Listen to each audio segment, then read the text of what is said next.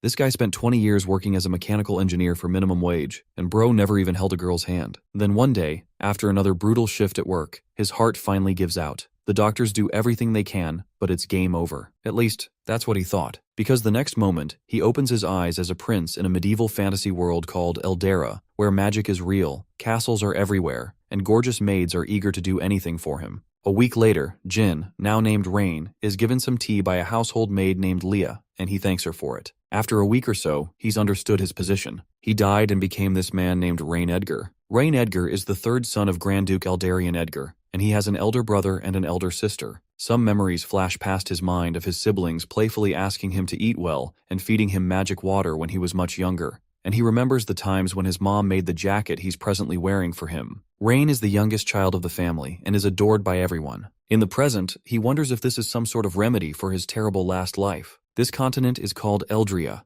a world where all facilities rely on magic to function, and the Caradorial Empire is the largest human empire in this continent. On the continent, there are not only human nations, but also those of other races, such as elves and dwarves. The Edgar family is a noble family, with a territory of about 300,000 square kilometers and roughly 1 million subjects. As a noble, not only does Rain have great clothes, but he has a personal maid to serve him, and he reasons that such a happy life must be the result of his hard work in his past life. Suddenly, Leah asks Master Rain to come with her, because the Lord has something he'd like to discuss with him. Shortly after, the young master enters his father's office, and his father asks him if he knows what he had called him for. Confused, our guy says he doesn't know, so Eldarion explains that Rain has reached the age to manage his own territory, so he asks him if he's decided on where he'd like to go. When Eldarion notices Rain's surprise, he further explains that the territory he's going to take over in the future is in the northwest. While it's a relatively safe place, the issue of food production has been difficult to resolve due to the shortage of magicians. The Grand Duke further explains that although their land is currently secure,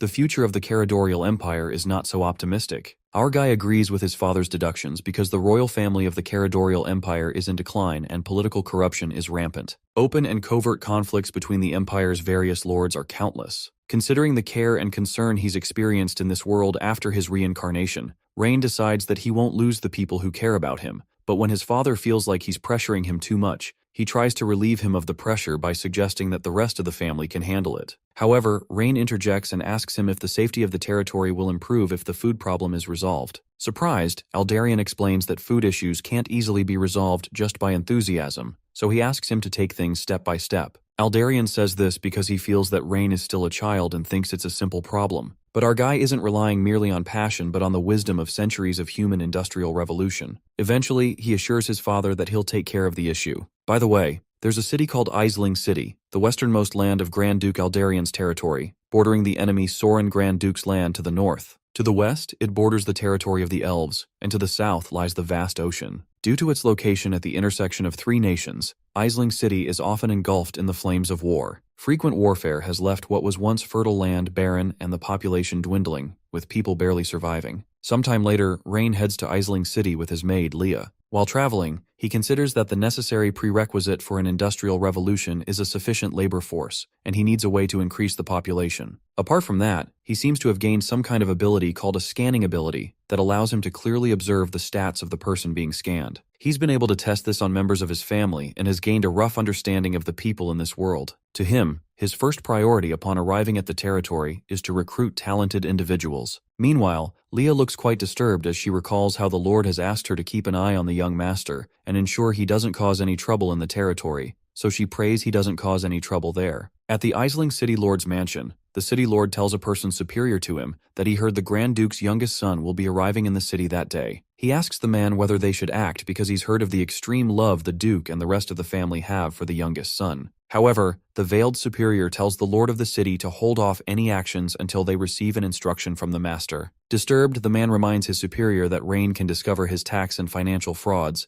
but the man assures him that a pampered young master like him wouldn't understand tax and financial records. He proposes that the Lord give Rain some random accounts to confuse him, and soon takes his leave so the city lord can go greet Rain, who seems to have reached the city. Before the man leaves, he mutters to himself that it's time for Eldarion to pay for his crimes. Shortly after, Rain arrives in the city, and he confirms his suspicions that the once cultivable land has become desolate because of the lack of population. He collects a map of the area from Leah and immediately starts to consider dredging a river to the west and building a canal connecting it to the southern port. While he's planning, he hears a girl pleading with her father to stop gambling, especially with the little money that was reserved for her mother's treatment. But the brute father roughly asks her to let go of the money because he has to win this time. When she refuses to let go of the money, the man raises his hands and threatens to beat her, but he's soon launched backward by a punch from an angry Rain. He looks for a while, but he feels the backlash when his fragile royal hands begin to hurt since he's in a new body. Leah quickly comes to check on his hands, and she asks him to inform her next time he wants to beat up a person so she can prepare his protective gear, but he tells her it's fine. He asks her to check on the girl while he goes to have a word with the scumbag. When he walks up to the man, he asks him if he's insane for using his family's saved-up money to gamble, and even hitting his daughter for it,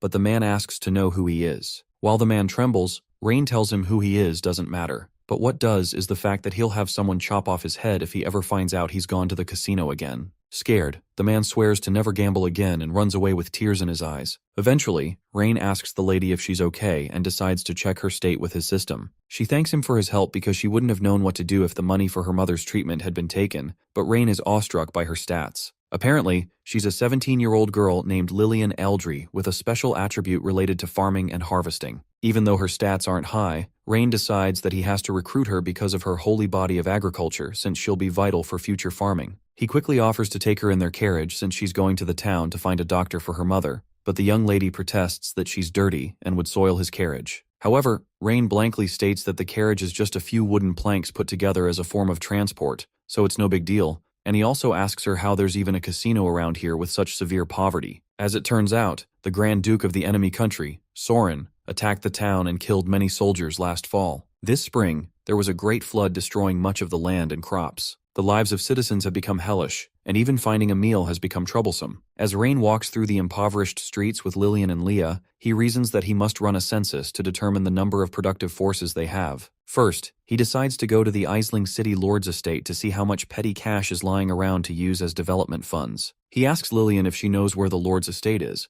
and before she can reply, a man on a horse rides through the street and whips the people to get out of the way, calling them peasants. So as not to get overrun, Leah quickly pushes Rain out of the way and holds him in her embrace as they both jump aside. She holds for a bit too long and doesn't realize she's muffling his breathing. Finally, she lets go of him and checks if he's been hurt, and he assures her that he's fine thanks to her help. Annoyed, Rain asks Lillian if she knows who the man is, so she informs him that the guy is the young master of the Eldwin family, the family that owns all the casinos in Eling City. Amused by the fact that the guy's family owns all the casinos, Rain asks if the family is rich, and Lillian answers with a stutter that they are, which makes Rain glad that he'll be able to raise the development fund off them. Immediately, he asks Lillian to lead them to the casino, but she pleads with him not to go there because they'll scam him out of all his money. She had said this because she thought the young master wanted to go gamble, but he assures her that the casino can't beat him, and that makes her wonder how powerful he is. Soon after, they arrive at the casino, and Rain fantasizes about how it's going to get annihilated by his industrialized production line. When he steps in, he finds a man pleading for 10 gold coins because he can make it back, while another, who thought he had won, gets played. Rain reasons that people will never work properly as long as casinos exist. Suddenly, Leah informs him that the soldiers have surrounded the casino and asks if he wants to take action now. However, he asks her to wait for the big fish first before taking action. When Rain approaches one of the workers in the casino, the man asks him what he'd like to play, so Rain asks him to suggest an easy game he can play since he's just playing around. Excited, the man leads him to a table where they're playing a game called Sick Bow and hands him 2 chips on the house so he can try his luck. Rain immediately tosses the chips, and they land on the small box, which immediately causes the worker and the man at the table to smirk at each other. When the guy at the table opens the dice, it turns out to display a large instead, so Rain loses the game. Annoyed by how uninteresting the game is, Rain tells Leah it's time to go because he's hungry. Suddenly, the man stops Rain and states that he can only leave once he pays them the money he owes. Confused, Rain asks when he owed them any money, so the guy explains that he lent him the 2 chips and that he has to pay back the money first. When Rain reminds him that he just said it's on the house, the man mentions that he must be joking since nothing is free in a casino. Apparently, each chip is worth 100 gold, but including the service charge and interest, Rain now owes him 250 gold. He proposes that he leave his maid here if he didn't bring any cash with him today, but Lillian immediately accuses him of lying. She quickly explains to her master that each token is only worth 1 silver coin, and that the guy is lying through his teeth. Annoyed that the girl has ruined his plans, he calls her a bastard and tries to get someone to beat her up, but the words don't fully come out of his mouth when Rain knocks him several feet backward with a punch to the mouth. After the guy crashes into a nearby game table with his back, Rain asks him who permitted him to talk. Our guy turns to the people fighting over some tokens nearby, and he considers how hopeless the people are. Shortly after, the young master of the Eldwin family, Viserlo, enters and asks who dares cause a mess in the casino, and Rain is glad the big fish has arrived. Viserlo finds some guys who had spilled tokens on the ground, so he orders his guards to beat up the peasants and make them know their place. Even though the men plead that they've learned from their mistakes, the guards don't spare them but pummel them into the ground. Everyone else watches in shock, and Viserlo threatens to dish out the same punishment to everyone else if they don't behave. Meanwhile, Lillian blames herself for bringing Rain and Leah to such a place and letting them get scammed, and she recalls how Master Rain had just paid a doctor to go save her mother, so she decides to find a way to pay him back. She immediately, defiantly tells Viserlo that she won't let him scam her big brother, and the scared onlookers realize she's toast for speaking up to Viserlo, who is a terror in the land. Viserlo turns to her, and she repeats the fact that his casino scammed everyone and has destroyed countless families, so she won't let him bully her big brother and sister. Enraged,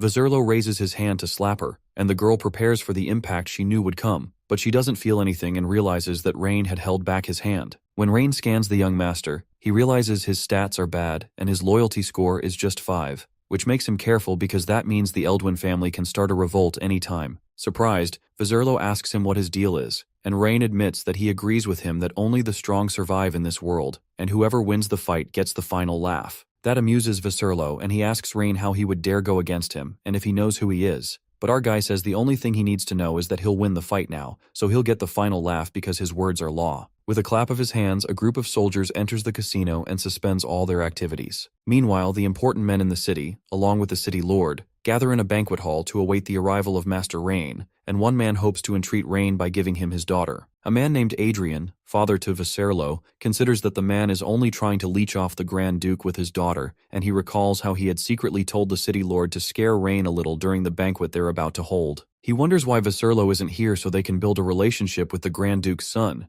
especially since they can't trust the trash city lord. Shortly after, young Master Rain enters, and 2 men approach him to entreat him with gifts and one of their daughters. However, Rain proposes that they start the meeting if everyone is here, and he immediately asks the servants to bring in a whiteboard. As the men wonder what the imagery on the board is, our guy explains that it's a blueprint he drew this afternoon of a dam that they're going to construct. The clueless men all wonder what a dam is, but Rain explains by pointing out that there is a great flood every year due to the river north of this city, but they can stop the flood during the rainy seasons and water their crops during the droughts using a dam. Intrigued, Adrian considers it an excellent idea that can boost their crop production, and he realizes the Grand Duke's son isn't a simpleton after all. Confused, the men ask Master Rain what any of this has to do with them, so he excitedly explains to them that all construction work requires money. Immediately, the men sadly declare that they're also poor, and Adrian quietly thinks to himself that Rain is quite naive to think he can get these vampires to fund him. However, our guy refuses to accept that they're poor and mentions how he was able to get 50,000 gold coins from the casino he raided. When Rain asks where the other casinos are in the city, the men are shocked to hear that he raided the casino, and they wonder if it's the one they invested in he raided, or if they'll get their monthly share. It turns out that all of Eling City's casinos are run by Master Adrian, which means the young master is going to run into trouble. Adrian also considers Rain a stupid fellow because he hadn't planned to deal with him if he had stayed put,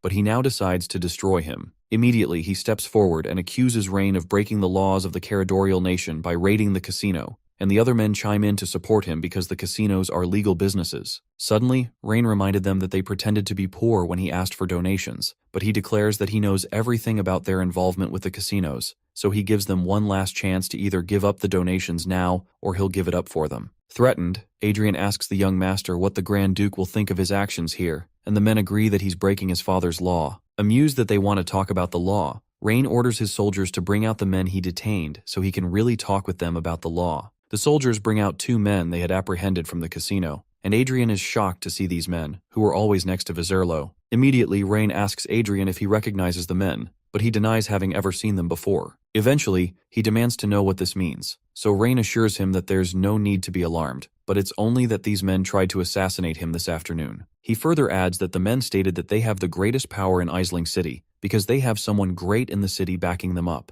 and the mention of that makes Adrian tense. Eventually, Rain asks the guard to untie them to see if they recognize anyone at the party, but the men at the party immediately recognize the men as Viserlo's followers, which means Adrian would get penalized for their attempt to assassinate the Grand Duke's son. Realizing that allowing the 2 men to speak will destroy his entire family, Adrian quickly brings out a knife and attacks the scoundrels for attacking the son of the Grand Duke. With one swift movement, he slits both their throats, and they drop dead in a pool of blood. Pretentiously, he quickly explains that he did it out of anger that the men would dare do such, and he asks the young master to mete out to him any punishment he sees fit. However, Rain doesn't act out and assures Adrian that he's a great noble for having such a strong sense of justice. After the compliment, he asks the soldiers to bring out the main culprit to see if there are other excellent nobles like Adrian that would deal with him too. It turns out to be Viserlo, who screams at the soldiers as they drag him in and threatens that he'll get his dad, who is the greatest noble in Eling, to kill them all. Shocked, Adrian realizes that the reason he hadn't been able to reach Viserlo is because he was captured. As the young man is dragged forward, he calls Rain insulting names and threatens to torture and kill him for killing his servants. Intrigued, Rain publicly asks him if he truly wants to torture him in addition to his desire to get him killed, and the stupid Viserlo loudly states that he's going to do it, and no one in Eling can stand against him. Excited, Rain congratulates Viserlo for his bravery, and he turns to ask Mr. Adrian what he thinks of the boy's bravery. When Viserlo notices his dad standing nearby, he excitedly calls Rain a brat and assures him he's in trouble because of who his dad is.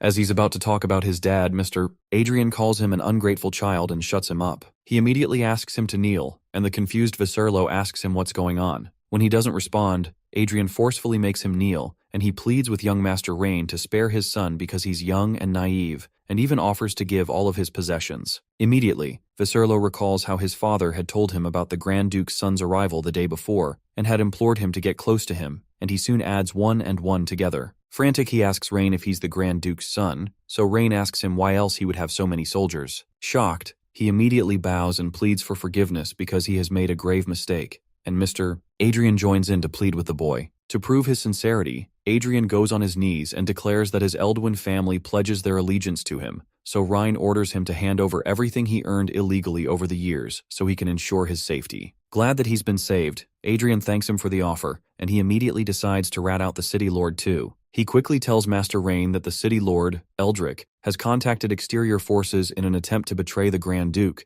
and everyone turns their attention to the city lord in shock. Oddly, Rain replies angrily, and accuses Adrian of slandering and speaking ill of the city lord's loyalty, so he immediately orders the soldiers to execute the Eldwin family. Excited by the young master's stupidity and impulsiveness, Eldrick thanks Rain for his quick wits and actions. He declares that he's completely loyal to him and the Grand Duke, and would never think of rebellion, so Rain assures him that he believes he would never betray him, even though he can clearly see that his loyalty status is just 15, and his special attribute is greed. That evening, Rain checks the numbers and realizes that the nobles have turned in about more than 100,000 gold, which is about 2 years' worth of tax that Eling receives. While he's working, Leah comes to give him some tea, so he tells her about how absolutely fed up these nobles are. Suddenly, she asks what he's planning to do about what Adrian said concerning how the city lord is planning a rebellion, because that would mean his life is in danger. However, our guy assures her that there's no need to worry because he's certain that Eldrick is planning to rebel, but he can't show his hand at the moment. Surprised, she asks why, so he says it's because he hasn't figured out who's working for him in Eling. For now, he's exposed, and his enemies are in the shadows, so acting rashly will only cause chaos. He'd rather they consider him a naive and ignorant rich boy so he can get to the bottom of it. The next day, City Lord Eldrick meets with a wizard and a guild master named Malcolm, who is entirely annoyed by the reforms Master Rain has brought to the town. Eldrick attempts to calm the guild master, claiming that Rain is a young man who's trying to prove himself to the Grand Duke, but Malcolm refuses and claims that even the Grand Duke would have to show wizards respect when he talks to them. In truth,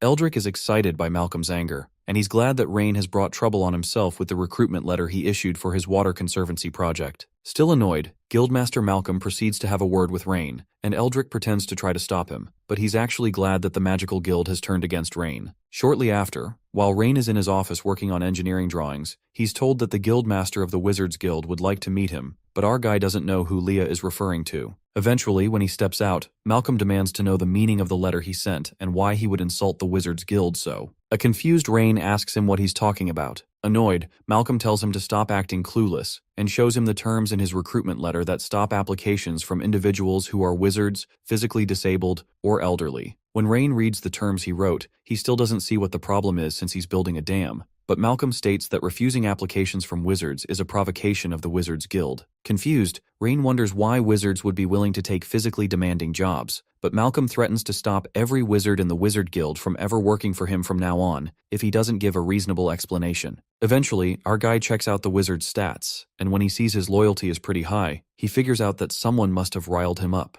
To calm him down, Rain explains that there's been a misunderstanding, because he didn't mean to disrespect the Wizards Guild. Apparently, the 3 reasons he didn't want to hire wizards this time around are because, firstly, the amount of mana is limited every day, and they may not be able to meet the deadline. Secondly, it's simply too expensive to hire a wizard, and with the same amount of money, he can hire 10 physical laborers instead. Thirdly, most wizards live a comfortable life from being a part of the guild already, but the normal civilians don't have such a safety net, and that's why he's specially considering them. Intrigued, Malcolm states with all due respect that magic is the rule of this world, and that those without talent for magic deserve to be beneath wizards. Rain agrees that he's correct, but he doesn't like it, and he intends to make everyone understand that wizards are no different from civilians, neither superior nor inferior. Shocked, Malcolm insists that the young master take that back if he doesn't wish to make the Wizards Guild his enemies, but Rain asks him to mind the tone he's using. Otherwise, he'll ask his maid to cut his throat for insulting nobility. Immediately, Leah stretches a knife across the wizard's throat,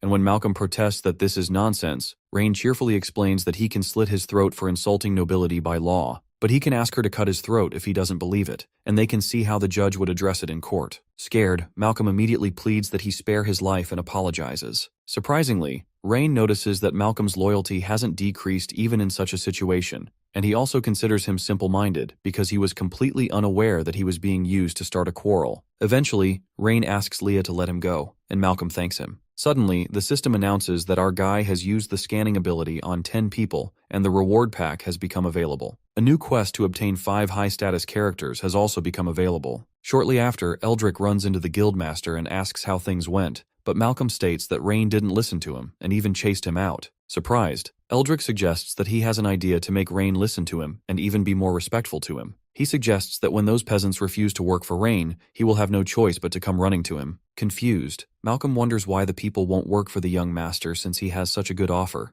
So Eldrick hints that Rain would be bound to be disappointed in the peasants if all they do is laze around. Surprised that Eldrick is hinting he uses magic to affect the workers, Malcolm clarifies that he was merely displeased that he refused to hire wizards, but he doesn't want to sabotage him over this. However, Eldrick reiterates that the peasants are a bunch of good-for-nothings anyway, and that's the reason they're starving, so there's no need to let useless people help Master Rain build the dam. When he says that, Malcolm hesitantly considers giving Eldrick's suggestion a try. Sometime later, people gather around a public notice board about how the new lord is hiring people to build a dam with 3 meals a day, and good wages of 10 copper coins paid at the end of the day. Some of the men wonder if the new lord is really this nice, and they refuse to go because the nobles have tricked them plenty of times before, so they don't get killed. Immediately, Lillian, who is standing among the crowd, stops them from slandering the lord, because Master Rain had told her that he's going to make everyone's life better. However, the men begin to laugh and wonder what a little girl like her knows, and they accuse her of having feelings for the pretty boy. Regardless, Lillian states that she and her father would like to apply to the dam project, and the attendant explains that her father can be accepted, but she can't. Confused, Lillian asks why since she's pretty strong, but the man clarifies that the master had explicitly stated that they can't hire people below the age of 18, and they'd get in trouble if they hired her behind his back. When her father steps up, the attendant lists out the terms of the job and gives him a paper to make a handprint on before he resumes work the next morning. After he does, Lillian reminds her dad that he has to work hard and can't slack off, so he assures her that there's no need to worry because he won't gamble again. Her father decides within himself not to let Master Rain down, so he asks Lillian to stay home and take care of her mother since she can't work in the field with her sickness. When the attendant overhears him talking, he stops Lillian's father and confirms he had just said his wife is sick. When he confirms his wife is very sick, the attendant informs him that Master Rain had stated that the family of those working for the dam project may temporarily relocate to the workers' quarters and can return to their home after they're done. Excited, the man kneels and thanks the attendant, but the attendant asks him to quickly get up and promises to get someone to take them to the quarters. When the men overhear this, they suppose that the new lord may have good intentions after all, so they immediately get in line to sign up. Meanwhile, Rain checks out his new rewards, and he's told that he's received a blueprint of a lithium iron phosphate battery from the reward pack. Annoyed, Rain wonders what he's supposed to do with the blueprint of a battery without an electricity generator, and he wonders if the system wants him to get struck by lightning to charge the battery. The other quest on the system requires him to raise and obtain 5 high-status characters, and he wonders where on earth he'll find people like that. Leah, who is age 21, has almost maxed out her leadership, strategy, strength, loyalty, and fearless divine thunder magic stats. He had considered training her, but she doesn't seem to have room to grow anymore. Eventually, he decides that he'll have to go into the city to scout for talents. Suddenly, he's told that Lillian has come to see him, and he asks that they let her in. When she steps in, she mentions that things are weird at the construction site because everyone is slacking off. Confused, our guy goes to check things out, and he finds Lillian's father, who promises that he's not trying to slack off, but he's been feeling tired since he woke up this morning. No one there seems to have any energy either, and Lillian screams at them for wasting such a good offer from the Lord,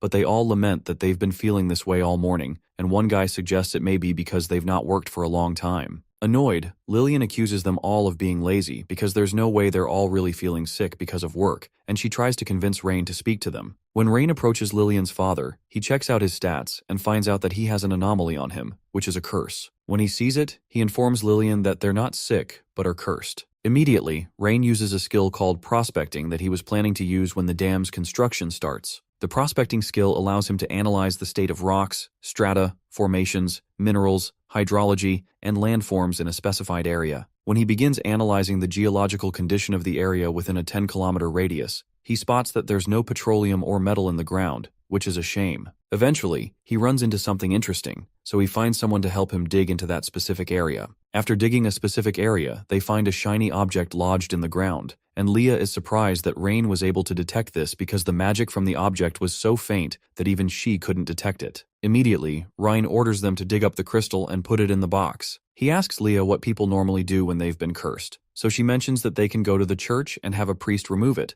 or they can look for a high-level wizard from the Wizards Guild. Her mentioning the Wizards Guild gets his attention, so he asks Lillian to get her father and follow him so they can go find a priest. Lillian is surprised that her father has been cursed, but Rain, who knows who's responsible for this, pledges that the person responsible for this will not get away with it. Shortly after, they reach the church, and one of the nuns welcomes Master Rain. Before he asks her to treat someone, he decides to check if her stats are good, and the system displays that she has really good stats and a very high loyalty status. Furthermore, he realizes she's an elf and not human, which really surprises him. The lady immediately introduces herself as Saintess Ayuria from the church and asks what she can do for him, so he informs her that the man with him has been cursed, and he'd like to ask if she can do something about it. When Ayuria hears that, she proposes that she inspect the man first, and she activates a very bright light from her eyes that confirms that the man is indeed cursed. Rain asks her if she can remove it, so she generates a golden energy ball and releases it towards Lillian's father. When the ball hits him, it ejects the curse immediately, and he feels a sudden surge of energy that makes him feel like getting to work immediately. Intrigued, Rain asks him to wait while they resolve things, so he shows Saintess Ayuria the crystal they found at the construction site to know if she knows what it is. When the Saintess sees it, she recognizes the dark crystal as the most common magical crystal, and a huge amount of magic has been stored inside for the curse to take effect. However, she admits that it's more of a prank than a curse because the caster is capable of killing anyone with the same amount of magic, but all he's doing is making people feel tired. Rain asks her if it's easy to manufacture this sort of crystal, so she admits that it will be very easy for a high-level wizard to make one and hide it in the construction site on a daily basis. Surprised, Rain asks her how she knows about his project, so she explains that the project will benefit the civilians greatly, so there's no reason she wouldn't know about it. Apparently, the pressure on the church is lesser because the project provided jobs for many people. Eventually, Rain realizes he'd have to teach Old Man Malcolm a lesson. He immediately asks the Saintess if she has a way to remove the curse from the entire construction site,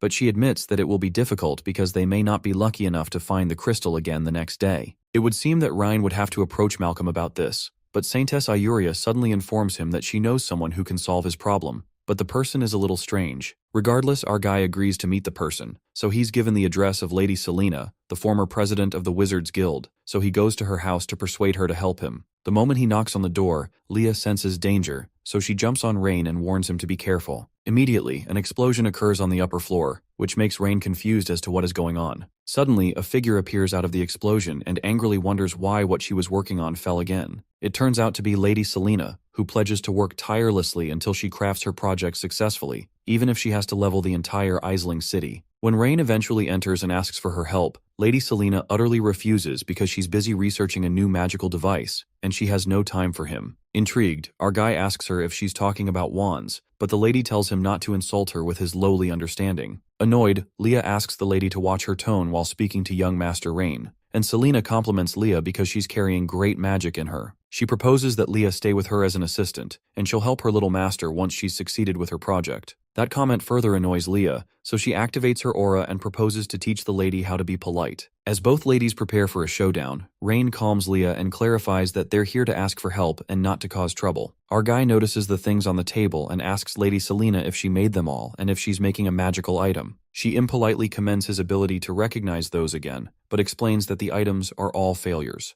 Apparently, she's trying to create a device that can store the powerful electric magic within her. The mention of storing electric magic shocks Rain, and when he asks her more questions, she clarifies that it doesn't work and keeps resulting in an explosion. Eventually, she asks them to go now so she can rest and return to her research. Shortly after, Rain asks her if she will help deal with the wizards if he tells her he can create a device that can store electricity. Enraged, she warns him that she has no time for nonsense, but he assures her that he's serious and asks again if she will help him if he can help her. When she sees he's serious, she agrees to not only deal with the dimwit Malcolm, but to make the Wizard Guild listen to him if he can help her. Sometime later, Rain returns with the batteries that he had built according to the blueprints he received. Although he was wondering where he could find electricity, it would seem that the wizards can substitute as human electricity generators until hydraulic generators are built. Intrigued, Selena warns him that there's no way these rocks can store magic and they'll explode even if she uses a little magic. But Rain assures her that the capacity of the battery is about 185 watt-hours per kilogram, so he asks her to show him how much of it she can charge. Eventually, she grabs the cords and proceeds to see how powerful it is. The lady begins to release her electricity into it, and she's shocked that the battery doesn't explode. When she stops, Rain playfully asks her if that's all she's got, since that's not even half of what the battery can do. Riled up, she calls Rain a brat and promises to wipe the smirk off his face, so she begins to pump the battery full of electricity. Sometime later, Selena collapses out of exhaustion, and she begins to wonder if this object can really store her magic. When Rain checks out the percentage, he notices it's at 87%, which is a shocking figure that is enough to power an electric vehicle for more than 3,000 kilometers. If she can get it to 87% just by herself, it means these wizards are convenient human battery banks, and he'll be able to use their talent. When he joins the cords of the battery pack together, it releases a spark, and Selena incredulously asks him if he can also use electric magic too. Amused, our guy assures her that he can also make it so that everyone in the city of Eling can use electric magic. Intrigued, the lady calls that nonsense because magic cannot be learned so easily, but Rain assures her that he has magic devices more powerful than this battery he brought. He offers to show her a world where everyone can use magic if she's willing to help him, and that blows her mind. A while later, at Malcolm's home, he hears a knock on his door and assumes that it's about time for Master Rain to come begging for help. However, he's shocked to see President Selena, so he asks her why she's here. She doesn't answer him but accuses him of having some guts to stand up to the young lord of the Duke's family, and she asks him if he's trying to rebel. Afraid, he clarifies that he would never dare to think of something so dangerous, but Selena soon grabs his cape and asks him to spill what kind of dirty trick he used at the young lord's construction site. When he hesitates to answer, streaks of red lightning emanate from the lady's body, and she reminds him that he knows she has a bit of a temper. Suddenly, Malcolm bursts out in tears and agrees to talk if she spares him. Apparently, he gathered all the mages from the association and told them that Lord Rain looked down on them, which made them furious. Then, he had them create crystals that could cast curses and use teleportation magic to place them underground at the construction site. The crystals made the workers exhausted, and he hoped that would make Rain think the workers were lazy and useless, so he would come back to apologize and agree to work closely with the Mage Association from then on. As tears flow from his eyes, he swears that this was all and he had no other intentions, but Selena calls him an idiot because he doesn't realize he was being used. Confused, Malcolm asks her who used him, but she only tells him to go back and call those troublemaking mages, which he does immediately. Shortly after, Lady Selena speaks with the young lord through a magical hologram, and she informs him that she's taken care of the problems with the Mage Association. The news pleases Rain, and he thanks Selena for her help. Eventually, she asks him if he'd like her to deal with Eldrick because she can make him disappear without a trace, but he responds that there'd be no need because he needs Eldrick to lure out an even bigger fish. After hearing that, Selena decides to back off from the issue, but before they end their call, she eagerly asks him when they can start working on those new projects he mentioned, and pleads that he calls her when he decides to begin. Our guy assures her he will, but he asks her to ensure the mages from the association fully charge those batteries, which she excitedly agrees to. Sometime later, Eldrick reports to his master that it seems the kid has taken control of the Mage Association, and he asks what he thinks they should do. However, his master replies that there's no rush, since there's nothing worth worrying about in the Mage Association other than the old hag Selena. The master informs him that he needs to forget about those minor mages, because he needs to be more concerned with the mysterious dam project. If the dam works as the young master claims, it would revitalize the people of Eling City, and they can't let that happen. When Eldrick hears that, he assures his master that he's set a trap for the young lord. Apparently, he's been secretly pressuring the nobles in charge of the grain supply to raise prices according to his wishes. Eventually, the master asks him if he's certain that the nobles will side with him, so Eldrick replies that they will because he's helping them make back the money the young lord took from them at the banquet. Even though they can betray him, they'd never betray their own profits. With this, he'll ensure the young lord doesn't have enough money to keep the damn project going until it's finished. Sometime later, a trader kicks Lillian away from his shop and tells her to leave if she can't afford the merchandise. She falls to the ground and protests against the sudden price hike from 1 gold coin for grain to 2 gold coins overnight. Regardless, the trader tells her to save her whining because he'll sell the grain for whatever price he wants, and they can leave if they can't afford it. Lillian recalls that she had asked Rain to leave the job of buying grain to them because they'd get it at the lowest price and save money. Annoyed, she calls the traders greedy crooks and asks them if they're not afraid that Brother Rain will deal with them.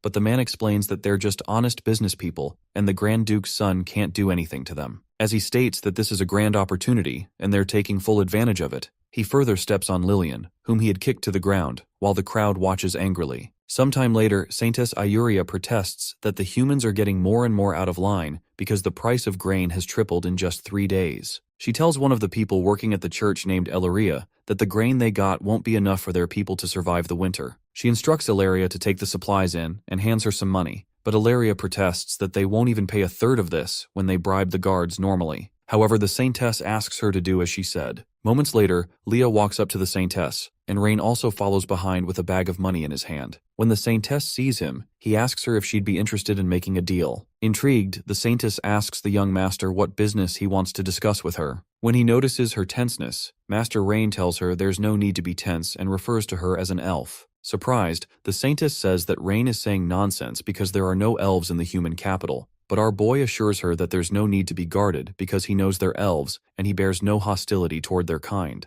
After Rain tosses the bag of money in his hands to Ilaria, the Saintess finally asks what business he wants to do with them, so Rain explains that it has to do with food supplies. Surprised, the Saintess explains that this may be beyond his ability and pleads that he forgive her bluntness. When Rain asks why she said that, she explains that the food in Eling City is controlled by the 4 major noble families. These 4 families have stood strong in Eling for over a century, firmly controlling the city's grain prices. Although he had intimidated some people at the banquet a few days ago, those guys are just the small fry in Eling City. Apparently, if Master Rain hadn't made a move against the Eldwin family at the banquet, there might still be room for negotiation. Due to war and natural disasters, food was already scarce this year, and the Saintess laments that her people could have barely survived the winter if grain prices had stayed stable, but it seems things will be worse. Regardless of all this, Rain assures the Saintess that the prices of grain in Eling City will be cheaper than they were before the price hike just within half a month. Meanwhile, the heads of the 4 great families meet to celebrate how the 4 families made an absolute fortune this time. They thank one of them, Augustus Klein, the head of the Klein family, for bringing them in on this deal, and they celebrate the prospect of future business. Suddenly, a butler enters and informs Lord Augustus that young Master Rain has sent an invitation, requesting the presence of all 4 lords at a banquet. When they hear that, one of them wonders if Rain is planning to come after them next, and he asks Lord Augustus what they'll do since they just want to make money and didn't plan to die. However, Augustus assures them that the city lord had assured him that raising grain prices was entirely legal and compliant. Apparently, as long as they don't provoke young Master Rain, nothing will happen, especially if the 4 of them stick together. He states that merchants set the price of grain, and even the emperor doesn't have authority to interfere, let alone some duke's youngest son. When they hear that, all the men eagerly agree with him, and they celebrate the fact that they'll be saving their families from poverty for the next 100 years based on this new opportunity. Since they're now selling grain at 2 gold coins per sack, Lord Augustus suggests they drop it by 5 copper coins to appease the young master if he pushes them too hard. But he warns the others that he won't let it slide if any of them dares to back out from their agreement,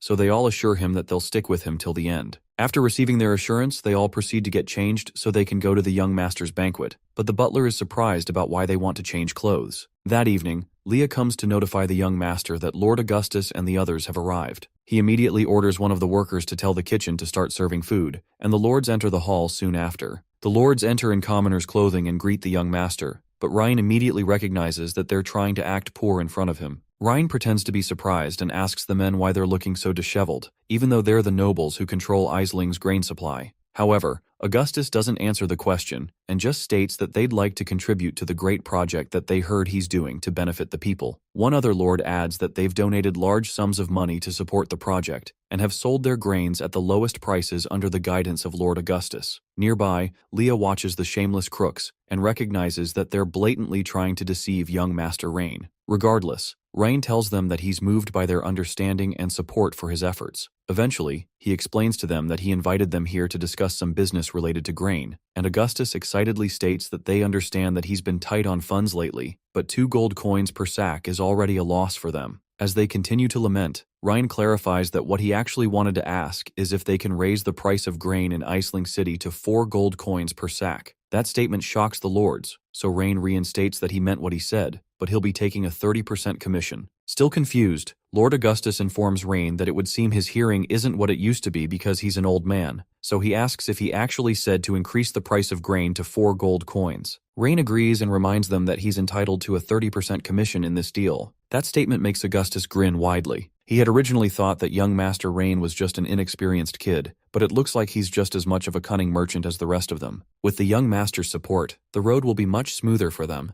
and Augustus wished he had known Rain was this reasonable before so he could have visited earlier. However, without an official decree, they can't raise the prices because, if they do, a rebellion can break out, and they'll be the ones to suffer. Eventually, Augustus thanks the young master for understanding his lowly servants, and he asks when the young master plans to post the announcement. Immediately, our guy informs them that the document is ready and stamped with the family seal, so they can put it up after they enjoy their meal. However, he clarifies that anyone who dares to disobey him starting from tomorrow will meet the same fate as the Eldwin family, so the happy men promise not to let the young master's kindness go to waste. That night, the 4 lords return home, and one of them asks Augustus if they should inform the city lord about this, because it's unusual for them to raise grain prices instead of lowering them. Suddenly, Augustus calls the man a fool, and reminds him that the more people who know about this, the less profit the 4 of them will make. To him, he thinks Rhine, who's a little brat, doesn't have much power, and he's trying to rope the 4 of them into his plan with benefits. Augustus insists that this matter remain between the 4 of them, and they'd be fools if they don't take advantage of such a great fortune. The man who suggested they report to the city lord calmly clarifies that he's never seen such a great opportunity before, and that's why he was cautious, but he pledges to follow Augustus's order through thick and thin, and they all promise to stand as one. Excited, Augustus suggests that they act fast before the announcement goes up and gather all the grain from those small merchants outside. Meanwhile, the Saintess calls Rain a traitor for not fulfilling his promise to lower the grain price. She demands to know why he's working with the crooked merchants and promises to show him that the elves aren't to be trifled with. However, Lillian, who's standing nearby, calms the Saintess down and reminds her Rain had promised the price would come down. The angry Saintess insists that Rhine is conniving with the crooked merchants, but Lillian equally insists that she believes Rhine has a plan. When she calms down, Saintess Iuria asks Rain if he's really planning to raise the grain price, so he asks her not to worry about that, because the price won't stay high for long and the grain market will completely collapse in less than half a month. Surprised, the Saintess accuses him of being inexperienced and lacking knowledge about how cruel the world can be, because she's never seen grain prices drop after a major spike in all the 200 years she's lived. Eventually, Rain asks the Saintess what she thinks would have happened if he held a knife to the throats of the merchants, besides them dropping the prices by a few copper coins. Regardless, she insists that it's heartless to raise it to 4 gold coins per bag, because the people will begin to starve to death at that point. Eventually, Rain explains that they'd starve to death at 2 gold per bag, and they'd starve to death at 4 gold per bag. For the common folks, there'd be no difference between 2 gold and 4 gold, except for the fact that they'd just starve to death faster. The Saintess still doesn't agree, so Rain explains that he doesn't want the merchants to just reduce the price by a few coppers. He wants them to lose everything, including their families and their livelihoods. 7 days later, the young master goes to Lady Selina's house and explains the structure of a battery. When he's done explaining the science behind it, she's completely elated to be able to conceive how an intricate magic system like this works. Eventually, our guy concludes the lesson for the day, and Leah steps in to inform him that the Saintess is here again. Ticked off,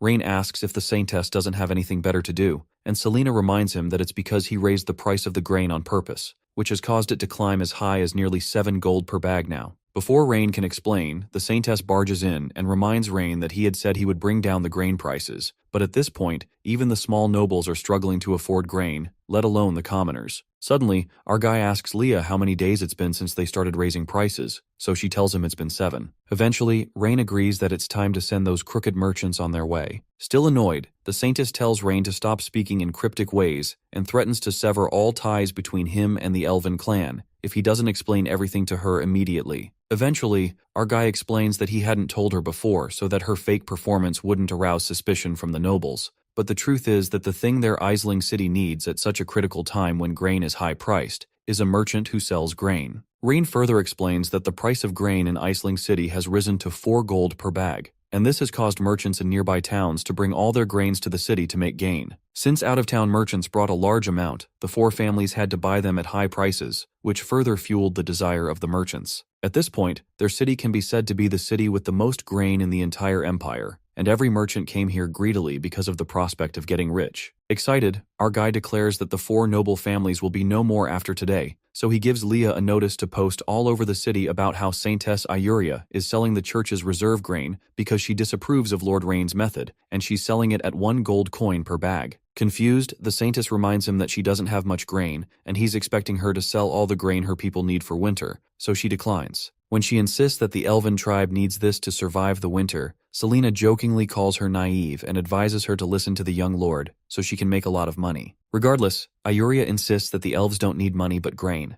so Rain assures her that she trusts him because her grain will grow. Eventually, our boy reminds Selena to help him seal the city with the help of the Magic Association, so she promises him that no single rat will escape the city. Sometime later, Leah returns after sharing the papers, and Rain asks her if something is wrong when he notices her worried expression. Eventually, she spills out that she's worried that things won't go as planned, because the merchants might hold out for a few days until Iuria's grain is sold out. Tuesday. However, Rain assures her that the out-of-town merchants are blinded by desire, and they'll risk everything on this. They will fight to get rich overnight, and now that they know the prices will fall, they'll sell in a panic because being slow means death. Meanwhile, a man rushes to the residence of Lord Augustus to inform him that the church has announced that they will sell their reserved grain at only 1 gold coin per bag. The lords become tense because they overlook the church, and they don't know what to do since they bought their bags of rice at 2 golds per bag. They suppose that the church only has enough grain to last a few days, so Augustus orders that they send some people to the church and buy as much as they can.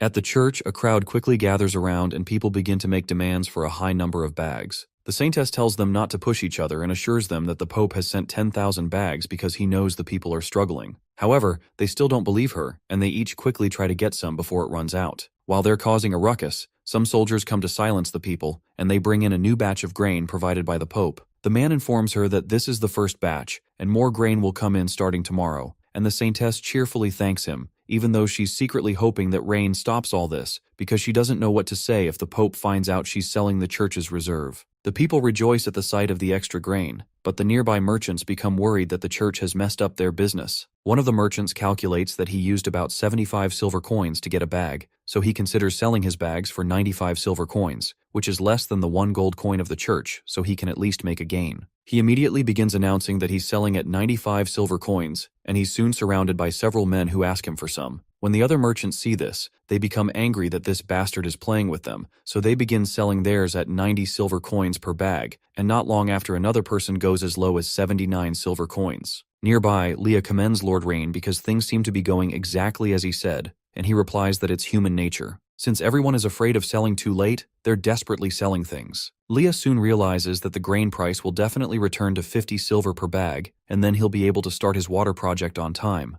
But Rain thinks she's underestimating these merchants by thinking it'll only go as low as 50 silver per bag. He believes that when people like Augustus start selling, grain will be the cheapest thing in Eling City. Surprised, Leah asks him if he really thinks Augustus and his crew would really sell out like the outsider since they paid at least 2 gold or more to buy it in the market, and also because they're a united group and wouldn't turn on each other. Amused, our guy tells her she's giving them too much credit because they can't be united when it comes to matters of profit. Since the grain prices in Eling City won't cause any more trouble, he decides that it's time to talk to the Saintess about the second part of the deal. Meanwhile, Lord Augustus is soon told that the out-of-town grain merchants are slashing prices like crazy, and grain is now down to 75 silver coins per bag, but the Lord believes this is impossible. One of the lords named Roland wonders where the outsiders are getting their grain from when they control all the grain in Eling City, but Lord Augustus just spends some time ruminating over the issue. Suddenly, he has a eureka moment, and realizes that young Master Rain is actually ruthless, and wants to ruin their families completely. Confused, the other lords ask Augustus what's going on, so he explains that young Master Rain first spread the news that grain prices in Eling City are skyrocketing to attract merchants from nearby towns to bring their grain here. Once the merchants flooded the city, he used the church's name to crash the price and cause all the merchants to panic, so they sell at a loss to avoid losing money. When they realize that Rain used such a sneaky trick, Augustus points out that he has a plan that might help them turn the tables. Since the grain will only last the people of Eling City a few months, they can hoard the grain until the people are desperate and sell it at a high price. He proposes that they stick together and refuse to sell today so they can make their money back, but they'll be doomed if any of them tries to sell. Eventually, Roland agrees that Augustus is right and informs them that he'll go home right away and order all the grain to be stored.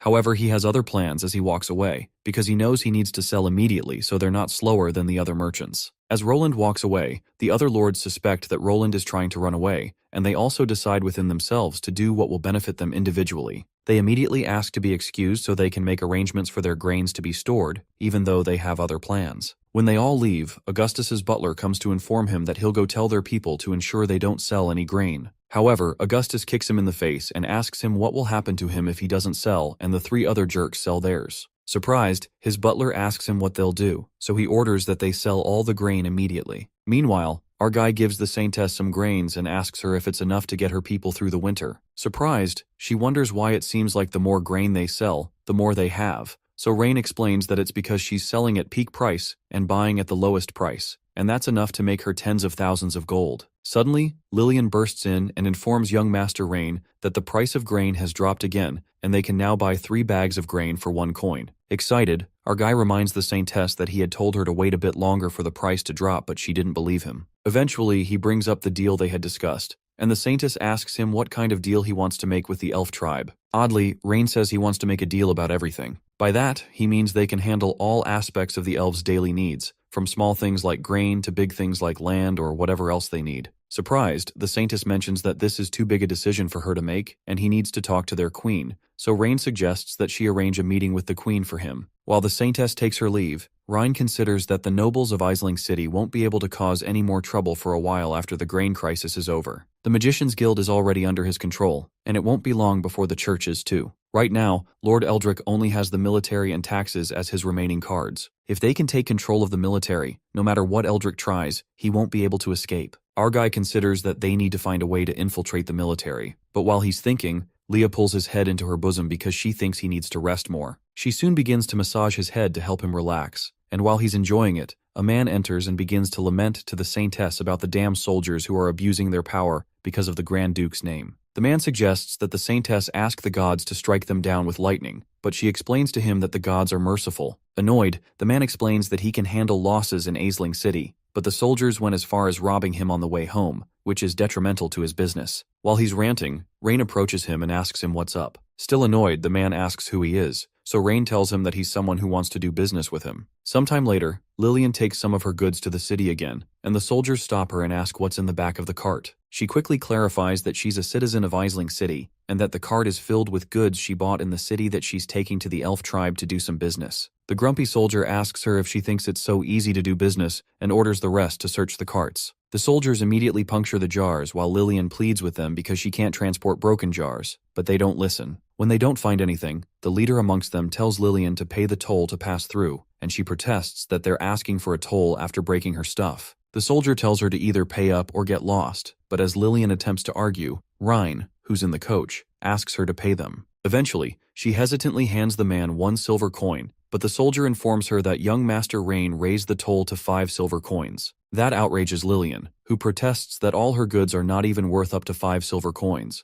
but the man insists that she get out of the way if she's not paying. Eventually, she has no choice but to agree, even though she knows that the man is using Big Brother Rain's name to cheat people. She hopes that Big Brother Rain completes his plan so he can deal with them all. After she pays the toll, they let them pass, and they continue their journey. Inside the coach, Rain speaks with the man who was complaining about the soldiers, and because the man doesn't know his identity, he tells him that this young Master Rain must be something for raising the toll so much. However, the man asks him to watch his tone because the young master is the savior of Eling City, and he mustn't dare insult him. Surprised, Rain tells the man he's strange because he's blaming the soldiers after he had heard them say that the young master was the one who made them increase the toll. Amused, the man assumes that Rain is new in the city, and informs him about how the young master used a brilliant plan to bring down grain prices in Eling City to help the people. Even though he himself had lost some money because of it, the merchant admits that it's the first time he's seen a lord who cares so much about his people. The man excitedly declares that he'll serve Rain with all his heart if he ever gets a chance to meet him in person. To further probe him, Rain mentions that he heard that this young son of the Grand Duke killed people at the banquet and forced citizens to dig for some project. When the man realizes he's talking about the Eldwin family, he mentions that they deserved it. Intrigued, Rain asks him if he knows the family, so the man informs him that the Eldwin family was famously known to have made their fortune from casinos, even though that's not true. Our guy asks him to tell him more, and after looking around to ensure no one is listening in, the man divulges that the Eldwin family's real business is human trafficking. Surprised, Rain asks him to repeat what he said. He's annoyed that his population is already low, and the Eldwin family would dare mess with his workforce. They need to find a way to control the border guards first. Otherwise, if there's internal chaos, it'll be hard to prevent other countries from taking advantage. Suddenly, they overhear Lillian arguing with some other soldiers as to why they're charging them tolls again. She explains that they already paid the toll when leaving Eling City, but the soldiers explain that the toll for Eling City is different from that of the border fort. Annoyed, Lillian accuses the man of lying, especially since they only had to pay the toll once before, but the man tells her to get out of here if she can't pay it. She becomes frustrated and eventually asks how much the toll is as her hands tremble in anger. With a smirk on his face, the man states that the fee is 1 gold coin, and Lillian erupts in anger again, accusing the man of robbery. When he grows impatient, Rain asks Lillian to just pay them, but when the soldier realizes there are people in the coach, he orders everyone to come down, because all travelers that come to the border fort must be inspected. Since he wants to inspect them, Rain and everyone else come down, and he asks the soldier to inspect as he wishes. Confused by Rain's expression and affluence, the soldier asks him who he is. Suddenly, the soldier recognizes the merchant Rain is with as Trist, and he asks him how he dares come here. Our guy asks Trist if the soldier is an acquaintance of his, so he whispers that these people used to be bandits from the nearby mountains, but they later cooperated with the Eldwin family and were later responsible for human trafficking. Eventually, the soldier mentions that Trist didn't pay enough tariffs the last time he went out of the city, and that made his superiors scold him, so he slaps him and states that he won't be able to leave today if he doesn't make up for the money. However, Trist protests that he's saying nonsense because he paid him the exact amount he asked for back then. Regardless of all his explanations, the soldier insists that he's going to increase their toll because of Trist, and they'd have to pay 5 gold coins now to be able to leave. Surprised, Ryan asks why the tax revenue of Eling City is so low if their tariffs are this high. The soldier is startled by Rain's statement, but he's suddenly awestruck by the sight of Leah, and he marvels at her beauty. Immediately, Trist offers to give him the 5 gold coins and pleads with him not to make things difficult for his business friends. When the soldier receives the gold, he stows it away and walks up to Leah to ask where she lives. As he stretches his hand to touch her, Rain catches his hand mid-air and comments that he was originally considering turning him into a free labor force, but it seems that he's completely hopeless. The shocked soldier attempts to strike Rain out of anger, but he's soon immobilized after Leah slits his throat. As the soldier falls to the ground, the other comrades watch in horror. Rain immediately orders Leah to kill all the resistors and to station the escorts they brought at the border to take charge of guarding it. Before Leah can respond, the other soldiers throw away their weapons and run away to call for help. As they frantically scream for help, Leah easily catches up to them, slits one of their throats, and cuts down the others in one fell swoop. While that's going on, our guy checks their status on his system and realizes that they have terrible stats for soldiers. He recalls that his father had warned him not to cause a dispute with the neighboring country, which is an enemy, and Rain realizes that he would have lost if he hadn't been warned by his father and he had caused a dispute. As Leah approaches the wounded soldiers to finish her business, a brash voice from nearby demands to know who dares cause trouble at the border of Eling City. Excited that their general, a guy named Caesar, is coming, the men rejoice that they're saved, and they plead with Caesar to come save them. When Caesar steps forward and asks again if they're the ones causing trouble at the border, Ryan checks out his stats and is intrigued by his really high stats, even though he's not very big on loyalty. Immediately, Ryan asks him if he's the Caesar of the Holker family, and states that he has a brother who works in Prisia's territory. Surprised, Caesar asks him how he knows about his brother, so Ryan informs him that Rein Edgar is his older sister. It suddenly occurs to the general that he's speaking with Master Rain, the youngest son of the Grand Duke, and the other soldiers realize that they're finished because they've offended the wrong person. Caesar also remembers the letter he received from his brother a month ago about how young Master Rain will be coming to Eling City in the near future, and he has to pay attention to protect his safety. Although a month ago, the city lord had met him with a load of money to show him the city of Eling would be relying on him in the future, the lord had said the Grand Duke sent him to such an inhospitable place because he doesn't take him seriously, and it goes without saying that his strength deserves a higher status. Caesar agreed with him because he doesn't deserve to waste his life in a place like this. Immediately, he pulls his sword and accuses Rain of pretending to be the young master, and he orders them to kill this fake Master Rain to get rewarded heavily. Annoyed, Leah accuses Caesar of being overly bold, and she asks him if he's planning to rebel. The other soldiers plead with Lord Caesar not to do this because this is a crime that will lead to the destruction of the entire family. However, Caesar reminds them that they've already violated the law by blackmailing the son of the Grand Duke, and they aren't safe. He also reminds them that Rain wiped out the entire Eldwin family and ruined the four lords. Since this is the westernmost part of the Caradorial Empire, and they have all the wealth they have looted here over the years, they can take Rain's head to the Orvis Empire in the north and live a happy life as a minor noble. The general asks them to choose between life or death, and after carefully considering it for a while, the men harden their minds and decide that the general has a point. They all take up their arms and decide to follow the general with one accord. Shortly after, Caesar asks Rain if he has any last words before he dies, but Rain replies that he will give him a chance to turn a new leaf if he mends his way. However, the general doesn't hear any of that, and he orders his troops to charge and kill. With a guided focus, the entire group charges towards the young master with their lances, and Leah quickly cuts her skirt because it's in the way of her movement. She immediately swings into action and cuts the throat of the first man. Suddenly, one of the men targets her face with his lance, but she jumps out of the way and cuts his throat mid-air. The moment she lands on the ground, she notices one other soldier charging at the young master, who doesn't even move an inch. She quickly throws her knife at him,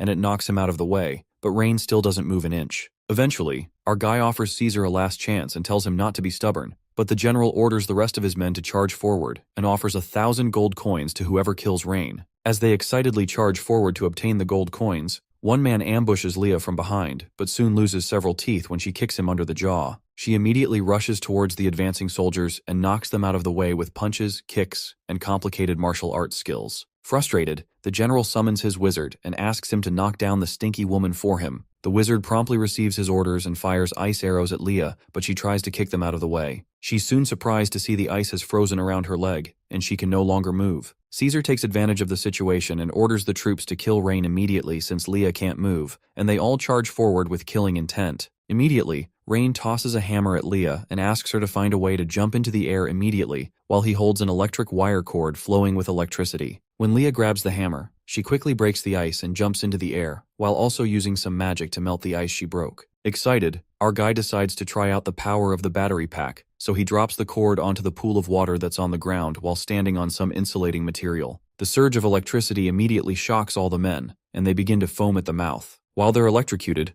Rain is glad that the soldiers at the gate broke the ceramic jars because that's what he's standing on. The other soldiers that waited behind watch in confusion, and they wonder how Rain is using thunder magic. Meanwhile, our guy wishes he could record this with a video recorder as a warning video for production safety in the future to warn workers to use electricity safely. Confused, Caesar asks the soldiers why they stopped and urges them to kill Rain, but the soldier next to him mentions that it seems that Rain has used forbidden magic and everyone who comes close to him will die. When the general senses his fear, he cuts the soldier's head off and states that anyone who rebels within the troops will be killed. He immediately orders the rest of them to charge towards Rain because he's just one person, and he can't kill them all. Eventually, one of the soldiers trudges forward in deep fear, but he's surprised that nothing happens when he steps on the spot his colleagues just got knocked out on. Confused, Leah asks Master Rain why these new soldiers aren't knocked down by his magic, so Rain mentions that it must have run out of power since he just brought a battery to test out its power. Immediately, Leah grabs hold of the young master and suggests that she take him out of here immediately, but he assures her not to worry because Caesar can't get away today. Meanwhile, General Caesar urges his soldiers to chase after them immediately because Rain's magic seems to have failed, but a bright streak of lightning soon appears in the midst, and Caesar becomes confused as to what the Wizards Guild is doing here. It turns out to be Lady Selena, and she tells Caesar he's quite bold to attempt this. Selena, who just arrived with several other mages from the Wizards Guild,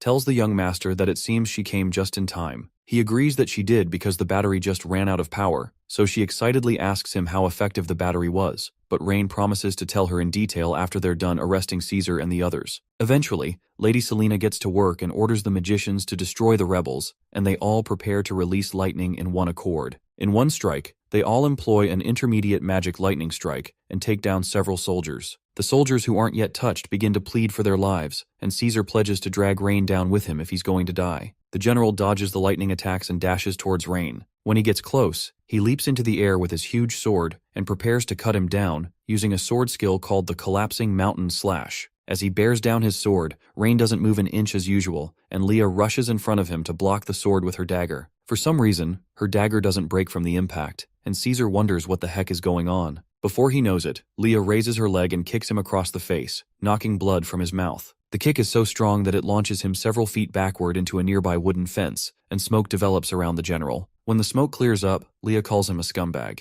Sometime later, after having apprehended Caesar and the soldiers, our guy goes through the records while Caesar remains tied up in front of him. When the general wakes up, Ryan accuses the entire border guard group of stealing money for several years and asks him when he started working with Eldrick. Surprised, Caesar asks him how he knows, but Rain tells him not to be surprised because he already knew that Eldrick was going to betray them, and he's only been waiting for an opportunity to take him down in one fell swoop. Thanks to Caesar, our guy can finally end this. Surprised, the general snickers and asks him what he thinks he can do to Lord Eldrick with the little bit of corruption evidence he has. But Rain explains that the account records do not actually pose any threat to Eldrick, but they allow him to know the approximate annual business tax figure of Eling City, which is a great reference for him to transform Eling City. Rain's talk about transforming Eling City makes the general laugh because he thinks Rain has his head in the clouds, especially because Lord Eldrick controls the lifeblood of all nobles in Eling City, and they won't listen to him. However, our guy explains to him that living people are called nobles, but dead people are called corpses. As Rain steps in front of Caesar, fear grips the man, and he asks the young master if he wants to create a bloodbath of nobles in Eling City, and Rain assures him that the nobles either have the choice of rebelling and dying, or listening to him obediently. Sometime later, our guy considers the fact that it's almost autumn and their enemy, Grand Duke Soren, will definitely send troops this year, so they need to repair the city wall quickly to be able to stop the enemy when war arises. When he checks through the map, he realizes that the territory of the elves belonging to the Saintess and the others is in the west, and there will be no war as long as he successfully negotiates with them. There's also no need to worry about the second territory to the east, because Grand Duke Soren in the north is the most dangerous threat. Shortly after, Leah comes to inform Rain that the money extorted by the border fort has been sorted out and amounts to about 350,000 gold. He quickly asks her to bring the guards to the fort to take care of the defense first, and he asks her to give each guard 100 gold coins and put the rest into the carriage to take back to Eling City. After Leah receives her orders, Rain walks up to Selena to thank her and the Magic Guild for their hard work this time. However, she excitedly mentions that it's nothing and asks him if he can explain the principle of the battery discharge he used to electrocute the soldiers in detail. She wonders why someone with no magic power can use it, so Rain offers to explain to her on their way back. Suddenly, Malcolm rushes towards the two of them while they're talking and explains that something is wrong. Irritated, Selena asks him to speak coherently, so Malcolm manages to sputter out that City Lord Eldrick has taken over the city and rebelled. That shocks Selena, but it brings a smile across Rain's face because Eldrick has reached his breaking point. Lady Selena immediately asks Rain what they should do, especially because she has brought out all the magicians in the guild to help him, and there's no one in Eling City to act as an internal agent for them right now. However, Rain assures her that there's no need to worry because Eldrick had already lost the moment he took over the city to rebel. Shortly after, they make their way back to the city gate, and Rain calls out to Eldrick from the gate. When Eldrick steps out, Ryan asks him if he's been forced into a tight spot because of him, but Eldrick only asks him what he wants to do in Eling City today. Ryan further asks him why he chose to betray his father, and Eldrick angrily replies that it's because he left him in this useless place. Apparently, he and the Grand Duke joined forces to establish an empire back in the day, but after Aldarion became the Grand Duke, he failed to give him the treatment he deserved and also threw him and his family into this remote wasteland. He explains that he wrote to him many times, hoping that he would transfer him to a more prosperous place, but he refused to. Eldrick blames Rain's father for all this, and he adds that the nobles are the people who conquered the world with the Grand Duke back then, but in the end, they didn't get the treatment they deserved. He explicitly states that they're not rebelling but are taking back what they've won. Intrigued, Rain replies that he had thought that he would give him some noble reason, but it turns out to be the most boring dispute of interests. He immediately gives Eldrick one chance to leave the city and surrender immediately if he wants to survive, but he warns him not to blame him for what happens if he waits for him to break through the city in 3 days. Immediately, the nobles begin to laugh, and they ask Master Rain if he really knows how long it will take to break into Eling City. Amidst laughing, Eldrick calls Rain a fool with no action and tells him he knows he's probably scared. Eventually, the city lord asks Rain to make a bet with him if he's so confident. Rain asks him what the bet is, so Eldrick states that if he's unable to break through the wall of the city, he'd have to obediently surrender to him. Intrigued, Rain asks him what he gets if he breaks through, so Eldrick laughs and says he'll let him do whatever he wants. The city lord excitedly asks Rain if he dares to accept this bet, but Selena tells Rain there's no need to listen to Eldrick, because they can fight them. Leah also adds that she's reported Eldrick's rebellion to the Grand Duke, and they just need to wait for him to send troops to destroy them, so they don't need to make such a bet with him. To taunt him, Eldrick asks the young master if he's not speaking because he's afraid, and Rain decides to accept the bet since Eldrick is willing to humiliate himself. but he hopes Eldrick will be able to keep his end of the bargain after 3 days. Still excited, the city lord tells everyone to bear witness to their deal. As Rein turns to leave, Eldrick informs him that the Orvis Empire's army has received news of his rebellion, and their army will probably arrive at the border fortress in 10 days, so Rein has to ensure he's not captured by the enemy when the time comes. Sometime later, Rein and the soldiers form a camp on the outskirts of the city. While they're gathered for a meeting, Selena mentions that the wall of Eling City is quite difficult to break through with just their strength, even though the wall looks quite dilapidated. The head guard also suggests that they take the young master to the south and come back to attack when the Grand Duke's army arrives, but Rein assures them that there's no need to worry because the walls of Eling City will be broken in 3 days. Apparently, the only thing that's got him worried is the army of the Orvis Empire. Eventually, he asks Leah if she's collected enough firewood and hay balls, so she replies that they've gathered everything according to his request. Immediately, Rein asks Selena to get the magicians to use ice magic on the nearby lake to lower the temperature of the water in the lake to about 0 degrees. Confused, Selena asks the little young master, as she calls him,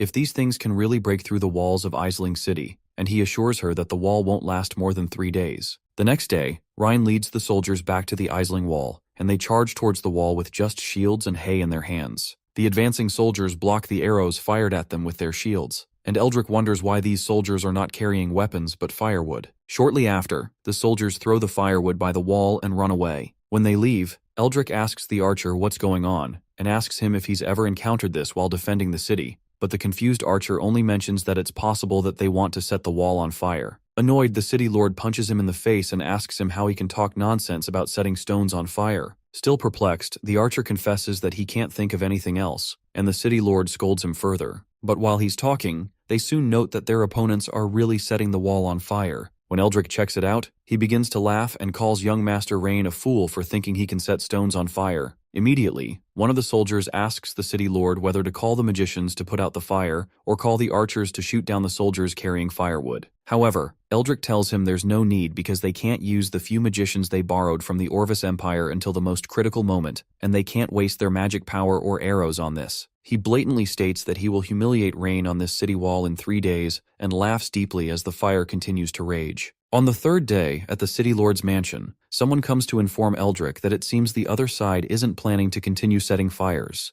Eldrick mocks them by asking if they've burned all their firewood for the winter. He immediately asks everyone to come with him to witness the idiot young master surrendering to him. Today is the last day of the bet between Lord Eldrick and Master Rein, and several people believe Eldrick has won because all Rein has managed to do is make the wall hotter. Shortly after, Eldrick and his nobles gather on the wall to have a conversation with Rein and his soldiers. In the spirit of mockery, Eldrick asks the young master if he's planning to put out the fire and then come over to surrender, but Rein reminds Eldrick and the nobles that he's giving them one last chance to surrender now or die later. Annoyed, Eldrick asks Rein if there's something wrong with his brain, and asks why he thinks they'd surrender, especially since he wasn't able to do anything about the bet they made. He reminds him that he'd have to surrender obediently if he can't breach Eling City before sunset, and he tugs at his ego by asking if he wants to go back on his bet in front of his soldiers. The nobles join in on the fun and taunt Rein about paying up his debt. When they finish speaking, Rein tells them not to blame him for what happens if that's the case, so he quickly asks Selena to do what he asked her to do. Lady Selena immediately summons a lightning strike, and Eldrick informs his magicians to quickly be on their guard. Meanwhile, Selena directs a lightning strike at the top of the wall, but the magicians quickly create a shield to block her attack. However, it turns out that she wasn't targeting them, and the lightning strike hits the bottom of the wall, which makes Eldrick laugh at Selena's skills. While he's laughing, he suddenly becomes quiet when he notices that it's suddenly raining, and Rein immediately orders his troops to quick attack. As Selena collapses due to using too much power, Leah and Rein help her stand properly, and it surprises Rein that she could actually cause weather changes, which would be useful in solving droughts in the future. When Rein stabilizes her, she asks him if his method will really work, but he assures her that the city wall will cease to exist the moment the ice hits the city wall. Leah quickly calls Rein's attention to the wall as the soldiers pour the buckets of ice water on it, and they notice how the wall immediately begins to crack. In a moment, the crack spreads deeper, and Eldrick wonders why the wall is making such a sound. As the sound continues, the rest of the nobles wonder what's causing the noise, and they begin to panic when they notice that the wall seems to be collapsing. To Eldrick's shock, the wall comes crashing and the men fall to the ground while screaming. Once the city wall is broken, Rein orders all his troops to attack and instructs them to only arrest those who surrender, but to kill anyone who resists. The soldiers excitedly charge towards the crumbled wall, and Selena watches in surprise. She doubts that her full strength can cause this level of damage easily, and she wonders how the little young master managed to do it. Immediately, Rain turns to Selena and says it's time to go home. Meanwhile, Eldrick manages to crawl out of the rubble, and he realizes he needs to run away because he has gravely underestimated the young master. His plan is to wait until the Orvis Empire army arrives so he can survive,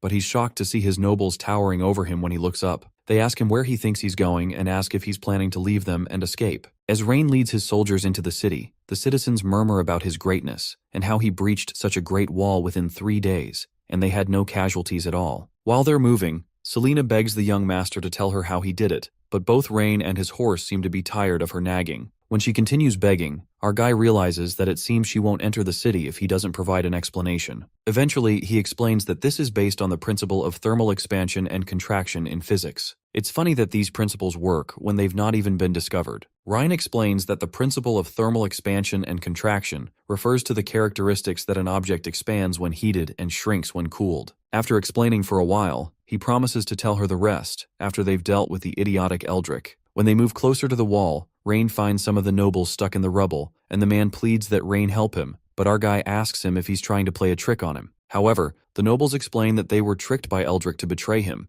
and they wanted to catch him to atone for their crimes, but he plotted against them. Tensely, Rain reminds them that he gave them 2 opportunities, but it's a pity that they didn't take advantage of either of them. Immediately, one of the nobles explains that they're willing to hand over all their family property, and they plead that he spares their lives, but Rain reminds them that their property will still be his if he kills them. Shocked, the nobles protest that no one will be loyal to him if he does that because this is tyranny, but Rain corrects them that people aren't loyal to anyone but to their interests. He immediately orders his soldiers to arrest these idiots and reserve them to be punished. Meanwhile, Eldrick runs into his chambers to inform his master that they need to run because Rain has broken through the wall. His master demands to know how Rain did it, so Eldrick explains that he did it with fire and ice water. Confused, his master asks him what nonsense he's talking about and how there can be such a simple way to siege a city in the world, so he proposes that Rain must have used some powerful magic. Regardless of this, Eldrick pleads with him that they have to run, because it will be impossible for him if Rain meets them there with his soldiers. When the master brings out a scroll, Rain steps into the room and asks the 2 of them where they are planning to go. Shocked, Eldrick asks him how he got here so quickly, so Rain informs him that the soldiers who were following him dropped their weapons when they saw Eldrick retreating, and there was no one to stop him along the way. Eventually, Rain asks the other man if he's the person behind Eldrick, and he asks if he wears a mask because he's ugly, or because he has a scar on his face. In response, the master warns him that he won't be so proud in a few days because the army of the Orvis Empire is already on its way. Apparently, Rain could have lived a few more days if he hadn't destroyed the city wall, but they will take back all of today's humiliation when the Orvis Empire's army arrives, since he's destroyed the wall. The master suddenly brings out a scroll to perform a magic trick, so Rain asks Leah to stop him. Immediately, Leah throws a knife at the man's face that almost sticks in his head, but he's able to move out of the way due to quick reflexes. However, the knife slices off the mask on his face and forcefully enters the nearby wall and injures the man's face. With the man's face exposed, Leah realizes that she recognizes him, but the man quickly covers up his face, and he angrily promises Rain that he'd be back before he disappears with Eldrick. Leah quickly apologizes to the young master because she let him go away because she was too slow to take action, but Rain tells her not to worry because he had expected them to leave a way out for themselves to escape. To him, the only issue is not knowing the other party's identity, so Leah informs him that she knows the man. Surprised, Ryan asks if he's an acquaintance of hers, but she clarifies that the man's name is Ravenclaw Eldwin, and he was once a subordinate of the Grand Duke. Later, during the war, he betrayed the Grand Duke and defected to Grand Duke Soren of the enemy country. Rain finds it fascinating that he's also called Eldwin, so he wonders if he's related to the Adrian Eldwin that he executed not long ago. Leah confirms that he was originally the leader of the Eldwin family. Because he didn't agree with the master's ideas, he voluntarily left the Eldwin family and joined the enemy's Grand Duke Soren. Shortly after, Selena arrives and informs Rain that the situation is under control, but they still don't know what to do about the Orvis Empire's army. Apparently, if all the magicians from the Magicians Guild went to repair the city wall, it would most likely still be too late. However, Rain assures her not to worry because he will naturally find a way to solve it. Sometime later, Rain and the others go have a word with the people. Selena recognizes that the little young master wants to appease the people, but she wonders what he will say to prevent them from falling into a panic. Suddenly, Rain pulls out a voice amplifier and loudly informs the people that he has something to say. He informs them that the army of the Orvis Empire is marching towards them, and they will be here in a few days. The people immediately begin to tremble at the mention of an army, and Selena angrily asks Rain what he's doing. The people begin to panic because the Orvis Empire's army is attacking them again, and they wonder why they're coming again since it ended in spring. Some of the men immediately tell one another to take their valuables and run away, but some other guy feels uncomfortable leaving the good life he's been living under Master Rain's command. Meanwhile, Selena chastises Rain for impulsively telling the people all these things, but he asks her why he can't tell them. Selena explains that when people hear that someone is attacking them, they will instinctively think of relying on the army to protect them, especially because they haven't received formal military training, and it's difficult for them to remain calm in danger. However, Rain informs Lady Selena that she seems to have misunderstood something. To him, the person who needs to be the most calm on the battlefield is the commander, but the soldiers are the people who need to be the least calm. Selena stares at him in confusion, but Rain raises the letter of challenge sent to him by the Orvis Empire. The letter says that the entire city of Eling is full of cowards and fools who don't dare to defend their homes, and they'll abandon the young master and escape. The content of the letter enrages the citizens, and they wonder how those bastards would dare say that about them, especially after coming yearly to rob them of food, so some of them pledge to stay back this year to fight with their grandsons. Immediately, Rain tells the people that it seems the Orvis Empire doesn't know them at all because they're not cowards and fools, and the men become riled up to fight their enemies. This time, they don't plan to lose anything by exchanging one for one, but to gain blood and take what their enemies have. Since everyone has the courage to fight, Rain promises to lead them to drive the Orvis Empire's army out of the land, and that makes the men excited. Later that night, at Eling City's Lord's Manor, Rain stays up going over the records. Leah soon shows up with a cup of tea and asks Rain to take a break, but our guy explains that he can't rest because they have to find a solution before the Orvis Empire's army arrives at the border fortress to avoid being captured. Confused, Leah reminds him of what he said during the day, so Rain clarifies that it was a lie to stabilize the people. If he had allowed them to fall into a panic, they wouldn't be able to defend the city, and would even be unable to evacuate in an orderly fashion, which would cause mayhem. Alarmed, Leah asks the young master to let her take him out of Eling City immediately because she can't just watch him be in danger. However, Ryan assures her there's no need to worry because he's asked Malcolm and Selena to take the children, elderly, and women in the city to evacuate in an orderly manner, so it's not time to give up yet. Suddenly, he thinks about a book he had seen in the office about dark green divine oil and decides to ask Leah if she knows about it. Leah recalls that it's a material that could burn, and it seems to be some kind of material used in witches' rituals. This startles our guy because he knows that the color of petroleum is very rich, ranging from deep red, golden, dark green, black, brown, and transparent. The color of petroleum is determined by the content of gum and asphaltene it contains, so the higher the content, the darker the color. He wonders if this is really petrol, so he asks Leah to take him to it quickly because the account book says it's in the warehouse. They immediately head to the warehouse, and Rain asks the soldiers to find the thing called dark green divine oil. He also warns them not to use an open flame and to move it out if they're not sure. When he also looks around, he finds crates full of gold coins, which confirms his suspicions that the tax revenue of Eling City has been embezzled by Eldrick over the years. He plans to use this money to develop the industry and build a steam engine once this crisis is over. Soon after, the men find a barrel of the dark green divine oil, and our guy excitedly rushes to meet them. When he opens the barrel, he realizes it is petrol after all, and it occurs to him that Eling can be saved after all. Meanwhile, at the Orvis Empire military camp,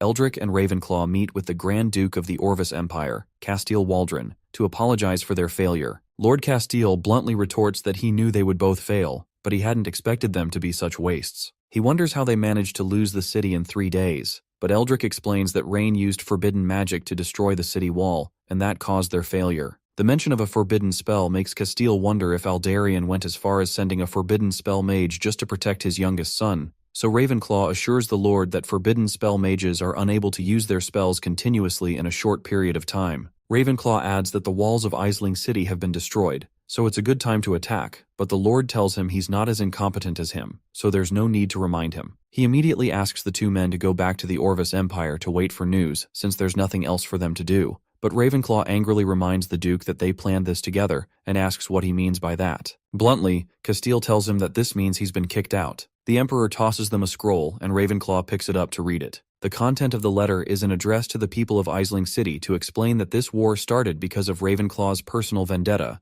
which eventually led to several other wars that stained the territory with blood. In the letter, Lord Castile clarifies that he has always wanted peace and not pain, so he's ordered Ravenclaw to be captured and delivered to pay for his crime, to stop the war, and calm the people. After Ravenclaw reads the letter, he blurts out the Grand Duke's name and calls him a bastard, but the Duke instructs his soldiers to capture and imprison him until the war is over. As they drag him away, Ravenclaw protests that he can't do this. Eldrick, who is left alone, begins to tremble, and the Grand Duke asks him what he thinks he should do with him. Immediately, Eldrick pleads that his life be spared, and he mentions that he knows a secret that can take him further in the Orvis Empire, and that intrigues the Duke. In the Thurland City main hall, we see a lady approaching Priscilla Edgar, our hero's older sister, and the lord of the Thurland territory. While Priscilla is focused on the documents in her hands, the butler calls her attention and tells her that the letter sent from her brother was written by Leah Alice. Priscilla thinks about her cute little brother and decides to visit his territory when she has the time. She then opens the letter to read it and is left shocked by what is written there. In a furious tone, she orders her butler Gwen to call Velas Holker immediately. Without hesitating, Gwen agrees to her request. Moments later, we see Velas Holker kneeling before Priscilla. Curious about why he has been called, he asks Priscilla what the matter is. With an angry expression, she calls him a courageous man for daring to rebel against her.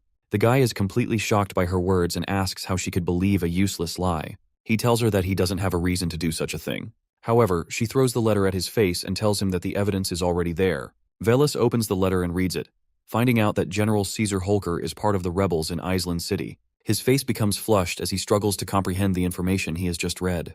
Priscilla looks at him menacingly and asks if he has anything else to say. Velas tries to explain that Caesar acted on his own and that the rest of the Holker family is innocent. He recalls writing a letter to Caesar, telling the idiot to listen to Rain's words. Priscilla notices that the man's demeanor isn't fake, so she wonders if the whole thing was really Caesar's idea. With a trembling voice, Velas asks for his family to be given a chance, and he swears they'll prove their loyalty.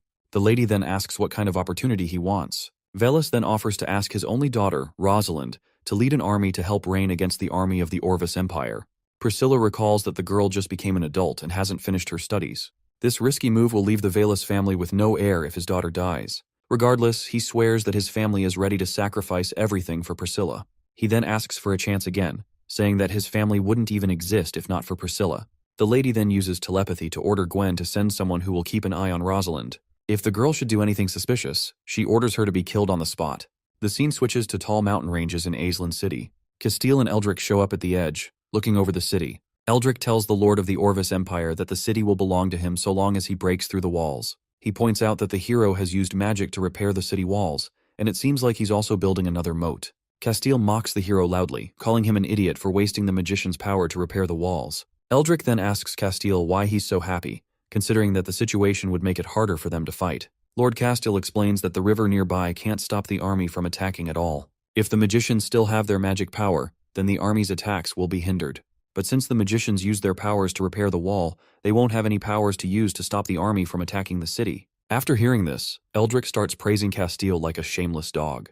One of the soldiers then suggests that they can send troops to surround the walls while the main forces can go straight to Eling City to isolate the fortress. However, Castile feels insulted when he hears this, and he asks the soldier if he doubts that he can conquer the fortress.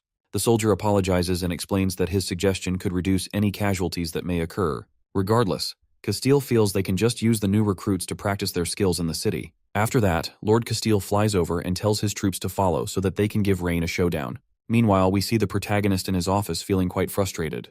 He has been given a task to nurture 5 characters with high attributes, but he's been stuck on it for half a month. Leah then comes in and tells our boy that Castile and his troops wish to see him outside the city walls. Moments later, our hero appears outside to receive his guests. He sees Castile floating in the sky, and the guy says that he's giving him a chance. However, our boy makes fun of the guy by calling him a fool. Leah also agrees that the person he's seeing now is the foolish Grand Duke Castile. On the other hand, Castile feels insulted, and he tells the hero that his father wouldn't act like this when he sees him. Rain then asks the Duke what he wants. Castile tells him to surrender now, or the whole place will become a river of blood. Rain is unfazed by his threats, and he tells Castile that he's also giving him a chance now. He threatens to kill the Duke and his army if they don't return to their territory quickly. Castile, looking down at the protagonist, tells him that he has no idea what is good for him. He boasts about leading an army of 100,000 to the city. Then he threatens to kill our hero if he doesn't surrender immediately. However, Rain orders Leah to quickly teach the foolish Duke a lesson. The lady then reveals the daggers strapped to her thighs. She picks up one and flings it toward Castile in the blink of an eye. A magician quickly moves in front of the Duke to protect him from the incoming attack. The guy puts up a magic barrier to protect them, but the dagger easily pierces through it and slices Castile's face. The magician then turns to the Duke to make sure that he's all right, but Castile is already boiling in his anger. Our hero tells him that this is a warning and promises that Leah will not miss her target next time. With no other choice, Castile quickly retreats with his magician. At the same time, Rain tells Selena to prepare for the attack on the city. Later on, Castile returns to the mountains, and one of the soldiers asks what's wrong with him. He then orders his troops to quickly organize the attack on the city, and he swears to torture our boy. The soldier points out that they've been running non-stop for 3 days, so he requests for the siege to be stalled till the next day in order for them to rest. Castile immediately hits the poor soldier and asks if the troops are truly soldiers of the great Orvis Empire. Fearing for his life, the guy asks his lord to calm down and reason it out. He points out that they still need soldiers to build the bridges and siege equipment. The rest of the troops agree with their comrade, but in a seething rage, the Duke tells them that they don't know how to fight. Castile tells them that speed is the most important thing in a war, and he points out that they'll catch their enemies off guard if they attack now. While the troops are stunned by his words, the Duke orders that Iceland City be attacked immediately. The scene switches to the Imperial barracks of the Orvis Empire. There, we see some soldiers complaining about how exhausted they are after running for 3 days and nights non-stop. One of them tells his comrades to guess what he saw, but they tell him to spill it because they are tired of being kept in suspense. He then tells them that he saw a sheep being slaughtered, meaning that they'll be eating good during dinner.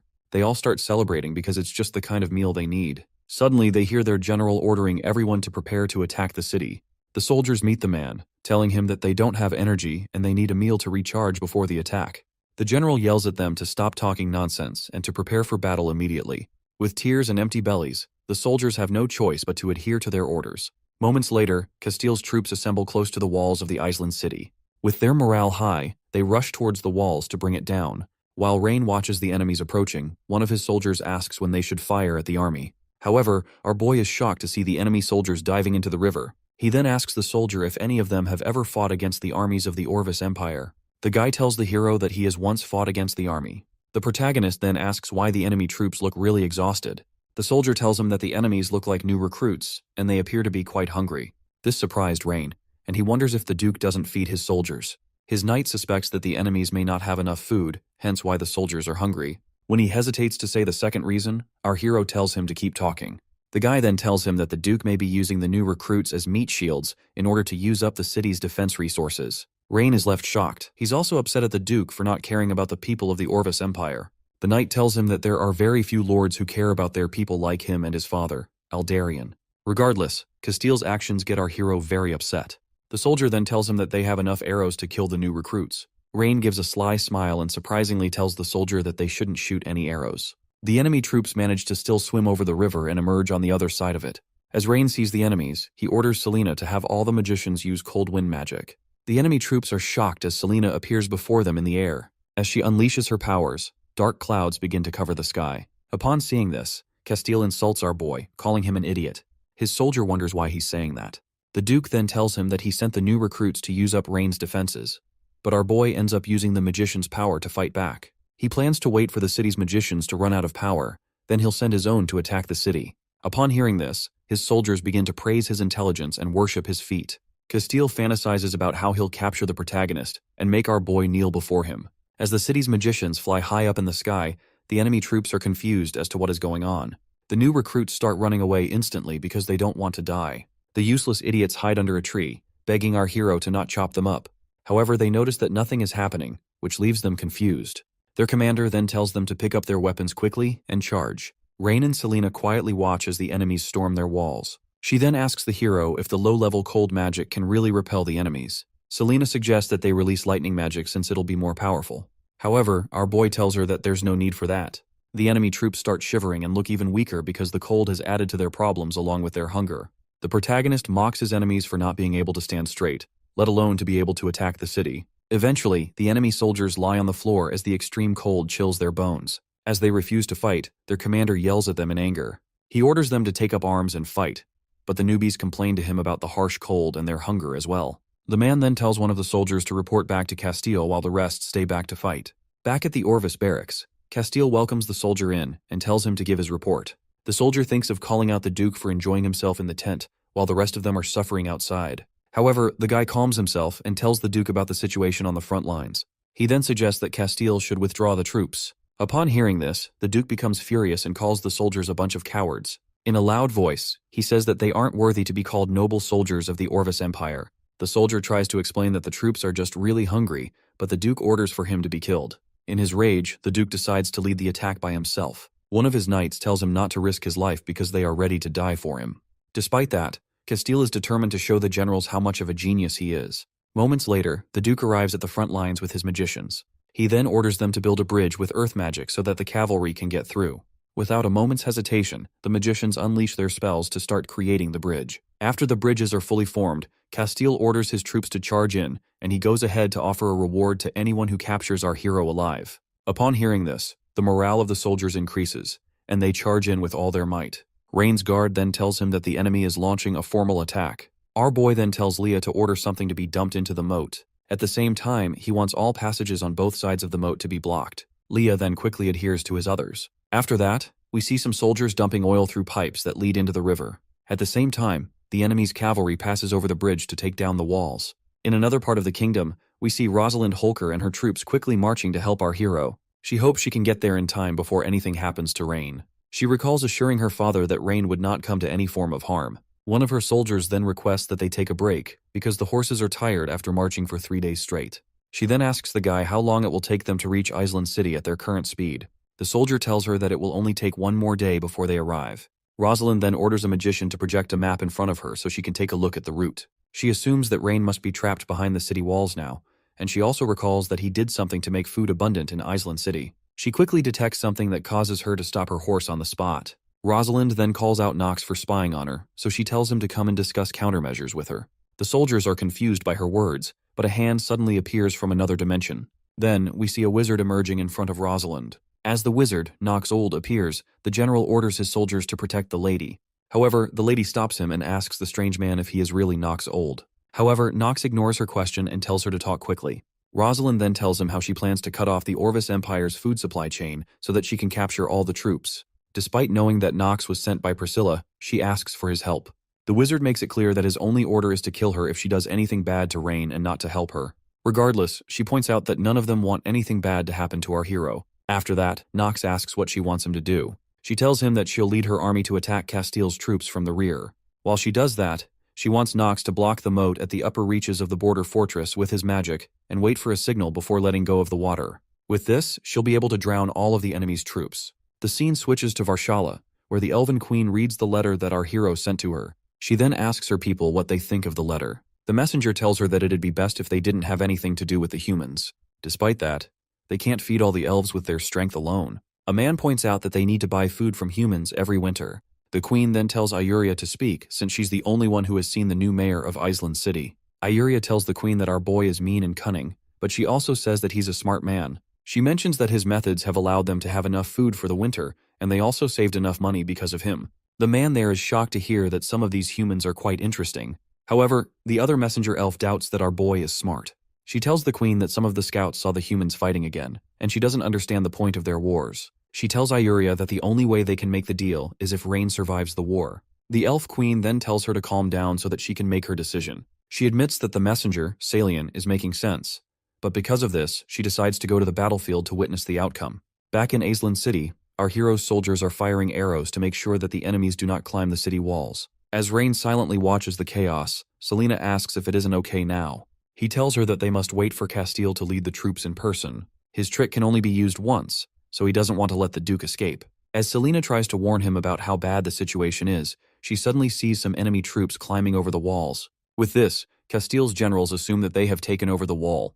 The Duke believes that the odds are in his favor, so he quickly orders his men to capture Rain. As the cavalry charges forward, our hero quickly notices that Castile has crossed the bridge. With no time to waste, he orders Selena to carry out the plan immediately. The soldiers of Island rush to confront the enemies climbing over the walls. Their commander tells his troops to act fast so that the enemies don't get close to the protagonist. Meanwhile, Rain calls out to Selena, and he tells her to shoot a fireball into the moat immediately. The lady quickly activates a low-level fireball spell and aims for the river. As she starts shooting out multiple fireballs, Castile tells his magicians to be on guard against the fireballs. The Duke believes this is Aislin's final attack against him, so he wants his troops to withstand it. The Orvis Empire magicians assemble together and put up a wide magic barrier to defend themselves against the fire raining down on them. One of the generals tells the Duke that they're wasting the magicians' magic powers because their enemy may have a backup plan.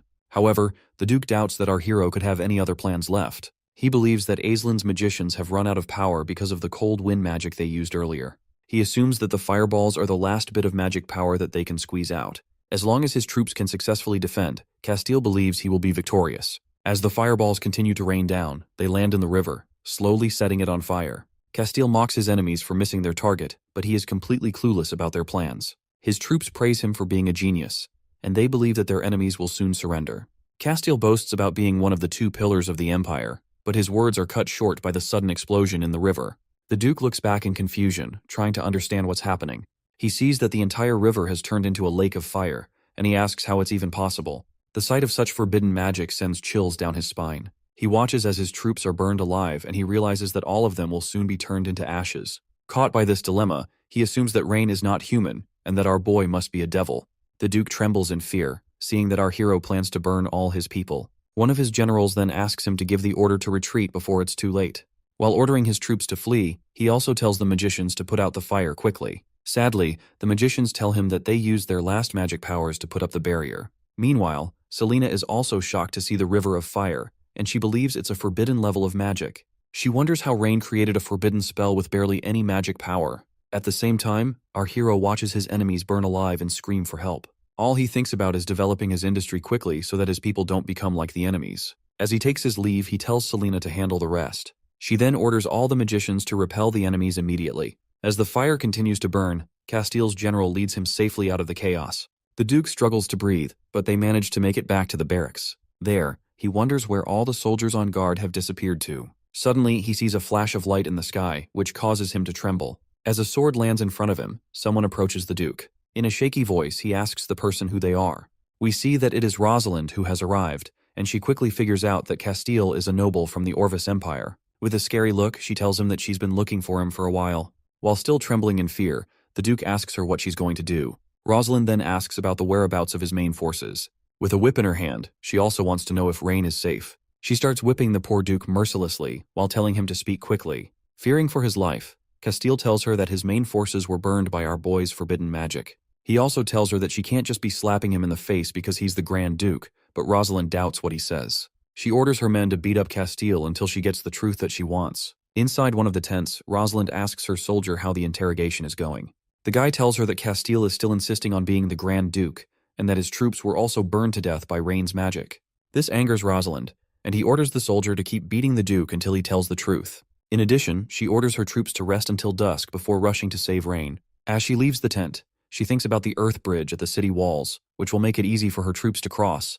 But if they are to break through, they need to lure the enemies out. She plans to bypass the border fortress and head straight for Aislinn City. As she approaches one of her soldiers, she hears some sounds and warns everyone about an incoming enemy attack. The troops quickly move to protect her and to prevent the enemies from launching a surprise attack. As footsteps approach them, we see that it is Ayuria and the rest of the elves, but Rosalind has no idea who they are.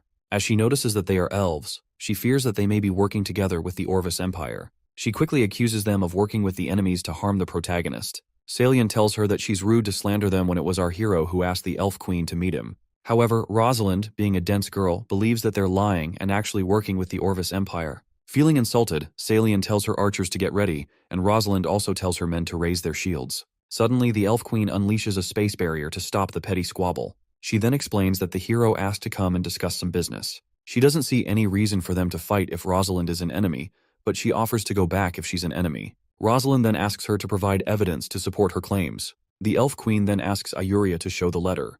The elf nun brings it out and shows it to the girl. Rosalind quickly recognizes the Edgar family seal, which is on the letter. She decides to trust them for now, but she says she'll have someone monitor them until they find Rain. The Elf Queen then agrees to her conditions. After that, Rosalind tells her troops to rest because their plans haven't changed. Back in the tent, she tells one of her soldiers to have some people keep an eye on the elves. Meanwhile, Salian asks her queen why she still wants to trade with the humans when they don't believe their words. The queen tells her that if they trusted them, then they wouldn't be humans. At the same time, she hopes that our hero won't let her down. Later on, we see some troops reporting back to Rosalind's camp. One of the scouts tells her that the flag on the border fortress is still the banner of the Edgar family. Upon hearing this, Rosalind suspects that Castile may have been telling the truth all along. She quickly rushes off with her troops to reach the protagonist in time. She orders her men to raise their flag so that whoever is in the border fortress will know that Rain's reinforcements have arrived. She also tells them to rush toward Iceland once they cross the bridge because they need to reach the city by night. Back at the fortress, our boy comes out to see the dead bodies of his enemies. As he stands all around him, all he can feel is anger and regret. He regrets not being able to put the soldiers to work in his city. Leah tries to comfort him, seeing that he's very kind-hearted to feel sad for the invaders. She then tells him not to feel sad because the invaders deserved what they got. Suddenly, a soldier informs him about a cavalry approaching from the direction of the Orvis Empire. The soldier tells him that they are waving the flag of his sister. Over in Iceland City, our hero finally meets with the Elf Queen and tells her his plans to make the city become the pearl of the continent. While showing her his plans on a board, he tells her that if she invests now, she will become a founder of the legendary city. The Elf Queen finds his plans interesting, but she tells him that they have nothing to do with elves who coexist with nature. Without those things, they'll still be living well. However, Rain tells her that she should stop thinking so narrowly, and he says that demand is only created and never natural. Regardless, she points out that some of these human needs mean nothing to elves. She also mentions how many human empires have been destroyed by their desires. Rain admits that what she's saying is correct, but he also tells her that it is this desire that makes the world progress. When humans wanted to fly in the sky, they invented airplanes. They also invented submarines when they wanted to dive underwater and explore. He also says that humans invented spacecraft to explore the deep bounds of the universe. With these examples, our hero pitches his idea again, telling the Elf Queen that she'll experience a unique satisfaction when she stands in a tall building center. However, the Queen doesn't have a single clue about any of the things that Rain just told her. She admires his strong confidence, but she also reminds him that the elves have not been enslaved by desire for over 1,000 years. The protagonist assures her that his plans can change this as long as she's willing to invest. He promises that she'll see a different future. The Elf Queen's eyes spark up at the mention of the word future, because all she can think about is the future of her people. She wonders if our hero can help her avert a future where she saw the end of the elves. She tells him that his reasons aren't enough and that she needs some time to discuss it with her people. Our hero allows her, letting her know that he's still looking forward to her investment. He then asks Leah to bring some things he has prepared. Leah then hands over an envelope to the Elf Queen. The Queen opens it, asking what it is, and Rain tells her it's a special VIP invitation to the completion ceremony of the city dam. He asks her to come and witness the first step to the industrialization of Iceland City. The scene then switches to Rosalind and her troops, who are still hastily marching to the city. One of the men informs Rosalind about Rain's safety and also says that he's just cleaning up the battlefield. Rosalind is shocked to hear this, and she wonders how our hero is unharmed. She starts to believe Castiel's words about the forbidden magician, but she brushes the thought aside and focuses on just getting to the protagonist. Later on, her troops finally arrive at the walls of the border fortress. As their horses rush towards the gate, Rosalind quickly stops and gets down. The guards then direct her to the entrance. She enters the building and finally meets Rain in person. She quickly introduces herself to our boy and asks to be punished since she arrived late to help him. However, Rain is shocked that his eldest sister asked the girl to come to his aid. As Rosalind confirms it, he asks her why she is coming from the direction of the Orvis Empire. She starts by telling him that she received the order to come to his aid 3 days ago. She assumed that he had abandoned the fortress and returned to Iceland City, so she ordered her troops to detour to the city and block the Orvis army's escape. Our hero wonders how it took her 3 days to get there, considering that they don't even have railroads. However, she has no idea what a railroad is, so Rain tells her to forget about it. Rosalind tells him that she's only doing what her family should do, and she blames her stupid uncle for causing so much trouble. Upon hearing this, the protagonist realizes that she's a member of the Holker family. She formally introduces herself as Caesar's niece and asks the hero to give her family a chance. She tells him to punish her in any way, and she promises not to complain, but our boy just looks at her without uttering a word. Later on, we see her sitting alone in the room. She feels sad that the hero has left her there for a whole day and complains about not even getting the chance to meet him. Her mind is restless, filled with thoughts about the fate of her and her family. Suddenly, Rain enters the room and apologizes for keeping her waiting for so long. She quickly gets up from her seat, feeling very flustered, but Rain tells her not to be nervous because he wants to discuss something with her. Rosalind accepts as she sees the chance she has been waiting for. Our hero then formally asks her to become one of her people. Upon hearing this, Rosalind becomes even more flustered and confused. Our hero approaches Rosalind and tells her that he's very impressed by her judgment of the battlefield. He then analyzes her stats and sees that they are very high and worth cultivating.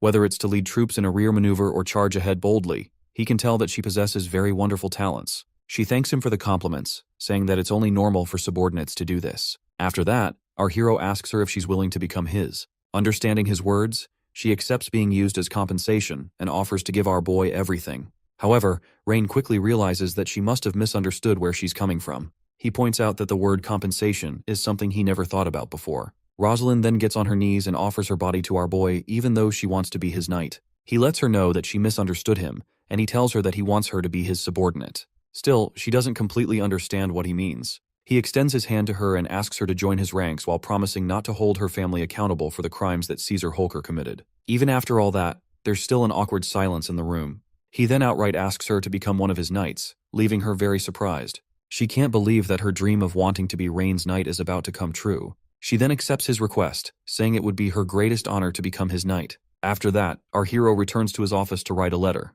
He addresses it to his sister, Priscilla, telling her that the crisis in Aislinn City has been resolved, and he also lets her know that Rosalind is an amazing knight. When he's done with the letter, he tells Leah to send it to his sister the next day, as well as to send them an invitation for the dam completion ceremony. While looking at Rosalind's stats, our hero thinks about how he needs to find more talents. With Rosalind as his knight, he needs 4 more high-attribute characters to complete his quest. Leah interrupts him by asking what they should do with Duke Castile, who was captured.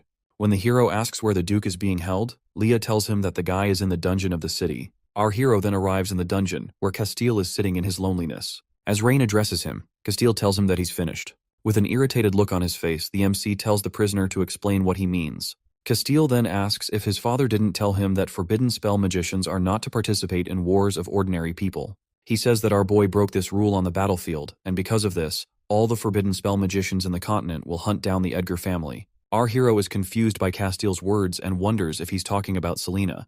Castile knows that Selena is a high-level magician, but what he's talking about is the destructive river of fire that Rain unleashed. Our hero realizes what the guy is talking about and tells him that he misunderstood. He boasts about being able to create those explosions anytime he wants. Castile suddenly lashes out at Rain, telling him that he could never have that kind of power. Regardless of whatever the Duke sees it as, Rain doesn't care about it anymore. He tells the prisoner that he only came there to ask one thing. He then asks the Duke what exactly he is planning and who the mastermind behind his plans is. Castile is surprised. Then he tells the hero that there's no mastermind because his warriors don't need a reason to lead a crusade against the people of the Caledorial Empire. However, Rain says he has reviewed the records, which show that the Orvis Empire always comes every spring to seize their towns and territories. However, they never even left a garrison, and they would withdraw their troops in the fall quickly. Rain tells him that either his emperor is a lunatic, or there is a hidden purpose behind his so-called crusade. In his anger, Castile tells the hero that the Orvis Empire only aims to prove its strength to the world, but our hero suspects that they must be testing something that is unknown. The Duke starts to panic while saying that he doesn't understand what Rain means. Our hero then tells him to think carefully about it while he rots in prison. As he leaves the prison, his mind can't help but suspect that there is a conspiracy he has yet to uncover. He feels the need to develop his industry quickly because he feels his enemies are concealing their true motives. 10 days later, in the Silver Wave Harbor, Priscilla receives a letter from her dear brother, who is asking her to let Rosalind become his subordinate. She then tells Gwen to inform Willis that Rain has taken a liking to his daughter. Seeing that she has been invited to the dam completion ceremony, she asks Gwen if she knows what a dam is. However, the girl says that she's too inexperienced and ignorant to comprehend our boy's wisdom.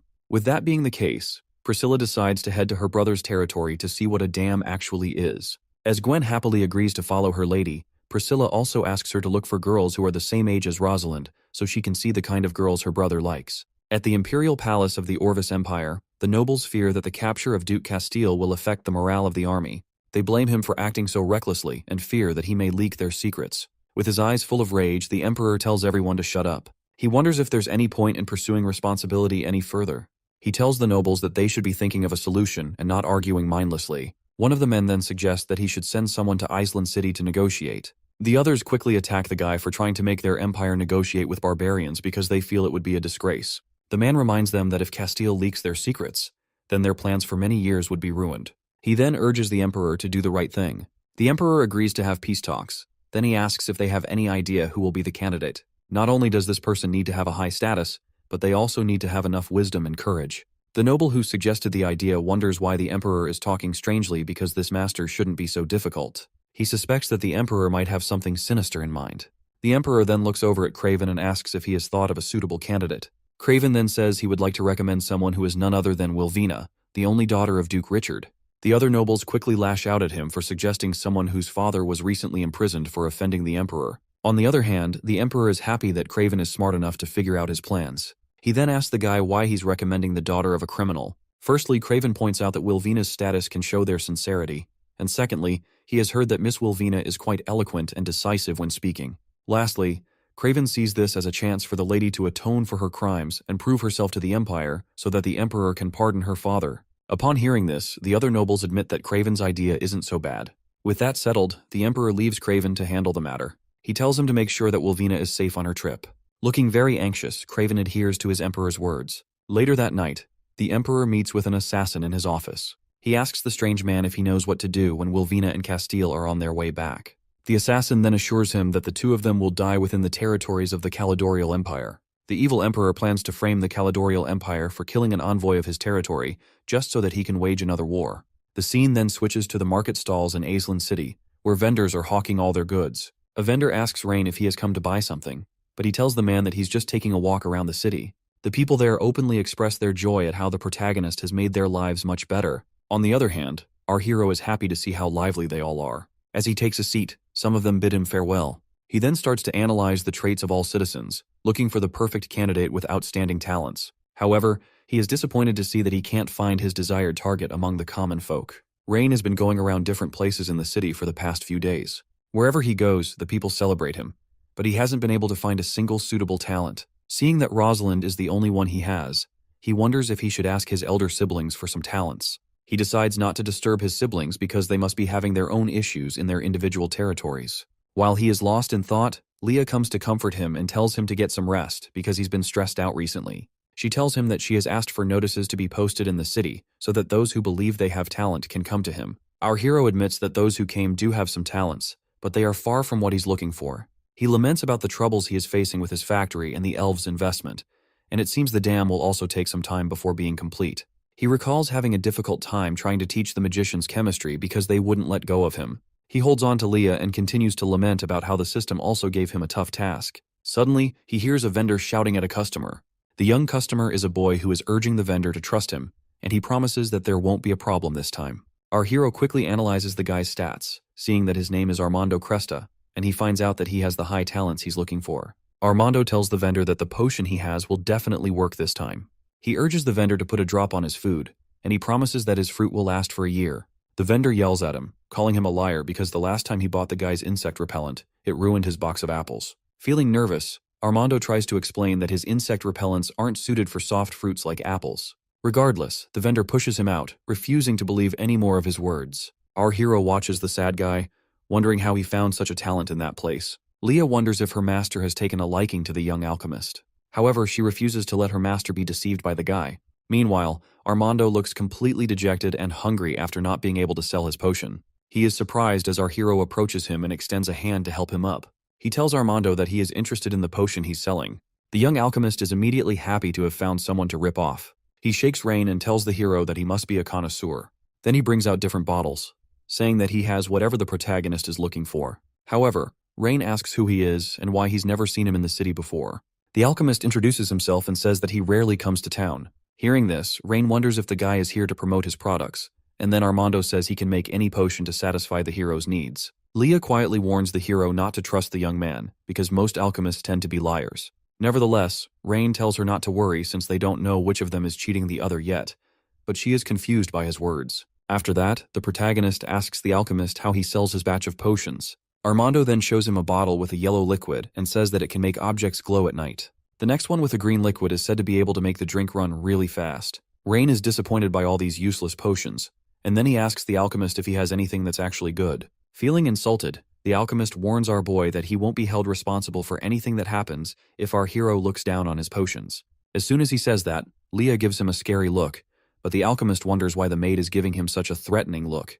Rain then tells Armando the components that make up his potion, and he suggests using a different combination of minerals to make it more potent. Upon hearing this, the alchemist is baffled and asks the hero how he knows the recipe. He believes it's his top secret recipe and that he's the only one in the world who knows about it. Our hero laughs at him and tells him that it's just basic chemistry knowledge. If it's just at this level, he doesn't see anything special about his alchemy.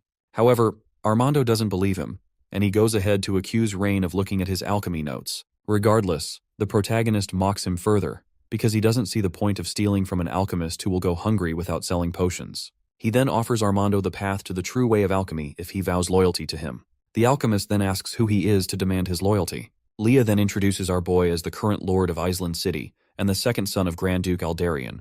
Upon hearing this, Armando only sees the MC as a big fish. He says he would rather starve to death than become the dog of a nobleman. Our hero feels insulted by his words, but the alchemist goes ahead to be sarcastic about the way he feels. On the other hand, Leah threatens him to apologize, or he won't like what happens next. Armando goes ahead to provoke her by saying that nobles only solve their problems in a primitive way. Rain then tells his maid to calm down. He points out that he's not interested in whatever way Armando has suffered at the hands of nobles, but he will give the guy a choice now. He offers to provide Armando with enough knowledge to change the world, but if the guy would prefer to waste his life in the city, he won't object to his decision. Armando yells at our hero, telling him that it is all wishful thinking. He believes that nobles only care about their pockets and nothing else, so he refuses to join Rain. Suddenly, our hero notices that the guy's loyalty has gone down by a lot. Meanwhile, the alchemist swears to never believe a word that comes out of a noble's mouth. Suddenly, he hears a little girl calling out to him and running towards him. He refers to her as Yelena and rushes to her, asking why she has come there. He tells her that she should hide because the place might be dangerous for her. He believes our boy is an evil nobleman who will hurt his sister. However, Yelena quickly recognizes Rain, who asks the little girl how she knows him. The girl says that her mother told her that they're living a good life, thanks to the protagonist. Yelena also confirms that her father took part in the construction of the city's dam. Armando suddenly starts yelling like an idiot as he accuses our boy of exploiting the people of the city. Angered by his words, the MC asks the guy how he came to this conclusion. The alchemist points out that Yelena is wearing shabby clothes, which he believes is a result of the evil ways of the nobles. Leah calls out the guy slandering her master, when it is actually our hero who cares most for the people of the city. Yelena also tells Armando that he's saying complete nonsense, and she tells him that Rain is a good lord because he gave everyone food and shelter and also provided work for them. She tells the guy to shut up if he doesn't understand anything. The MC then points out that Yelena is wearing shabby clothes because the light industry hasn't been developed yet. Once this occurs, he assures him that everyone in the city will be able to wear amazing clothes. Despite his words, Armando still believes that nobles are corrupt to the bone, and they would not care for the common people. When Yelena yells at him for saying such mean things to the hero, Armando walks out, and he tells the little girl to be careful of Rain. Nevertheless, the MC is determined to recruit the alchemist by all means. As he tries to chase after Armando, he suddenly feels a sharp pain striking his body. Leah quickly rushes to her master's side as he collapses to the ground. Moments later, we see her sitting by his side while he lies in bed. He eventually opens his eyes, and the maid is glad that he has finally woken up. Our boy tries to assure her that he's fine, but she's sad about the way he's pushing himself too hard. He then comforts her and swears to be more careful next time. While he sits up, he asks Leah about the whereabouts of Armando. While rinsing a towel, she tells him that she brought him back to the mansion as soon as he fainted. She then goes ahead to wipe his head while telling him that the alchemist came back once he noticed that our boy fainted. Rain is shocked to hear that the guy actually came back. Leah tells him that he provided some medicine to cure his illness before leaving again. Rain then asks if it was Armando's medicine that brought down his fever, but the maid points out that she would never let him take medicine prescribed by a random person. She says that she put the alchemist's medicine on the desk, but the one who cured his fever was a doctor from the city. Leah then rushes off to get medicine so he can take a look at it. From looking at the color and texture, our hero can tell that the medicine seems to be professionally made. He decides to find a doctor and ask the person how good the medicine actually is. Leah worries that the hero wants to recruit someone who is very hostile towards nobles, but he tells her that Armando has a lot of talent and is a rare genius as well. Regardless, the MC is eager to find out why the guy hates nobles so much. The scene switches again to a cabin in the middle of the woods. There we see Armando approaching his desk filled with many potions. He picks up a picture, and while staring at it, we see that it is a picture of his younger self and an unknown woman. Armando refers to the woman as his teacher, and he talks to the picture, telling her about how he met Rain, who knows how to analyze his alchemy formulas. As he opens a book filled with formulas, we see that a page has been ripped out from the middle. The guy swears to never be deceived by nobles and to complete his teacher's research and avenge her. With rage in his eyes, he vows to make the nobles pay. We find out that his teacher's name is Liesl Grant, and she was the most outstanding alchemist in Aisland City 15 years ago. Not only was she a genius in the field, but she believed that alchemy was meant to serve the public instead of those in power. Eventually, she took in Armando, who was an orphan, and while raising him, she also taught him all her knowledge of alchemy. Their relationship was very special because she saw her as his own mother. Along with teaching him the ways of alchemy, Liesl also taught Armando how to find a balance between humanity and morality. At that time, one of her alchemy researches angered a noble, causing him to break into her home with his guards. The noble stole her research results and accused her of studying forbidden alchemy. In the process, she was killed in a planned accident. The poor Armando was only 15 as he wept at the grave of his beloved teacher. After that, he picked up all of Liesl's notes and unfinished research, swearing to complete her work. In the present, we see Ayuria weeping for the poor guy who still carries the heavy burden of his past. Our hero admits that her story is quite touching, but he lets her know that it has nothing to do with his current problem. He then asks her about the whereabouts of the alchemist.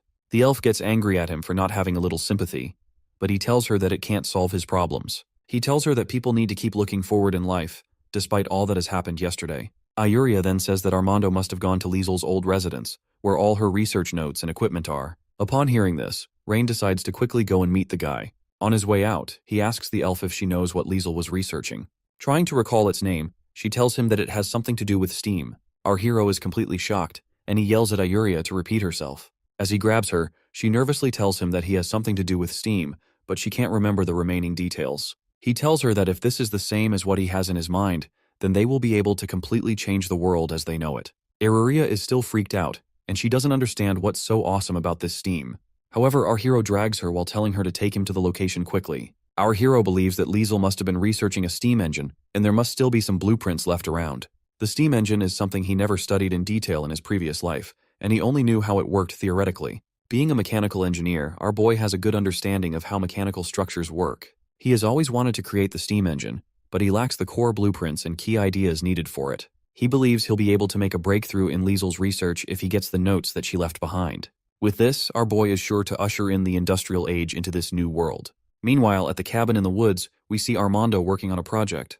When he hears a voice calling out to him, he quickly covers the mechanism to prevent our hero from seeing it. Later on, he meets Rain and tells him that he's not welcome there. He is stunned as our boy ignores him and walks inside while asking for the notes that his master left behind. Armin quickly rushes to the MC and tells him to give up on his idea of getting the notes. As he swears to never give up his master's notes, Ayuria explains to him that they're not there to steal from him. She tells him that Rain just wants to inspect the notes to know if there's anything that could make life better for everyone in the city. Regardless, Armando steps in front of the MC, threatening him with a knife as he tells him to get out. He tells Rain that this isn't a place for filthy nobles such as him. Meanwhile, Leah has set her sights on the guy in case he tries to hurt her master. As she pulls out her own dagger, her master urges her to remain calm and tells her to leave the matter to him. Armando starts to tremble as the protagonist slowly approaches him and calls him an idiot. He lets the guy know that he has no idea about the true significance of a steam engine. He calls him out for wasting his master's research instead of actually trying to fulfill her last wish. However, Armando yells at the hero for daring to lecture him about his master's research. Rain suddenly proposes that they make a bet. Armando then asks the hero the kind of bet he wants to make. Rain says that if he can make Liesel's device work well, then Armando will have to obediently work for him. But if he fails, he offers to leave Island City and never return. However, the alchemist feels like the hero is just messing with him. He mocks Rain and doubts that he can actually make his teacher's legacy work. Regardless, our boy just wants to know if he has agreed to the terms of the bet. Armando accepts, but he says that the conditions aren't enough. He wants Rain to kneel and apologize in front of his teacher's grave if he fails to make the device work. Ayuria tells him that he's asking for too much because the protagonist doesn't have anything bad against him. Still, the alchemist asks the hero if he will accept the terms of the bet. With a confident look, Rain accepts the terms without thinking twice. He then requests to look at the steam engine that Liesel left behind. He's already fantasizing about how to make Armando stoke the boiler once he fixes the engine. The cover comes off, and the alchemist shows them the device that his teacher left behind. Leah and Ayuria are confused by the mechanism and wonder why our boy is so interested in it. Meanwhile, our hero admires the device, seeing that it is really a steam engine. He can't contain his joy, screaming about how this is a genius creation. He also commends Liesel for being a true genius to come up with the device. Leah then asks her master if Liesel's creations are truly that spectacular. He tells her that no matter the world, anyone who can invent the device can only be referred to as a genius. Armando then boasts about his teacher, saying that she's not like other alchemists who don't deserve their reputations. He lets the hero know that he's been staying in the woods to keep the machine alive. However, his teacher never told him how to make the machine work, and there's nothing about it in her notes as well. Our hero decides to take it apart to see if there are any mechanical issues, but the alchemist thinks he's crazy for trying to tear it down. He fears that his teacher's research will be ruined if the machine can't be put back. However, Rain lets him know that there's no machine he's incapable of repairing. He asks the guy for a screwdriver, but Armando has no idea what that is. Feeling disappointed in the alchemists, our hero asks him how the device was even put together in the first place. The guy says that he used magic and wonders why our hero doesn't have such simple knowledge. According to him, the steam engine was crafted by a master dwarf who was commissioned by Liesel, so he doesn't think a spoiled noble would understand. Our hero doesn't care about any of that, so he asks Leah to hand over her dagger. As he starts unscrewing the device, Armando watches him closely. Moments later, our hero assesses the parts of the device while praising Liesel once again for being a genius. Suddenly he notices something strange. Looking closer, he sees that there are some parts missing from the engine. He then asks Armando where the parts are, but the guy is surprised that our boy was able to notice that. He starts lying by saying that the machine has always been like that, and he tries to push the protagonist to accept defeat. Rain lets him know that he's someone that can be easily fooled, and then he asks for the core, which is supposed to control the whole machine. He yells at the guy, demanding that he tell him where the device is. Armando hesitates for a moment, then he tells the hero that the parts were taken away by a noble. Rain wonders what a few nobles would want with gear sets. Armando then explains that the missing parts are forged from a rare type of dragon crystal ore. The noble who took it melted them down and used them to forge a statue of himself. Upon hearing this, our boy is baffled. His anger starts to rise because a stupid noble took something rare to showcase their stupidity. With rage in his eyes, he demands to know the name of the noble. However, Armando tells him that the noble is too much of a big shot to be offended by our hero. Our hero is shocked by this, but he still demands to know who this person is. As Armando trembles in fear, he tells the hero that the noble is known as Duke Oscar. Upon hearing this, Ayuria quickly recognizes the name. Rain turns to her and asks her if she knows where the Duke is from. The elf then tells him that Duke Oscar used to be a minor noble in Aisland City. Oscar had a lot of achievements in alchemy when he was young, and he also won the championship in the Imperial alchemy competition. In return, the Emperor appreciated him by giving him a lot of resources and the title of Duke. With a mean look, Rain demands to know where Oscar's territory is. Ayuria tells him that the Duke stays in Gransel, located on the upper right side of Aisland City. Leah then tells her master that the region belongs to the domain of Grand Duke Teleros Elroy, which is not under the jurisdiction of the Edgar family. Our hero recalls Teleor's Elroy, and how his father mentioned that things were not going well between him and the Grand Duke. Leah tells her master that his father and Grand Duke Elroy have different political views, and they've even clashed multiple times in the Imperial Council. After hearing this, the MC decides to worry about the matter for now. However, he makes sure to remember what Duke Oscar has caused for him. He vows to make the Duke repay 100-fold for melting the gears of the steam engine. Ayuria rushes to our boy, fearing that it'll be too dangerous for him to confront Duke Oscar. Regardless, he swears that Oscar must pay for destroying such a priceless item. Armando also wonders if the hero is really going to go up against the Duke. Rain assures the guy that he'll get the steam engine working and also let Duke Oscar know what true value is. He then asks if Liesel left any design drawings of the core parts in her notes. Sadly, the alchemist tells him that his teacher didn't leave any drawings behind. However, he recalls that she discussed the production of the parts with the Dwarven master craftsman. The protagonist then asks if the Dwarven craftsman knows about the matter. Armando tells him that he has gone there a couple of times, but the dwarf refuses to meet with him. Our hero decides to try meeting with the craftsman, and Armando tells him not to have too much hope because the craftsman has a weird temper.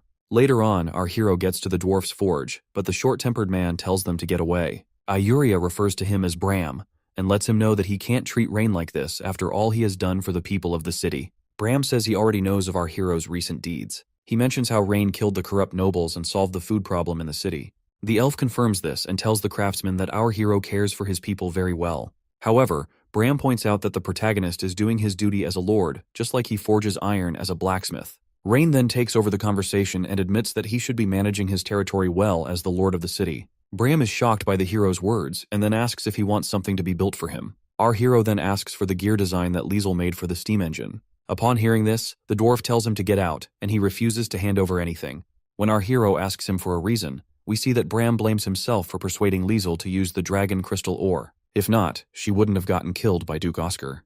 Bram swears to never build such a thing for anyone ever again. Armando then reminds the craftsman that as a blacksmith, his job is to make iron for people. Regardless, the dwarf refuses to change his mind on the matter.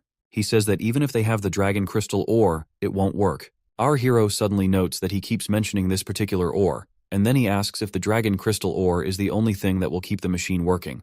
Bram wonders what he's trying to say, so Rain asks whether he can't forge the same gears using the most common iron ores. Hearing that, the blacksmith angrily slams his hand on the ground and curses at Rain. What Rain is asking for is absolute nonsense, since it's well known that to melt ordinary iron ore into liquid, the only race that can do it in the entire continent is the ancient dragon race. The young master can't just expect him to start melting common iron out of nowhere. Rain had his suspicions about this, but hearing the blacksmith say it himself just confirms what he was thinking. To confirm more of what's going on, Rain asks Bram why the furnace can't reach a temperature high enough to melt molten iron. Bram tells him that there's no furnace on the entire continent that is hot enough to melt iron ore into molten iron. That's basic knowledge that everyone knows all too well. Rain smirks and claims to Bram that he should be able to build a furnace that can melt molten iron. Bram is surprised at the crazy opinion, but sighs in disbelief and tells Rain to stop trying to look cool. After all, if Rain could really build such a furnace, the entire Empire's forging level would be turned upside down. There's no way a young brat from a lord's family would be able to do something so groundbreaking. Rain tells the blacksmith to put aside his origins for now and answer the question. If he manages to build a furnace that can melt iron ore, then he wants to know if Bram will help him forge the parts he needs to rebuild Lysander's steam engine. The blacksmith reluctantly agrees and confirms that if he really can build such a powerful furnace, then he will happily agree to help forge the gears that Rain needs. Rain mentally celebrates that he finally got the stubborn man to agree, and he immediately signs off on the deal before the man can back out. But as Bram leaves, he tells Rain that if he fails, then the noble will get out of his workshop immediately. With that, he slams the door, leaving Rain alone with the furnace to work on it. Thanks to his engineering knowledge from his past life, he knows the melting point of iron, and from a glance, he can tell that the current temperature of the furnace is far from what he needs to melt the iron. The reason is because the furnace lacks an extra oxygen supply that would allow it to maximize the efficiency of fuel consumption. There's one quick way he can think of to fix that issue immediately. The young lord grabs one of the forging hammers from the blacksmith's table, and with one heavy swing, he uses it to smash a hole into the side of the furnace. The elven sister and the young alchemist both scream in panic as they watch Rain start to break apart the furnace. They try to stop him from breaking it down anymore before the old blacksmith comes back. The man is already stubborn and bitter enough, but if they break his furnace, then he's never going to make anything for them. Rain tells them to calm down and assures them that he isn't just messing around. With the 2 openings that he made in the side of the furnace, it now has secondary oxygen supply channels, which will make the heat a lot more efficient. Thanks to that, the effectiveness of the furnace should at least double, and it will definitely reach the requirement for melting iron ore. It's hard to believe that such a simple modification is enough to make a furnace reach that high of a temperature, but Rain is so sure of himself that they can't even argue with his logic. He tells them to add fuel to the furnace and try to melt the iron ore, but before they can test out his modifications, the blacksmith comes back from the back of the room. As soon as he walks in, he immediately notices the holes in the side of his furnace, and he drops everything he's carrying to run over and check on his precious furnace. The blacksmith personally put in a lot of effort to craft the furnace, and he will make sure to make Rain pay for what he's done. But before he can pick a fight, the young lord tells him to calm down, and once again guarantees that the modifications were made to make sure that the furnace can now melt iron ore into molten iron. The blacksmith still doesn't believe Rain and gets up to yell at him for thinking that he knows more than a professional. Iron ore is incredibly hard, and there is no way the ordinary temperature of the furnace can ever be high enough to melt it. That is even more evident with the fact that Rain just knocked 2 holes in it, and that would make the furnace's temperature go even lower. Rain simply points at the box of iron that the man dropped earlier in his rush to go and check on the furnace, and tells him that he should test it out for himself. After all, it's not like they are lacking in fuel, so they should put the iron in and test out if the furnace really works or not. Bram finally agrees, but he warns Rain that if the furnace doesn't melt the iron, then the 2 of them are going to fight it out. The blacksmith starts up the furnace and places the iron inside, and they all watch intently as the furnace starts to work. To their surprise, the iron ore actually begins to melt into molten iron, just like Rain claimed it would. They can barely believe it as the molten iron flows out from the side of the furnace and collects into a bowl. This sudden invention is way too much for Bram to accept, and he's at a complete loss of words on how to describe what he's seeing. He hurriedly turns to Rain and demands to know how he did it, and how he managed to make the furnace melt iron just by opening 2 holes. It's simple for an engineering genius like him,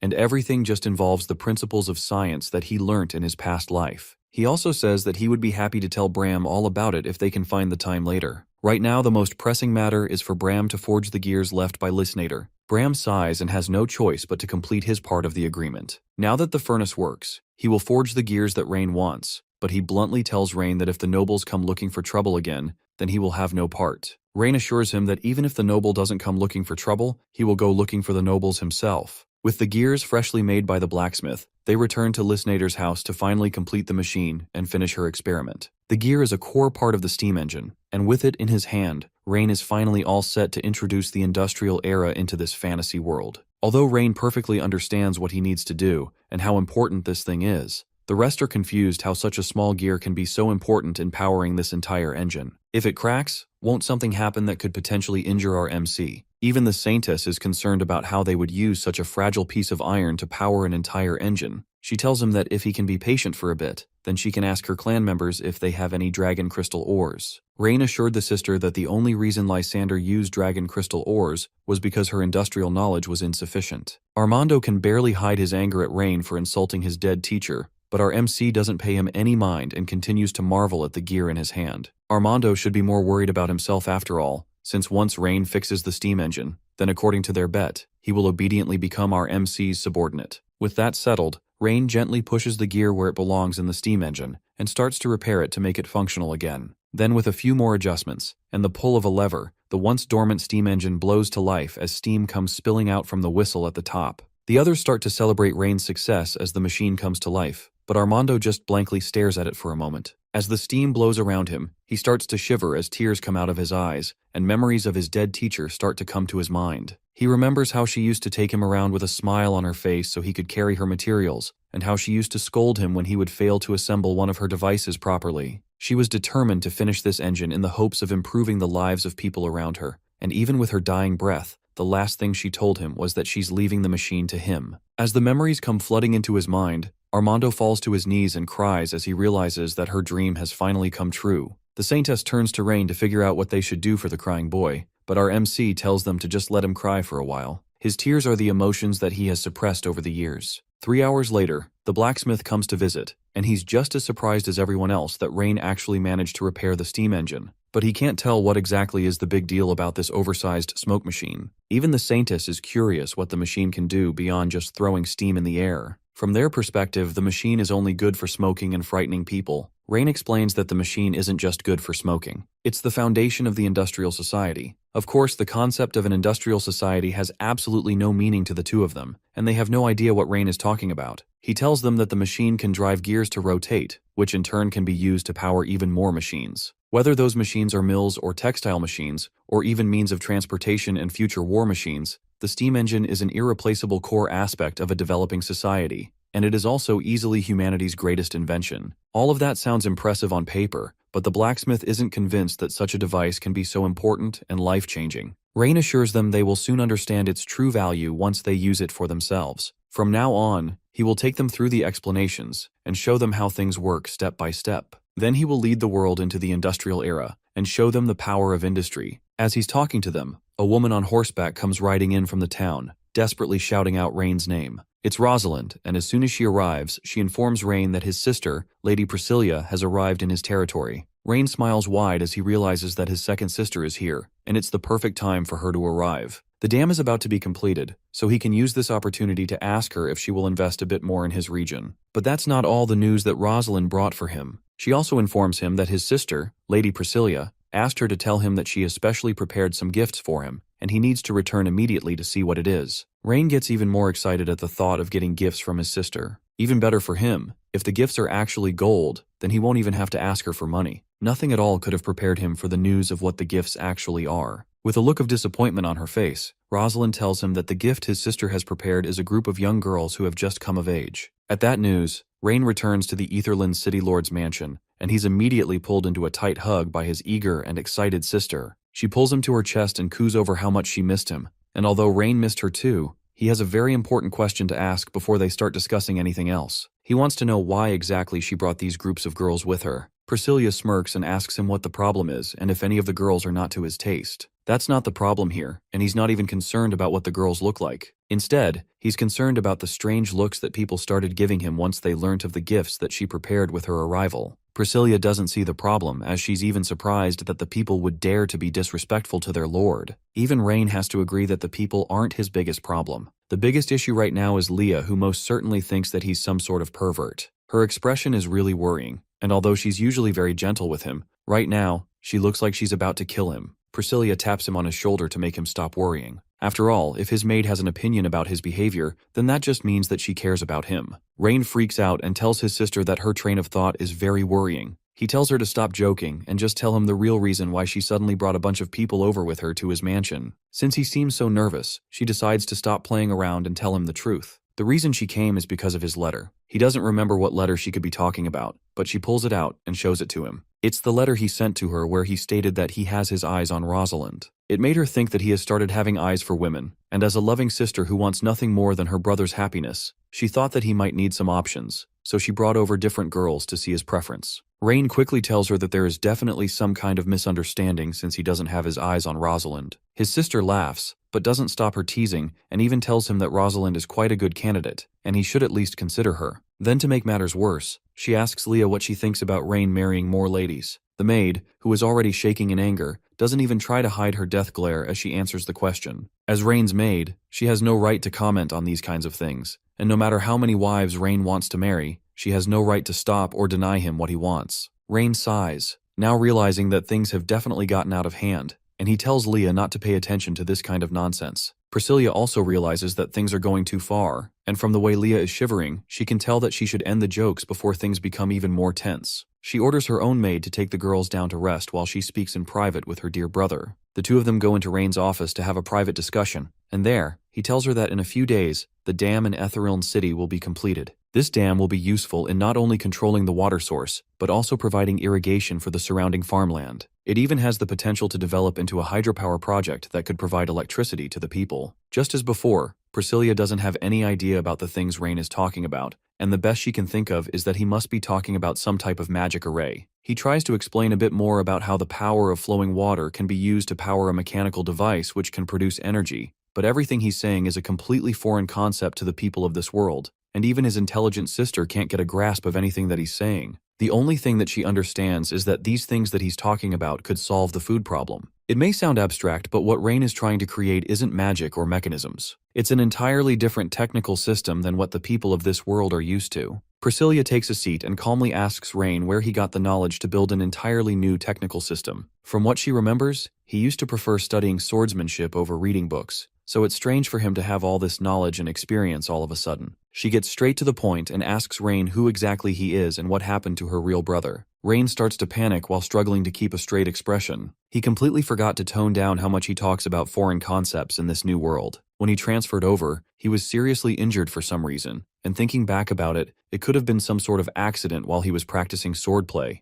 Regardless of what the reason is, that doesn't change the fact that his sister now distrusts him, and he needs to find a way to quickly bluff through her suspicions. He laughs nervously while sweating bullets and tells her that after he woke up just half a month ago, his body hurt so much that he could only spend his time reading books at home. It was during that time that he accidentally saw the reading material for all the new things he's trying to create now. That tracks a little with what she remembers Leah telling her. After Rain woke up, he started reading books because of his poor physical condition. She decides to ask a little more and wants to know if they are books from the family library, even going as far as asking him what the books looked like. Rain immediately perks up and shows off Leisnader's notes as the books he's talking about. He gives her the book to read through, and after a little bit of skimming, she can tell that the book really is filled with strange knowledge. Thanks to that, her suspicions have been quelled for now, and she praises her brother for being able to turn these abstract theories in the books into real things. Rain nervously rubs his neck as he realizes that he probably just dodged a major bullet. Since he can't practice martial arts due to his physical condition, the next best thing to do is improve his brain power and try to use it to better the lives of the people. She stands up from her seat and comes over to the other side of the table to stand close to her brother. She knows that he has suffered a lot,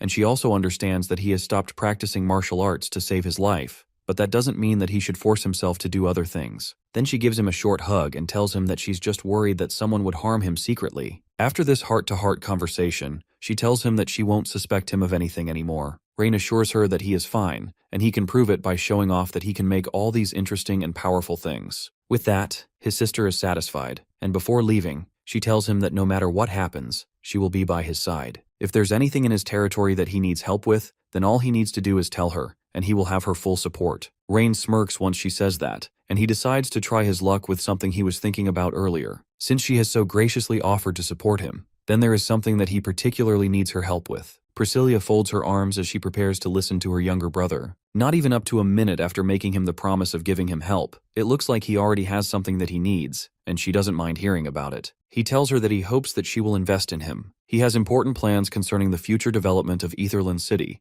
and he needs her support and investments if he wants these plans to come true. Priscilla heard that he took quite a few resources from the nobles that he took power from, and she's confused why that isn't enough for him, but he clarifies that what he needs isn't money, but people. Etheriln City has suffered severe population loss due to years of war and natural disasters. People who are exceptionally skilled and understand technology are extremely few, and because of that, a donation of skilled labor from his sister will go a long way to developing his industry. If she can transfer some experienced craftsmen, farmers, and even some administrators from her territory, then things will go smoothly for him. Of course, he's not asking to get these things for free. Once those people come over to his side, he will ensure that they live well and also learn some new technologies. The plan isn't a bad idea, but the people he's asking for are the pillars of Priscilla's territory. There's no way he can expect her to release them just because he asks her to. Rain reminds his dear sister that she promised to fully support him, so not doing this for him would be going back on her word. Besides, if Etheriln City develops, then she will also have a lot to benefit from it. Priscilla laughs at his desperate attempts to convince her and assures him that she will send some people over just like he wants. However, before she can do that, he will need to show her some results of his research first. He has to convince her that her people won't waste their time and effort by coming to his territory. Rain isn't worried at all by that condition, and he promises to show her the power of the industry. Later on, Rain returns to her private quarters to think to herself. She tells her maid,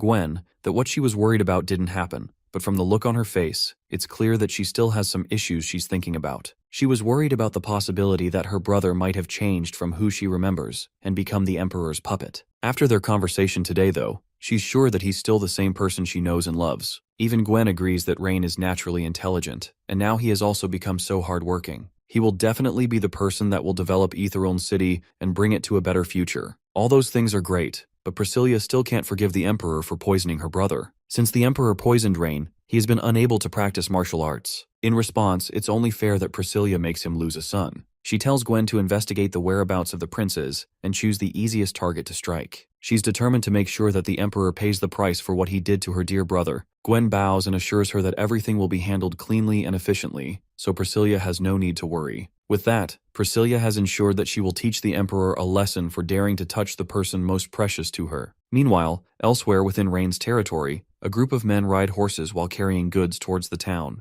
One of the men remarks that they managed to find some top-quality goods, and if they managed to sell everything, then it would definitely bring in a large sum of money. The money isn't for them, though, since a large part of the money from their sales goes to Eldrick, the one that, just thinking about their boss makes them start to grumble about the fact that the man gets to profit so much from their hard work without actually doing anything. These guys take the risk of being caught, but Eldrick reaps the benefits. The man in front, who is clearly their leader, tells them to shut up. Despite how greedy Eldrick is, he is still their backer. Without him, there's no way they'd be able to come and go freely in Aetherlyn territory all these years without someone covering for them. He's in the middle of telling them off when one of the riders comes in to report that the boss of Aetherlyn City has changed. The guy who just arrived is a scout that went ahead earlier to check out the state of the city. When he got to the city gates, he found that the soldiers guarding the place were people that he had never seen before. The scout originally wanted to bribe them in hope of getting closer to them, but it didn't work. And not only did they refuse, they also started asking him questions about his whereabouts and why he came back so late. The scout had to lie and say that he was visiting relatives, which just narrowly allowed him to evade their interrogation.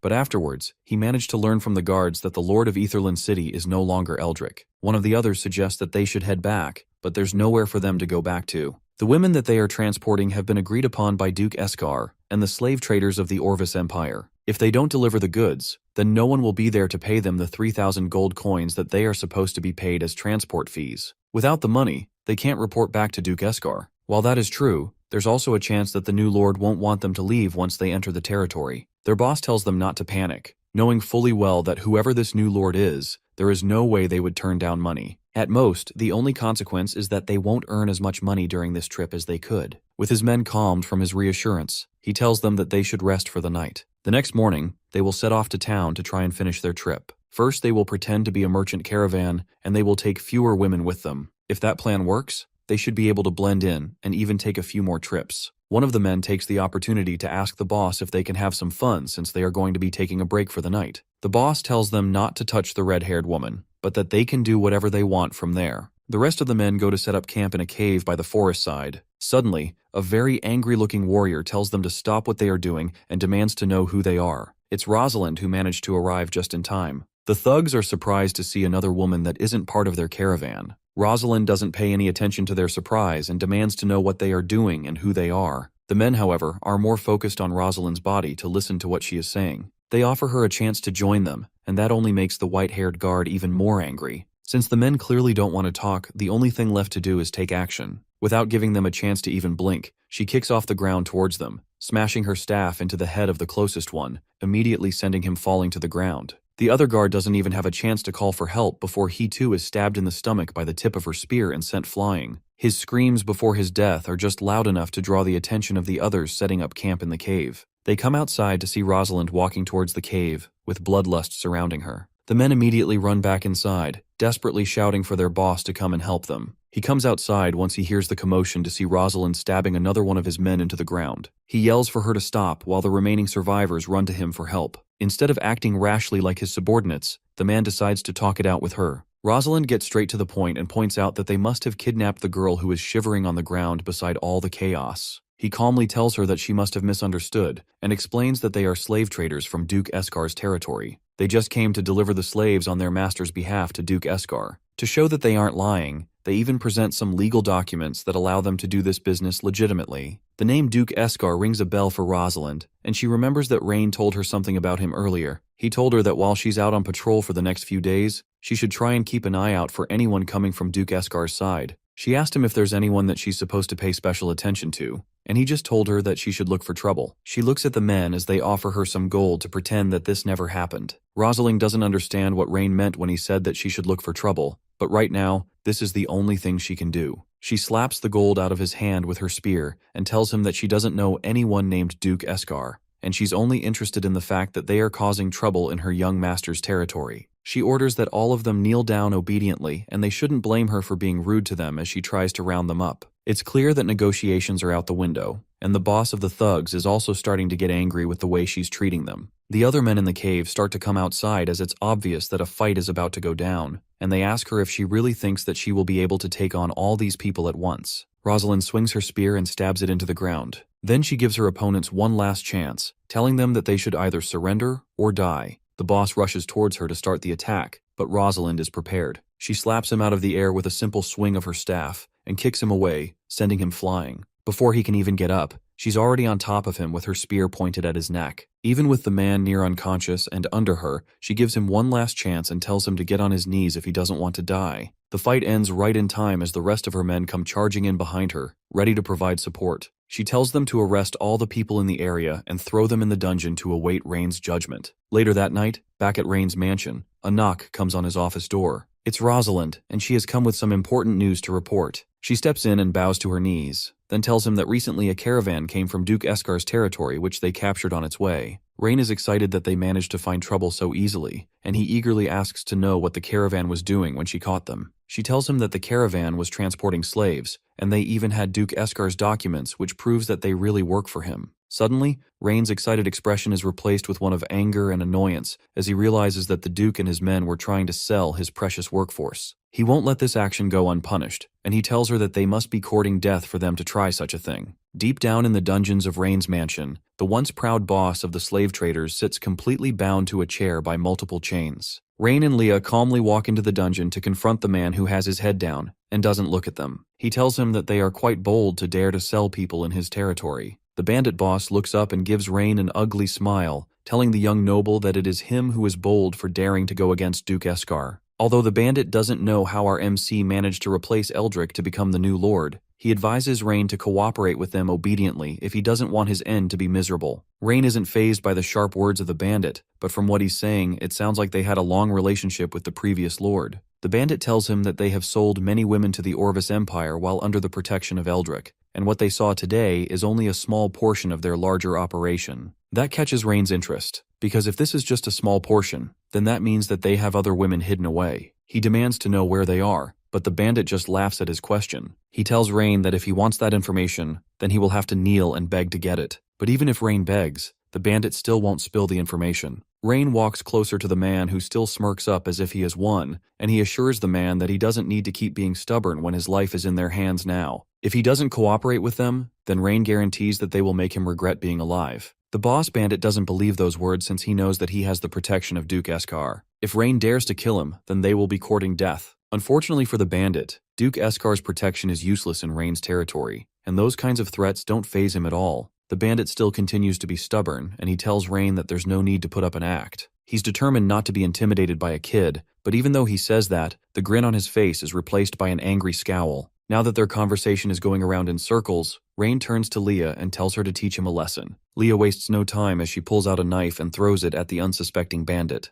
The knife stabs him cleanly in the shoulder, and the force of the impact is strong enough to push the chair over and cause him to fall on the ground. He hurriedly yells that he'll talk, and despite all his energetic stubbornness from earlier, he was easily broken down by a maid with a knife and gorilla levels of strength. He tells them that the place they are looking for is in the southern forest. There's an abandoned hunter's cabin there, and inside that cabin is where the rest of their goods are stored. Now that they have gotten the information they need, Rain tells Lee to have Rosalind take the cavalry and set out so they can save those girls. Before he leaves the dungeon, he tells the bandit that he better not be lying, or else he will be sure to regret living in this world. With that, Rain leaves, but the man starts to laugh maniacally. The hunter's cabin may have the girls they are looking for, but it also has Duke Escar's assassination squad. The bandit is sure that the assassination squad will slaughter them all. That same night, Rain and Rosalind arrive at the hunter's cabin just as the bandit directed them. It looks like the bandit wasn't lying, and Rosalind can tell that the cabin has signs of being occupied. He tells her to set up an ambush so that not a single person can escape.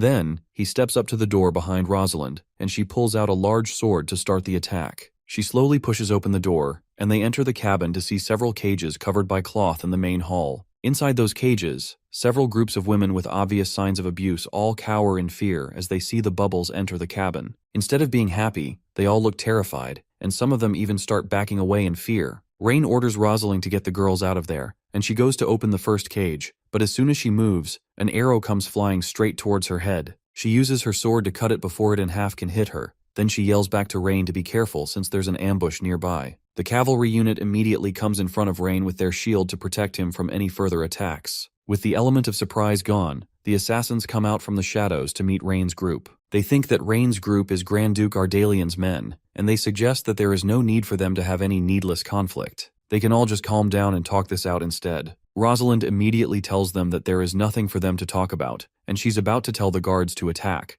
but Rain stops her. He asks them what they want to talk about, and the guards move their shields aside so that Rain can discuss with the men. The leader of the assassins smirks and starts off by saying that they have been selling slaves for Duke Escar for years. All the slaves they have in the cabin are high-quality slaves that can sell for over 1,000 gold. Even the worst ones can fetch up to 100 gold coins. As long as they are willing to cooperate with them, then the assassins are willing to give them a share of the profits each year, and they are even willing to find some slaves that would be to Rain's liking and give it to him for free. Their slimy words make Rosalind's blood boil, and she looks like she's ready to jump at them even without Rain's orders. But our MC has other plans. The deal sounds good to him, and he asks them how much they are planning to give him. The assassin smiles now that it looks like Rain wants to negotiate, and he tells the young lord that if he is willing to cooperate with them, then they will give him a share of 10,000 gold coins annually. Rain can barely hold his laughter at that, and the thought of getting only 10,000 gold coins souls like they are making him out to be a beggar. His sister gives him more pocket money than that every month. If they want him to cooperate with them, then they are going to have to give him at least 100,000 gold coins a month. The assassin yells out in shock at such an absurd price. 100,000 gold coins is more than what they make selling slaves for an entire year. Since they clearly can't meet his standards, the negotiations are done just as quickly as they started. With nothing else to say to the thugs, Rain gives Rosalind the go-ahead to take them out. She's more than happy to oblige, and she tells the archer guards to get ready to fire. The assassins still try to beg and bargain, and they ask him to let them return to Duke Escar. If they can escape and meet with their boss, then the Duke will send his troops to finish the job for them. To further persuade Rain, the assassin offers to give up 10,000 gold coins in the hopes that they will let him and his men leave peacefully. Our MC is not interested in any more negotiation, and he tells Rosalind to go ahead. The assassins, realizing that things are about to get wild, make a mad dash for the back door to escape the guards. They run outside through the back with a plan of retreating to the mountains and finding their way to freedom from there. Within seconds, Rosalind is already on a horse, giving chase to the fleeing criminals, and she orders for her men to fire at will and not let a single one of the assassins escape. A rain of arrows comes from the barrage of shields behind her, and the assassin leader is forced to activate a shield to defend his men as they make their escape. The shield doesn't last against Rosalind, who leaps off her horse and comes flying down towards the leader. The man is just barely able to dodge an earth-shattering strike from her sword, and he falls onto his back. Rosalind tells him that all of his men are under her control, and there's nowhere for them to escape to. The best thing for them to do is to accept their death obediently. Behind him, his men are in a fierce battle for their lives against the overwhelming number of guards that have surrounded them. The leader looks around, and from the carnage he sees, he can tell that if this fighting continues, then they will all definitely die here. Since things have come to this, it's time for them to take desperate measures. He spots Rain Aura farming close to the hunter's lodge, and sees it as an opportunity to finish things off. He rushes towards the young lord and tells his men to cover him while he goes to capture the kid. They all come together to cover their boss as he charges towards our MC, and Rosalind just barely notices it in time, but she can't do anything since she's fighting multiple people at once. She yells to her squad to protect her young master immediately, and tells them not to let anyone harm him. The guards try to rush towards Rain to save him, but the assassin is faster, and he's almost close enough to strike. Just before he can get a clean hit on Rain, a fist comes flying in from nowhere, knocking the man backwards and away from Rain before he can land a hit. The assassin leader looks up to see Leah glaring at him angrily, with her fist still held up in the air from the powerful punch she gave him. That woman is clearly not just an ordinary maid, but he can't just give up at a time like this. Once he gets his bearings together, he pushes off the ground again with his knife raised in the air for another attack. Lead is ready for him, and with a clean kick, she sends him flying again before he has a chance to get close to them. He falls to the floor, and this time he's immediately surrounded by several guards. Leah isn't done with him, even as he's about to be captured, and she leaps towards him to continue the attack. Since it's clear that he's about to be taken out, the assassin still wants to take Rain out with him. He skillfully tosses a knife towards the young lord, and it strikes him in the shoulder before he can dodge it. Everyone pauses in worry as Rain flinches in pain, but he tells them not to panic and to hold their formation while he clutches his stabbed arm. Despite that, the guards, Leah and Rosalind, immediately rush to his side to take care of him. Meanwhile, the assassin expects his men to use this distraction as an opportunity to escape. Rosalind orders her men to stop the chase immediately and focus on escorting Rain back to safety immediately. She then tells Leah to bandage Rain's wounds immediately, but Leah is nowhere to be found. The mercenary sprints through the forest hoping to survive long enough to at least deliver a message to Duke Eskar, but he's stopped on the way by Rain's sister. Although she doesn't look like much of a threat at first, hearing that she's Duke Ardalian's eldest daughter is enough to put fear into him. To further terrify him, she informs him that the party he was fighting earlier was that of the second son of the Grand Duke, Rain Edgar himself. While the slave trader is still trying to figure out whether or not Duke Eskar's deeds have been exposed, Priscilla is still swooning over how impressive her brother was tonight. His growth is a pleasant surprise to her, and thanks to how competent he was, she doesn't have to make a move today to take care of the trash in front of her. Even if she wanted to, it'd be more satisfying to let someone else take care of him. After all, by attacking Rain, he has provoked the toughest person he could possibly meet. Behind him, Leah shows up with rage in her eyes, and just her presence is enough to make the slave trader's body tremble in fear. Before he can even turn around and beg for his life, Leah uses strange magic to lift him into the air and stop his breath. Then she chants some strange magic words, and the man's body explodes into a blood mist that Leah protects herself from with a magic shield.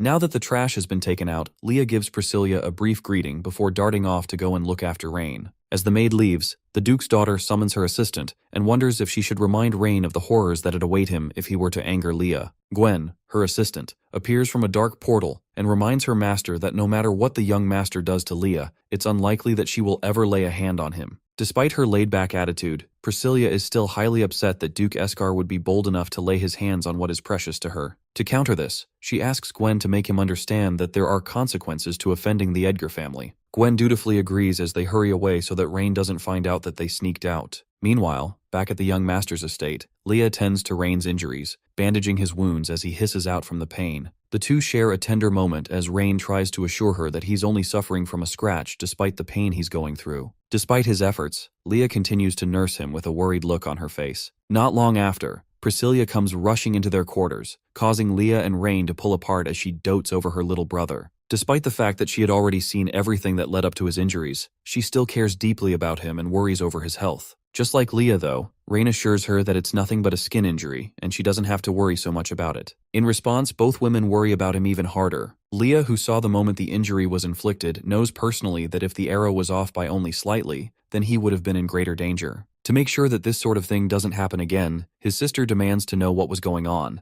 Rain tells her about how Rosalind caught a group of bandits who were trafficking women, and how they managed to discover the hidden slaves in the valley after careful interrogation. To rescue them, he brought people to the valley where they found the imprisoned women, and while trying to negotiate with them, a fight broke out. During the fight, that was when Rain got stabbed by a dagger that was thrown by the other party, but thankfully it only managed to scratch him on the shoulder. Despite how bold the bandits were to traffic women through the Edgar family's territory, they should have known that slavery is prohibited in the region. The reason they were so bold is because they are Duke Eskar's men, and they believed that he would give them protection. There's also the fact that Eldrick had been an insider before Rain had come in and messed everything up. Before Rain intervened, they were most likely making a lot of money over the years. Eldrick really caused a lot of trouble during his time ruling the region, but now that everything had been cleared up, the question now shifted to what they were going to do with the girls they had rescued. Rain plans to check on them the next day and recruit who they can to fill in the city's shortage of manpower. The best thing to do would be to find out if any of them remembered where they had been taken from, and to try and escort them back to their homes. As for the ones that had nowhere to go, he would arrange for them to receive basic education and then find jobs in the city. Satisfied with his answers to her questions, Priscilla prepares to leave Rain and Leah to rest, but before going, she warns them to be more careful in the future, especially with everything it seems that he's dealing with. She also leaves her brother's safety as well as various other aspects in Leah's hands. Leah blushes and assures her master's sister that she would never allow any harm to come to him. She heads out of the room and meets up with Gwen, who was waiting for her. Thankfully, Rain had only minor injuries, but that didn't mean she was suddenly content and happy. She calls out to her magician assistant Nox, who comes out of a large portal as soon as he's called. She orders him to go down to Rain's dungeon and ask the bandit leader what else he knows. He is to use whatever methods he can to get the information, but he should also not kill the bandit. After all, Rain still needs to question him as well. The next day, Armando arrives at the manor and pledges his will to serve Rain. Despite the situation, the young master can't help mocking the younger boy who once claimed that he'd rather die than serve the nobles.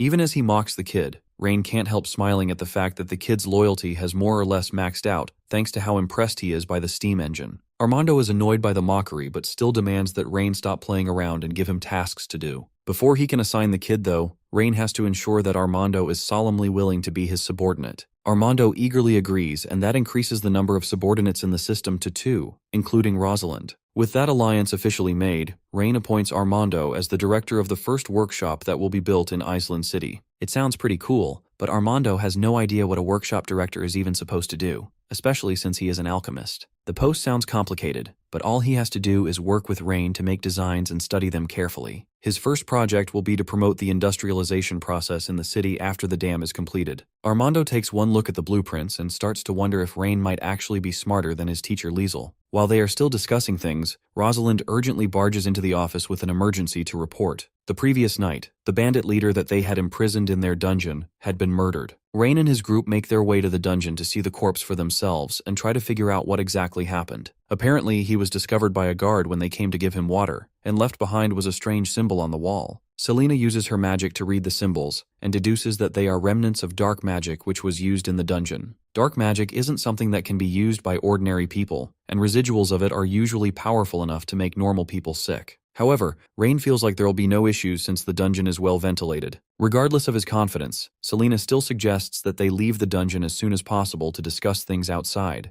Dark mages usually hide in dark corners, and although they act low-key, they are extremely deadly. Their magic can be used to cause things as grave as large-scale disasters and plagues. Although, knowing how powerful these mages are, it's strange that someone like that would be sent to silence a bandit. On top of that, there's the danger that they might have set their sights on the young master. Rain heeds their warnings and heads out of the dungeon towards the orphanage to meet the girls that they had rescued. The young master introduces himself and gives them 2 choices. Either they reveal where they came from so they can be escorted home by carriage, or they can choose to stay in the city where they will be educated and given food and accommodation, as well as appropriate jobs. Despite his warm approach and his promise of giving them new lives, the girls remained silent, seemingly scared of even opening their mouths. Since they were all abducted at very young ages, they had experienced too much deception and intimidation to immediately start opening up to a strange man they just met. Rain is still confident that he will be able to coax the children as he calls for Leah to go to the desert and get plenty of cookies. With the fresh pastries ready, Rain uses them to get the trust of the children, hoping to at least make them less scared. To really make sure that they trust him, he makes sure not to force them to do anything.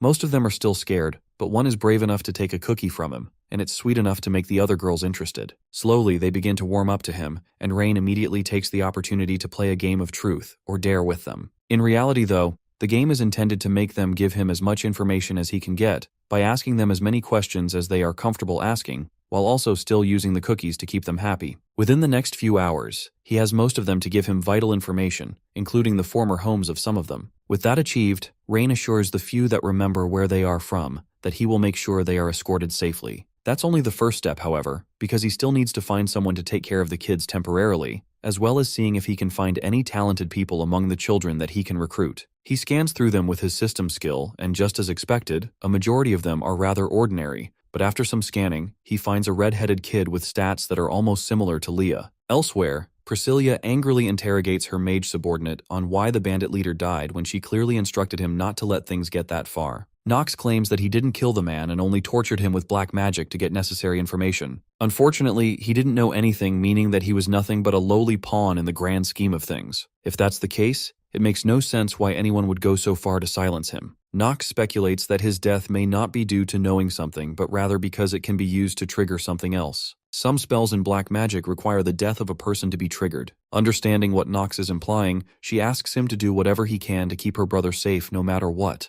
In Duke Esker's mansion, he's relaxing in his bedroom when one of his guards comes to inform him that a distinguished guest has arrived. It's Lord Eldrick of Eslin who's come saying that he wants to discuss something important. Usually Eldrick only comes to deliver gifts to him, so Esker begrudgingly decides to meet him in his study. Excited to receive another girl, Esker makes his way to see the Lord, but Eldrick is not there to give anything but bad news. He reports on how he was driven out of his city by Rain Edgar, and because of that, he won't be able to receive any beauties for the foreseeable future. Duke Esker is shocked and initially believes that Ardalian had abandoned them despite how long they have been taking care of him, but Eldrick reveals that young Master Rain had actually taken over the city of Iselin. Eldrick also reveals that he was the one who snuck into the dungeon and killed off the bandit leader who was responsible for delivering slaves to Esker to also ensure that Rain and in turn his father doesn't discover what they have been up to. And since Rain knows that Esker was involved in the slave trading, it's very likely that he might come and attack directly. This is very bad news for Esker because if Rain's father found out about his deeds, he'd definitely be dead. They have to quickly start brainstorming what to do to stop this from becoming something more serious. Thankfully for them, while retreating from Iceland City, he hears news that Rain's dam will soon be completed, and that will be a good opportunity for them to take action. Esker doesn't know what a dam is, but it's essentially something that Rain is creating to store water for their crops. If they time the attack properly, then they can flood the whole lower city of Iselin as soon as the dam is created, and during the disasters, they can take the opportunity to occupy the city of Iselin and solve the problem once and for all. Esker immediately blows up at the idea, because he doesn't want to have a hand in killing the Duke's son. They are already in trouble as it is, but if the Duke finds out they tried to harm his son, then there'd be hell on earth. They're in trouble regardless of the situation, so Eldrick suggests that they might as well take care of Rain before he can make things worse for them. After all, once they occupy the city of Iselin, then they won't need anyone's help to find any beautiful woman like they usually do. Despite his hesitance, he decides to allow Eldrick to do as he pleases. Back at Rain's estate, he takes in the red-headed girl with the exceptional stats that he found earlier. It's been 3 days since he had decided to take personal care of her, but she hasn't said a single word in that time. He tries to make some more small talk with her, but as soon as she hears his voice, she immediately freezes. Rain gets even more worried, wondering just what kind of treatments the child had been through for her to have these kinds of reactions. His thoughts are broken when he receives news not long after that the dam has been completed. As soon as he hears the good news, Rain immediately orders Leah to call the elves and the nobles of Iselin City to witness the groundbreaking moment. Things are going to get even more lively now, so he asks the red-headed girl if she wants to go as well. There will most likely be a lot of children there as well as good food and drink, so it will be a good place for her to play and socialize. However, once again, she remains silent, and it's as if the sound or Rain's voice makes her shield herself in fear. The young master decides not to push her, and instead assigns 2 maids to take care of her and even bring her to the dam if she ever changes her mind. With the girl taken care of, Rain heads over to the dam where the Elven Queen and his sister are already waiting for him. The dam is as massive and impressive as Rain claimed it would be, and even the Queen admits that her race is usually powerless when made to face mountain torrents. The young master assures her that despite the large body of water, they don't have to worry. He personally reviews every aspect of the dam, and the design has been completely optimized to make sure there are no flaws in it. Selena arrives not long after to announce that everything has been taken care of as ordered, and everything has been installed to make sure that the dam is as resilient as possible. With all his preparations ready, Rain prepares to release water for the first time and show off how much this will enrich the lives of the people of Iselin City. Despite his reassurances, the Elf Queen and Priscilla continue to voice their worries about the dam. It's just much too large and holding back a massive amount of water. If anything happens, then it would lead to a massive disaster that would kill a lot of people and completely destroy the city. But he calms all their fears and assures them that they will fully understand once he opens the dam for the first time. Water will flow smoothly downstream and the farmland will be adequately irrigated as a result. The 3 of them, Rain, the Elf Queen, and Priscilla, come together to pull the lever that will release the water from the dam and irrigate the farmland. Before they can pull it and mark the historic event, a cliché evil laugh carries their attention to the sky. Eldrick floats in the sky with an evil smirk, greeting the young master like an old friend. The last they had seen him, he was supposed to have died in the previous war, but he reveals that he had joined the Orvis Empire and became a noble, and now he's here to destroy the beloved dam project as revenge for everything Rain had done to him. Rain can't help but laugh at him since for his revenge, he had come by himself with not much preparation. In truth, though, he came with a team of powerful magicians who he stationed upstream of the dam. Once they receive his order, then they will unleash powerful water element magic that he hopes will destroy the dam and flood the city. The Elf Queen is momentarily frightened while Priscilla burns with anger and threatens Eldrick that if he dares to do anything of the sort, then the entire Edgar family will come for his head. Eldrick, who already thinks he has won, laughs at her threats as he sends an explosive signal into the air that acts as the order for the wizards to release the water turret. The women urge for Rain to retreat to safety, but the young master is still confident in his engineering genius. He's sure that with the safety measures he set up, no matter the size of the water, the dam will not fall. So despite their fears, he tells them that they have nothing to be worried about. The young master hurries to pull the lever, opening the dam and letting the excess water flow through. Some of the walls begin to crack, but other than that, the total structure continues to hold just as Rain assured them that it would. Priscilla almost begins to panic, but Rain continues to stay unbothered, sure that his dam would hold as the water continues to flood in below them. Eldrick shoots up another flare, ordering the mages to increase the strength of the water flow, but even with that, Rain's dam continues to hold in place even as his initial defenses start to crack. As a last resort, Eldrick sends his magic into the water torrent, making it even stronger, and still the dam continues to hold, and a third wall fragment breaks. However, this was all according to Rain's plan, as mechanisms within the dam began to turn, redirecting the flow of water to the farmland and away from the city. Rain thanks Eldrick for his contribution to the dam, since now he won't have to waste his mage's power trying to irrigate the fields. This entire time, Rain had been using Eldrick's magic to do what he already planned to do and harness the power of the water. Eldrick shakes in rage as he realizes that not only has his grand plan failed, but he also indirectly helped Rain accomplish his goals. Instead of letting himself be humiliated any further, the former Duke turned to flee, but Rain has no intention of letting him leave to see another day. He calls for Selena to bring the idiot back to him, and the Grand Mage sends a thunderblast to his retreating form, shocking him out of the sky. With the pest taken care of, and the dam shown to be as legitimate as claimed, Rain turns to the other two and suggests that they should continue talking about the business investment plan that they had been discussing. Back in Rain's estate, the Elven Queen admits that the dam is more incredible than she thought it would be. Now with his promises fulfilled, Rain brings up his business plans hoping to bring economic prosperity to Island City. His plan is to build a community to serve the caravans so that they can spend all their earnings in his city, and in turn, raise the city to a new era. Rain takes the Elf Queen to the city to show her directly what he means by building the city. He takes her specifically to the only road that leads from Island to the border fortress. The place used to be a gambling house, and it had a unique location that he plans to use as a service area where caravans can pass by and will definitely stop and spend money. Because the gambling house was raided and they didn't bother to clean up,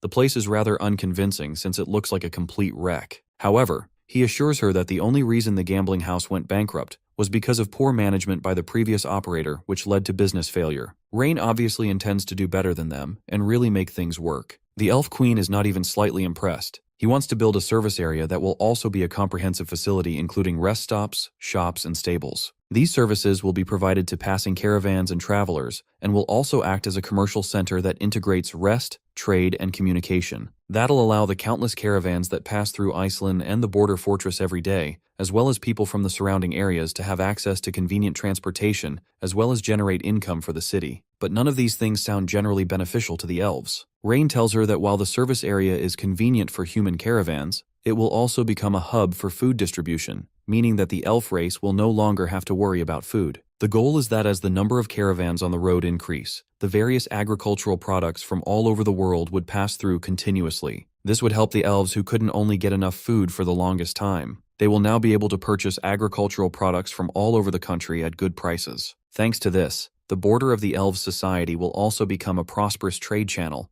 allowing them to have endless food reserves and no longer have to worry about food. The plan sounds decent enough, so Her Majesty decides to trust Rain and fully support his plans as long as he is telling the truth about how it would benefit the elves. For a start, she says that they will offer 150,000 gold coins. If everything works out, then she hopes that they will continue to cooperate. Although she speaks of it as if it is a light amount, Rain is shocked that she's willing to give so much for just a start. The elf tribe must truly be way more loaded than he initially realized. But she's not just giving him money without safeguards. She'll also send her people to supervise his use of the funds, as well as specify a detailed plan for what she wants to be constructed. Rain returns home to Leah, excited to tell her about the elves and their willingness to invest. Leah smiles, knowing that Rain would be more than wise enough to secure it as well as a prosperous future for the whole of Iceland City. However, just because the investment issue has been resolved doesn't mean that they are done with everything they need to do. They also need a way to manage the funds, so he calls over to find Selena in hopes that she might be able to help. Selena arrives after being summoned, and Rain asks her if she knows how to cook books. Cooking books essentially means that he wants someone to falsify the records of how he's spending the money in hopes of deceiving the elves as they supervise him, and to do that, he will need someone with very good math and economics knowledge. Unfortunately, Selena doesn't have knowledge of how to do that. While she knows spells and magic as well as basic matches, she doesn't know anything beyond that to help him. He also calls over Armando to ask him, but even he doesn't know how to do it. He hasn't even fully figured out the workshop director tasks that he was assigned. Rain is astonished that the two most intelligent people under him don't even know this basic thing. Although he could just go the honest route and invest all the money the elves gave him into construction as he was asked to, he wants to make sure to save some for a rainy day. As the young master is trying to figure out what to do, Leah suggests that they reach out to his sister Priscilla for help on the matter. Her territory is home to many business geniuses, which means she must have at least a few geniuses that should be able to fake accounts like he wants them to. However, Rain disagrees because they need someone trustworthy, and the less people that know what he's doing, the better. Instead, he decides to call all the merchants in the city to see if there are any smart profiteers. Elsewhere, at the gate of Iselin City, a young woman makes her way into the territory. She came here to meet directly with young Master Rain and get him to promise to release the Grand Duke of Castile in hopes that she can rescue her father. The young girl wanders through the streets and immediately notices that there seems to be a big event going on. She calls one of the people walking past her to find out what's going on, and he reveals that Rain is holding an accounting exam that everyone is allowed to join. Anyone who manages to pass the exam will be given the opportunity to work for Rain, and he will also fulfill one of their wishes. That's exactly what she wants to hear. That means that if she can pass the test, then there's a chance that Rain would unconditionally release the Grand Duke Castile. She's not entirely sure if things really will be that easy, but she follows them hoping to check out the situation first. The exam is a basic accounting exam that's been tailor-made for the service area that's about to start construction. Rain hopes that these kinds of exams would be administered more often in hopes of finding geniuses who can help him monopolize the entire empire's trade routes. As he daydreams of the future, one of the guards rushes towards him with a finished exam. This one is from the owner of the brothel, and he managed to finish fairly quickly. However, despite his hopes that he had discovered a genius, the paper is completely blank with not a single answer filled. The man admits that he didn't understand any of the questions and came to ask if Rain could write things more clearly in his questions. Another guard brings other exam papers, and all of them are either blank or filled with absolute nonsense. Rain rips up the papers in anger and grabs his head as a headache begins to form. Maybe there really is no one who is capable of cooking books in the whole city. The young lady watches from afar as Rain groans in frustration and wonders just what kind of questions would leave an entire city helpless. She requests to take the exam, but before she can be let in, a guard demands to know who she is. She claims that she's just a tourist passing by and wants to try things out. Since the rules state that only elves are not allowed to take the exam, that means that she is free to take the exam. But he also warns her that no one has managed to answer more than 2 questions correctly. She sits down and takes one look at the questions and immediately realizes that Rain is trying to hire someone that is able to cook books. It would seem that Rain is no different from all the other greedy and corrupt officials in the country, but thankfully, she has the knowledge to answer the questions perfectly. If she can do that with no issues, then she should be able to use it as a bargaining chip for negotiations. Rain continues to fume over the rubbish answers that his citizens are supplying him until the woman comes over and hands him her test papers to grade. He begrudgingly takes it from her and is surprised to see that not only did she pass, but she did better than he ever imagined anyone would be able to. He has finally found a genius that would be able to cook the books for him, and according to the answer sheet, her name is Wilvina. That's a name that's unusual to him, so he asks her where she's from, and she reveals that she's a noblewoman from the Orvis Empire. Hearing that name immediately gets the guards on high alert, and they prepare to seize the enemy nobles, but Rain tells them to calm down before they rush her. He turns to the woman and asks her what her purpose is, and she tells him that she only came here to negotiate. Rain takes her to his office to have a bit more privacy and can't help praising her for her amazing answers on the questionnaire. And for her to give such perfect answers in such a short time, he wonders if she was a financial advisor for the Orvis Empire. While she's flattered by his praise, she tells him that she only has a bit of knowledge about financial matters. Everything about her is more than perfect for the accountant role that he needs. He takes a look at her stats, and that only further convinces him that he has to find a way to keep this rare talent. With that in mind, he cuts straight to the chase and asks her what she wants. After all, she claims that she has business to discuss with him. She immediately says that she came with the hopes that he would release Grand Duke Castile back to the Orvis Empire, and in exchange, they are willing to pay a generous monetary compensation. Rain almost laughs at the fact that they want to exchange him for money, but he isn't in dire need of money at the moment. What he wants instead is for Wilvina to become his retainer. Despite her scream of shock, he explains that while money would be nice, with her talents, she would be far more valuable than Castiel. Wilvina is not amused and almost seems insulted by the request. She came here to negotiate, but instead, she yells at him for the audacity to ask a noble from another empire to bow down to an enemy nation's lord. Rain, however, assures her that he is not joking and hopes to bring in a rare talent like her to his side. Before she considers the idea, she asks if their negotiations would be cancelled if she were to refuse, but that's not the case. Since she has already solved a big problem for him, then even if he can't have her by his side, he still hopes that they can discuss more. His goal is to make Island City a prosperous city, and he can do that with people like him supporting him. Wilvina sighs in defeat and declines his offer sadly. Rain asks to at least know the reason for that, despite how many benefits he's trying to hand her. The reason is because her father is still imprisoned in the Orvis Empire jail, and the reason she wants to bring Duke Castiel back is so that he can be released. Rain immediately understands and accepts the fact that he can't rush into getting her to his side when the situation is this dire. She changes the topic, instead reminding him that the promise for anyone who passed the exam was that they would get one wish from him. Rain smiles, already knowing what he needs to do, and decides to honor his promise. He orders one of his subordinates to go and bring Castiel out of the dungeon so that Wilvina can escort him home. With that, the young woman bows to him, thankful that he kept his promise. But Rain tells her that they will meet again later. She's confused for a moment but doesn't press the matter, instead peacefully leaving to escort the Duke back to the Orvis Empire. In the caravan, the Duke immediately begins to yell loudly about how frustrated he is with what Rain has put him through. As soon as they get back to the Orvis Empire, he plans to immediately gather a great army and run Iceland City to the ground.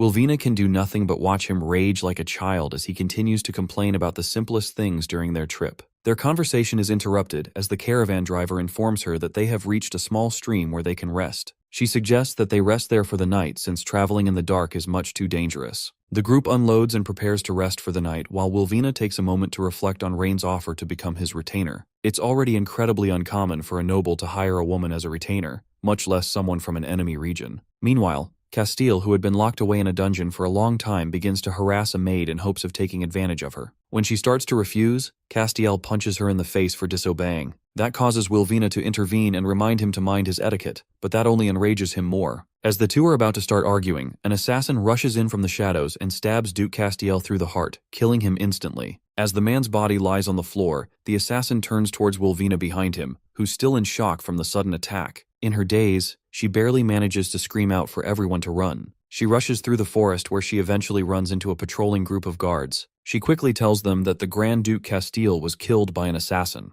They promise to protect her, but not too long after, the assassin appears and declares that they are all surrounded. Then he blows a whistle, and not long after, a small battalion of Orvis Empire soldiers surround them. This whole thing has been a setup from the very beginning. The Orvis Empire has wanted an excuse to start a war from the very beginning, and having both a foreign negotiator and a prisoner of war murdered in cold blood would be the perfect catalyst they have been waiting for. In other words, sending Wilvina is their way of making her out to be a sacrifice. Once she's disposed of, they will use that as an excuse to invade the city. Wilvina initially can't believe that her own homeland would betray her like this, but with the death of Castiel and the assassin standing right in front of her, it's hard to doubt it. While she's still coming to grips with what has happened, the assassin orders an attack, and Wilvina accepts her fate. As her death draws near, she remembers her kind father's words, warning her to never get involved in political matters because she's too kind. She didn't understand it then, but now, as the battle rages on to defend her life, she definitely understands it. However, today she won't die, because out of the deeper forest, Rain rides in on horseback with a group of soldiers behind him. Despite the fact that he is obviously here to save her,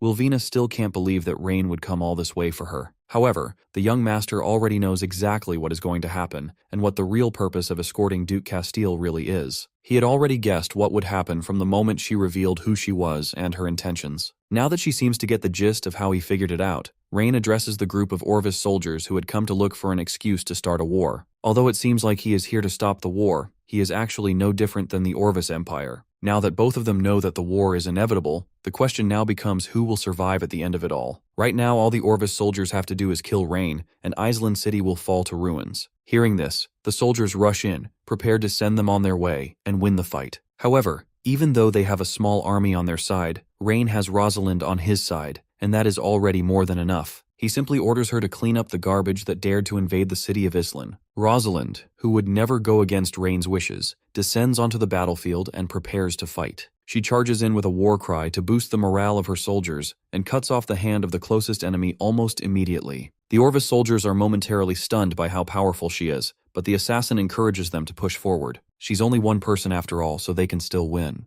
The only problem with that approach is that the one person is Rosalind, who has almost superhuman abilities. She continues to cut through the Orvis soldiers like butter, eventually setting her sights on the assassin, who barely manages to block her attack. The assassin tries to pretend like he's not scared, but Rosalind pushes forward with her spear, stabbing him in the shoulder. The soldiers who were being motivated by the assassin are now fully engulfed with fear, no longer believing they can fight a monster like Rosalind. Her strength is too much for them to handle. Rain is also pleasantly surprised by how powerful Rosalind is in combat. If he can equip her with some modern equipment, then she would be able to take down an entire army by herself. She makes one more order for the Orvis Empire soldiers to surrender, and this time, with the fear of death right in front of them, they immediately surrender without any resistance. The assassin screams at them to fight for him, but it's already too late. Watching one person mow down most of their front line with ease has completely destroyed their will to fight, and with that, the troops have been captured. They capture the assassin as well, who's not scared of death as his allies. But Rain doesn't want to kill him. Instead, he wants to use the assassin to pass on a message to the Orvis Empire. Since they are looking for an excuse to satisfy him, he's going to give them one by telling them that he was the one who killed Wilvina,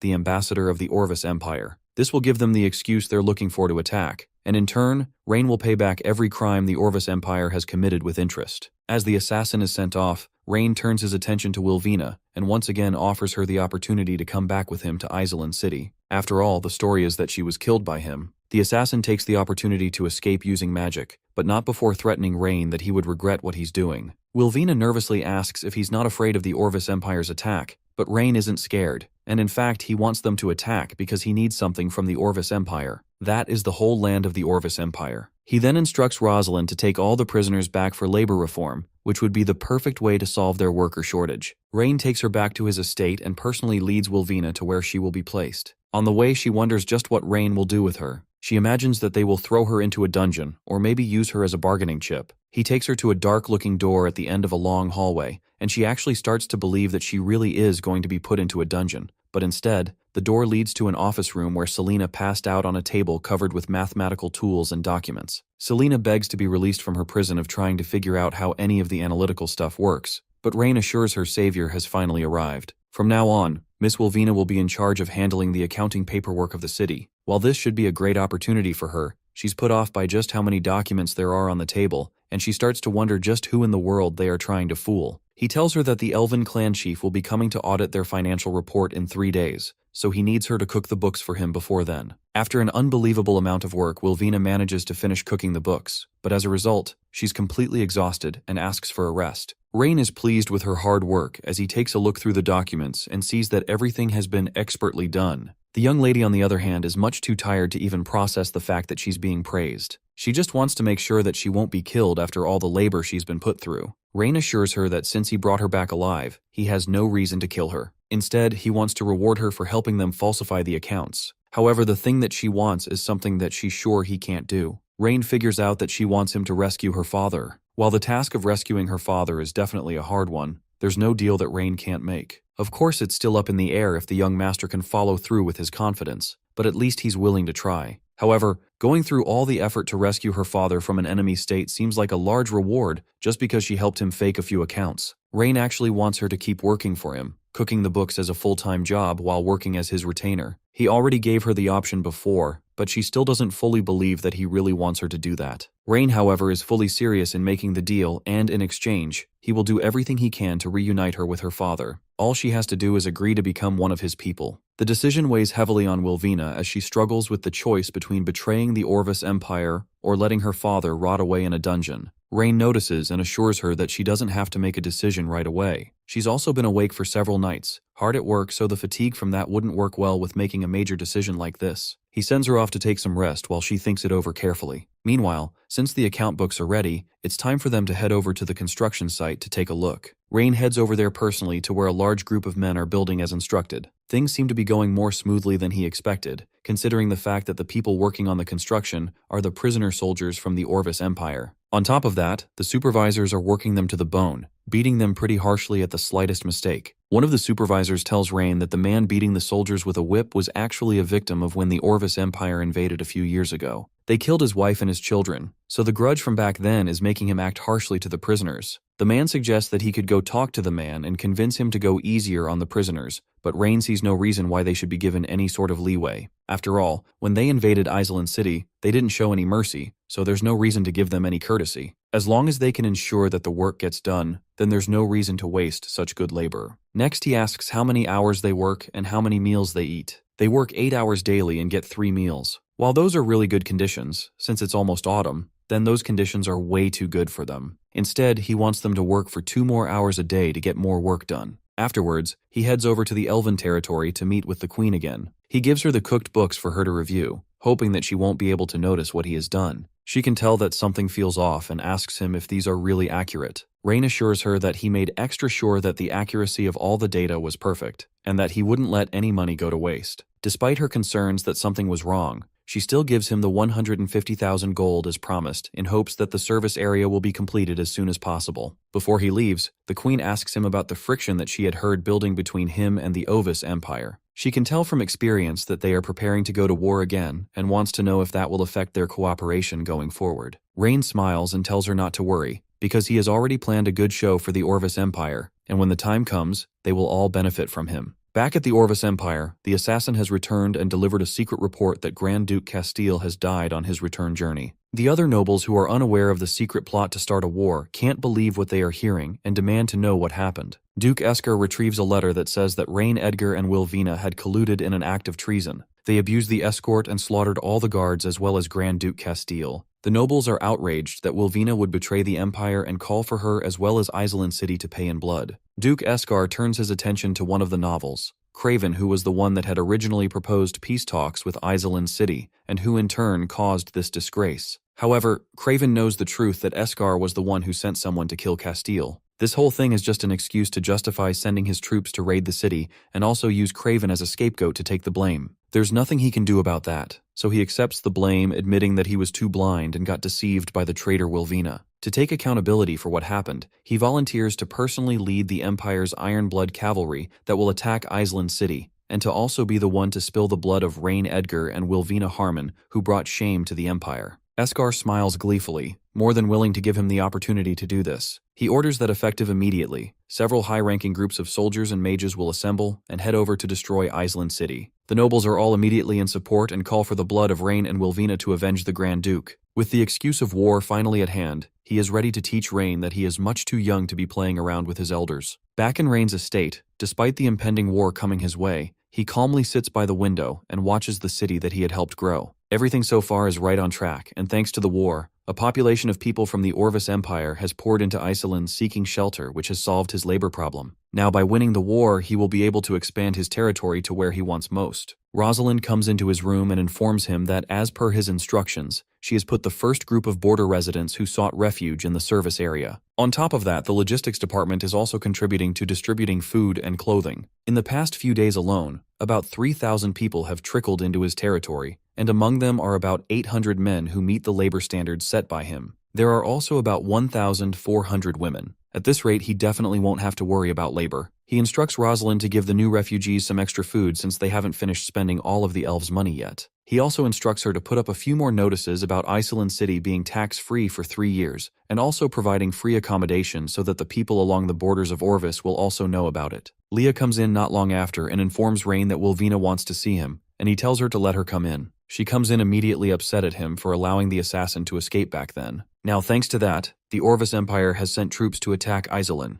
Wilvina hopes that she would at least be able to stop the war if she returns to the Empire, but Rain shuts that idea down. He has already made thorough preparations for the war, so he tells her not to worry. Wilvina, on the other hand, warns him that the war will bring the death of countless innocent people who will most likely lose their homes and loved ones as a result. Despite her anger, Rain plays it down, surprised that she'd get so angry on behalf of the common people. However, just because it looks like he's just starting a war for his own selfish desires, he isn't just putting hundreds of people's lives at stake. He's actually starting this war to punish those who think they can start wars without consequences. His true goal is to make sure that everyone fears him, hates him, and is in awe of him so that no one else would ever dare start a war in his presence. He wants to make sure to show people what would happen if anyone in the Empire were to cross his path, and for him to do that, he will have to take them on with full force. With those words of encouragement, he tells her to go and take a good rest and assures her that she will see her father soon. Later that day, Rain and Rosalind go outside to take a look at the proximity of the city. The young master has instructed for pits to be dug inside the moat that surrounds the city, but Rosalind is confused why they aren't digging them outside. Digging them inside means that they won't be able to stop the cavalry's charge. However, Rain has no intention of blocking them and instead wants them to come in. He reminds her of the time that they destroyed Castile's army of 1,000 men with what they called a forbidden spell. This time the forbidden spell he will be using are the oil barrels they found while rescuing the girls from the slave traders. With those oil barrels, anyone can inflict a forbidden spell worth of damage as long as they are able to light a fire. He also instructs Rosalind that when the Imperial army comes, she is not allowed to win. Although this would be a once-in-a-lifetime opportunity to inflict heavy damage on the Imperial army at the border, Rain's target isn't to just win, it's also to make sure they understand the consequences of being arrogant and going against him. He wants to psychologically damage them by making them think they have won and they've pushed Rain to the end of his rope, and then at the last second, once they have been lured deeper, then they will strike. In a few days, the vanguard of the Imperial army will surely arrive first, and Rosalind will lead her own army to confront them head-on. Once the fight starts, she will pretend to be on the back foot and allow herself to be pushed back, and then once they chase to where the buried oil drums are, they'll unleash the explosion from the barrels. Now that she has explained things thoroughly to her, he leaves the rest to her and heads off to check on how Armando is doing. Armando is not doing too well because the dwarves who he has been trying to communicate with are proving to be way too stubborn. Rain crafted detailed blueprints for them to follow, but the designs are too outlandish for the dwarves to support. Armando tries to convince them that with Rain's calculations, they will be able to produce stronger firepower, but the tube that was drawn and the dimensions of the invention are far too nonsensical for them to understand. While the two are locked in a heavy argument, Rain walks in and asks why the two of them are so heated, especially when Armando should have no reason to get into an argument with one of his employees. Armando explains the situation that he just wants Bram to follow the blueprint and build it as it was specified in the blueprint, but he insisted that the barrel is too thin to support the gun-powered, and it'd only end up exploding. Bram cuts in and clarifies that although the young master had helped the dwarves build a furnace that can smelt iron, that doesn't mean that they will naively believe that every single design he makes is perfect. Sometimes they have to value practicality over trust, and the weapon Rain wants crafted is impractical as far as they are concerned. Rain agrees that the pipe can explode under high pressure, but as long as it is created according to the rules he had laid out in his blueprints, then there'll be no problem. The gun's design is a result of precise calculations that he has already made and tested, and as long as it's controlled properly, then it won't explode, and instead, it'll exert astonishing power. Bram still has his doubts about the gun's design, and if it can even possibly exert as much power as Rain suggests, but the young master says that it can penetrate a heavily armored cavalryman from 50 meters away. This claim makes the dwarves laugh as it sounds way too absurd. They already don't believe that the gun can work, but to hear him claim that it can even pierce through a knight's armor is hilarious to them. Instead of arguing with them, Rain challenges them to make one of the guns according to his design to test it and see if it performs as he says it will. Bram still thinks that Rain is trying to break the laws of common sense itself, but he wouldn't mind giving it a try. The elves get to work, and by the end of the day, they have successfully crafted the gun exactly as Rain expected it to be. Now it's time to put it to the test and see if it's really as powerful as Rain says it is. They take the gun outside and set up a knight's chest plate as a test subject. Rain aims and fires, perfectly blowing a hole straight through the center of the chest plate. Everyone stares in shock at the power of the gun. They were laughing before, but with the evidence right in front of them, it's hard to deny that Rain's invention really works. The gun managed to pierce through the finest chest plate they had available, and it seemed like Rain pulled this idea out of thin air. The emergence of a weapon like this would be enough to change the war landscape of the entire continent, and may even end the era of traditional knightly rule. With no question left in his mind, Broom gets on one knee and pledges his loyalty to the young master. The other elves behind him try to argue with their boss, but he quickly shuts them up, telling them to look at the creation right in front of them. With nothing else left to say, they all kneel with him, pledging their allegiance to him in hopes that he won't make things difficult for them later. Rain tells them to get up and relax. He never needed them to pledge any sort of allegiance to him. What he really wants from them aren't just promises, but a way for them to benefit each other. Brum immediately understands what he's trying to say and assures the young master that the blueprints would never be leaked and they won't betray him. With that little assurance, Rain asks that they talk about these things later. For now, he needs him to lead the Dwarven craftsmen to help produce as many guns as possible to prepare for the upcoming war. Outside the city of Eling, a small army gathers and looks down at Rain's territory. Standing in front of the army is Craven, who takes a moment to inspect the area. One of the soldiers comes up to ask why they are stopping before reaching the city. They have more than enough numbers to charge in and take the small town in one swoop. The other soldiers agree, underestimating Eling as a remote and desolate state that doesn't even have a decent nightly order. Craven is the only person that seems to remember that the so-called small and desolate town was the same place that wiped out Grand Duke Castile's entire army with a forbidden spell. All human empires on the continent have long reached a consensus that they will not use forbidden spells in war, which means that if he used a forbidden spell, it has to be investigated, and they need to take caution. The other knights laugh at the thought that a poor place like Iselin City can have a forbidden-level magician. Instead, they believe that Castile must have lied to cover up his defeat at the hands of Rain and his small army. Despite their taunts and laughter, Craven still believes that they should take caution. He orders that the following morning, the soldiers will set up camp and rest, while he heads into the town with people from the Magician's Guild to visit Rain and investigate the claims of the forbidden spell. The soldiers start to suspect that he wants to try and make peace talks with Rain, but he assures them that he simply wants to make sure that Rain really doesn't have a forbidden-level magician on his side. On top of that, they only came to quell a potential rebellion and not to invade, so they shouldn't hope to invade Rain's territory unless they have a legitimate reason to do so. The next day, Craven arrives at Rain's estate and asks to speak to him, and along with him are some people from the Magician's Guild. Rain is impressed that someone from the Orvis Empire is smart enough to not just charge blindly into enemy territory and allows him to be let in. Craven comes and stands before Rain, showing an adequate amount of respect, and Rain receives him in kind, and the two get straight to the point. They discuss the fact that Castile reported that Rain might have used forbidden-level magic in the war, which by decree among humans is not allowed, so they have brought someone from the Magician's Guild to investigate. The magician introduces himself and tries to threaten Rain into agreeing, but Rosalind immediately shuts that down, as she doesn't want anyone to be disrespectful to the city lord. Despite her anger, the magician seems unfazed, claiming that the rules of nobility are not applicable to members of the Magician's Guild. The only way that a member of the Magician's Guild would ever bow down to a mere city lord would be if they prove that they are smarter than the magicians. Rosalind, completely trusting in her master's skill, asks what way he wants to use to prove that Rain is smarter than him. The test he plans to use is very simple. He brings out a toy, and that is usually used to test high-ranking magicians. If Rain is able to solve the puzzle at all, then the magician agrees to bow to Rain immediately, and also admit that his wisdom is superior. Rain recognizes the so-called magician's puzzle as a simple children's educational toy that was used for 4-year-olds in his old world. If this was the level of intelligence that wizards possess,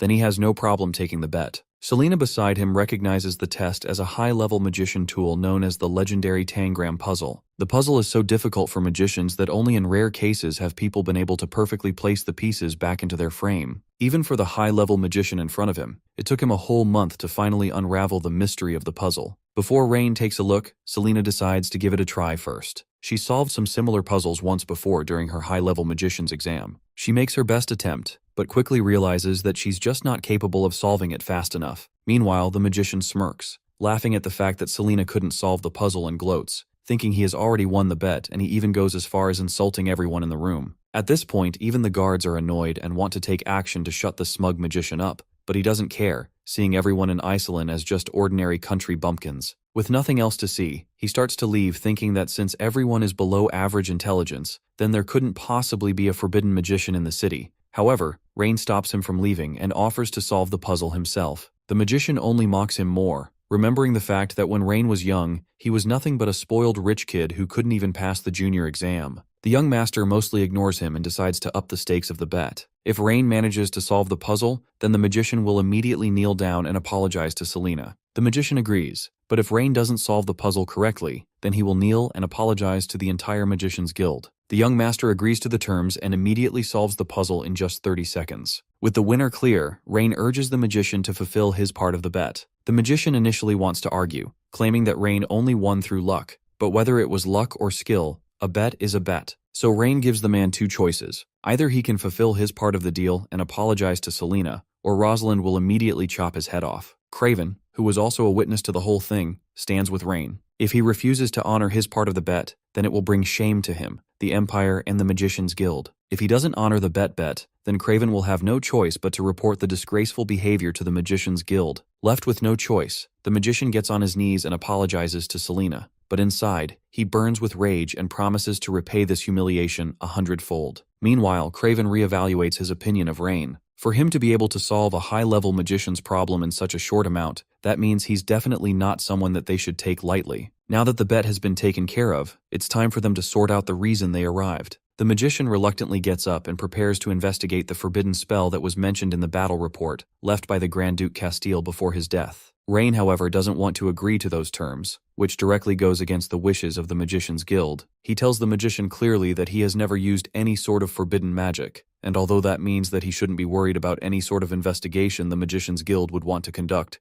Rain still says that the investigation would be unnecessary. On top of that, He even claims that the Magician's Guild has no right to investigate the Magician's Guild. Craven comes in as well to assure Rain that all the Magician's Guild wants to do is to uncover the truth and avoid misjudgment. After all, forbidden magicians were to participate in wars, then it would cause great casualties. Rain laughs at that since the Orvis Empire invades their borders every year, and the number of casualties taken during those raids is easily more than the number killed by a forbidden spell. While Craven understands that the young master would have a deep hatred of the Orvis Empire, but he didn't come to fight, and instead he came with the genuine desire to avoid the war. Rain has no issue with avoiding the war, but for that to happen, the Orvis Empire has to agree to release Wilvina's father so they can be reunited. Then he wants them to cede 3 cities on the southwestern border of the empire. If they do these things, then peace would be achieved immediately. Of course, those conditions are completely impossible, meaning that negotiations are already over. With nothing else to talk about, Craven returns to his military camp stationed outside the city's borders. Now that he knows that war is inevitable, it's time for him to prepare for the fight.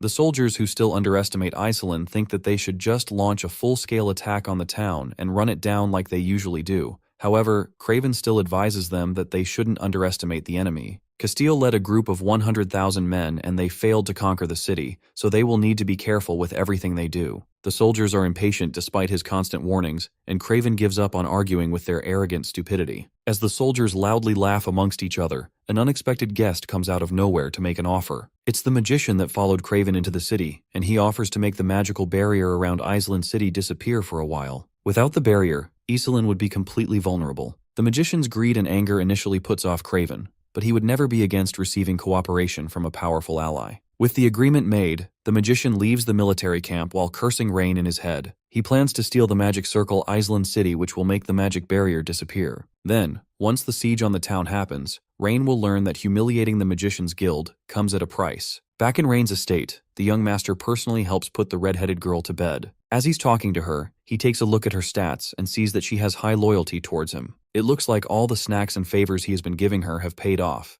and yet, she hasn't said a single word to him since. He decides to tell her a bedtime story, but he's interrupted by a bright light outside the window. Almost immediately, Leah and Selena come rushing to find Rain and inform him that the magic circle in the city has been tampered with, leaving the magic barrier unstable. It happened not too long ago, and a few soldiers that were sent to guard the circle reported that they were attacked by a powerful mage. The magician was dressed in a black robe which obscured his identity, but it's speculated that it might be the same dark magician that killed the bandit not too long ago. Rain doubts that theory and thinks that this has nothing to do with any black magician. He instead suspects that it's the magician from earlier in the day that is responsible for this. While they do need to investigate this immediately, Leah is more concerned with Rain's safety. Selena suggests that he find somewhere safe to stay while they go and check on the magic circle and see if they can repair it. Rain of course doesn't want to hide while women fight his battle for him, so he demands to come regardless of their concerns. In the city, there's fire and chaos and soldiers rush to find water to put out the flames. As Rain arrives, one of the soldiers comes to apologize for failing to guard the magic crystal, and Rain demands an explanation for what exactly happened. The soldier recounts that the magic circle was working as normal while they were on their routine patrol, when all of a sudden, everyone fainted simultaneously. By the time they had woken up, things had gone to hell. Selena confirms that the traces of magic aren't dark magic like they were before, which confirms that this wasn't the work of the dark magician like they suspected. That confirms Rain's suspicion that it was the magician from earlier in the day who caused this, most likely as retaliation for how they humiliated him earlier in the day. Rain orders the soldiers to count the casualties and tend to the injured, while he personally goes to the magic circle to confront the idiot. As predicted, at the magic circle, Orin the Archmage from earlier in the day stands right in the center of the chaos and declares that this is the consequence of Rain's disrespect. Selena warns him that intervening in a war between empires will bring grave consequences for him,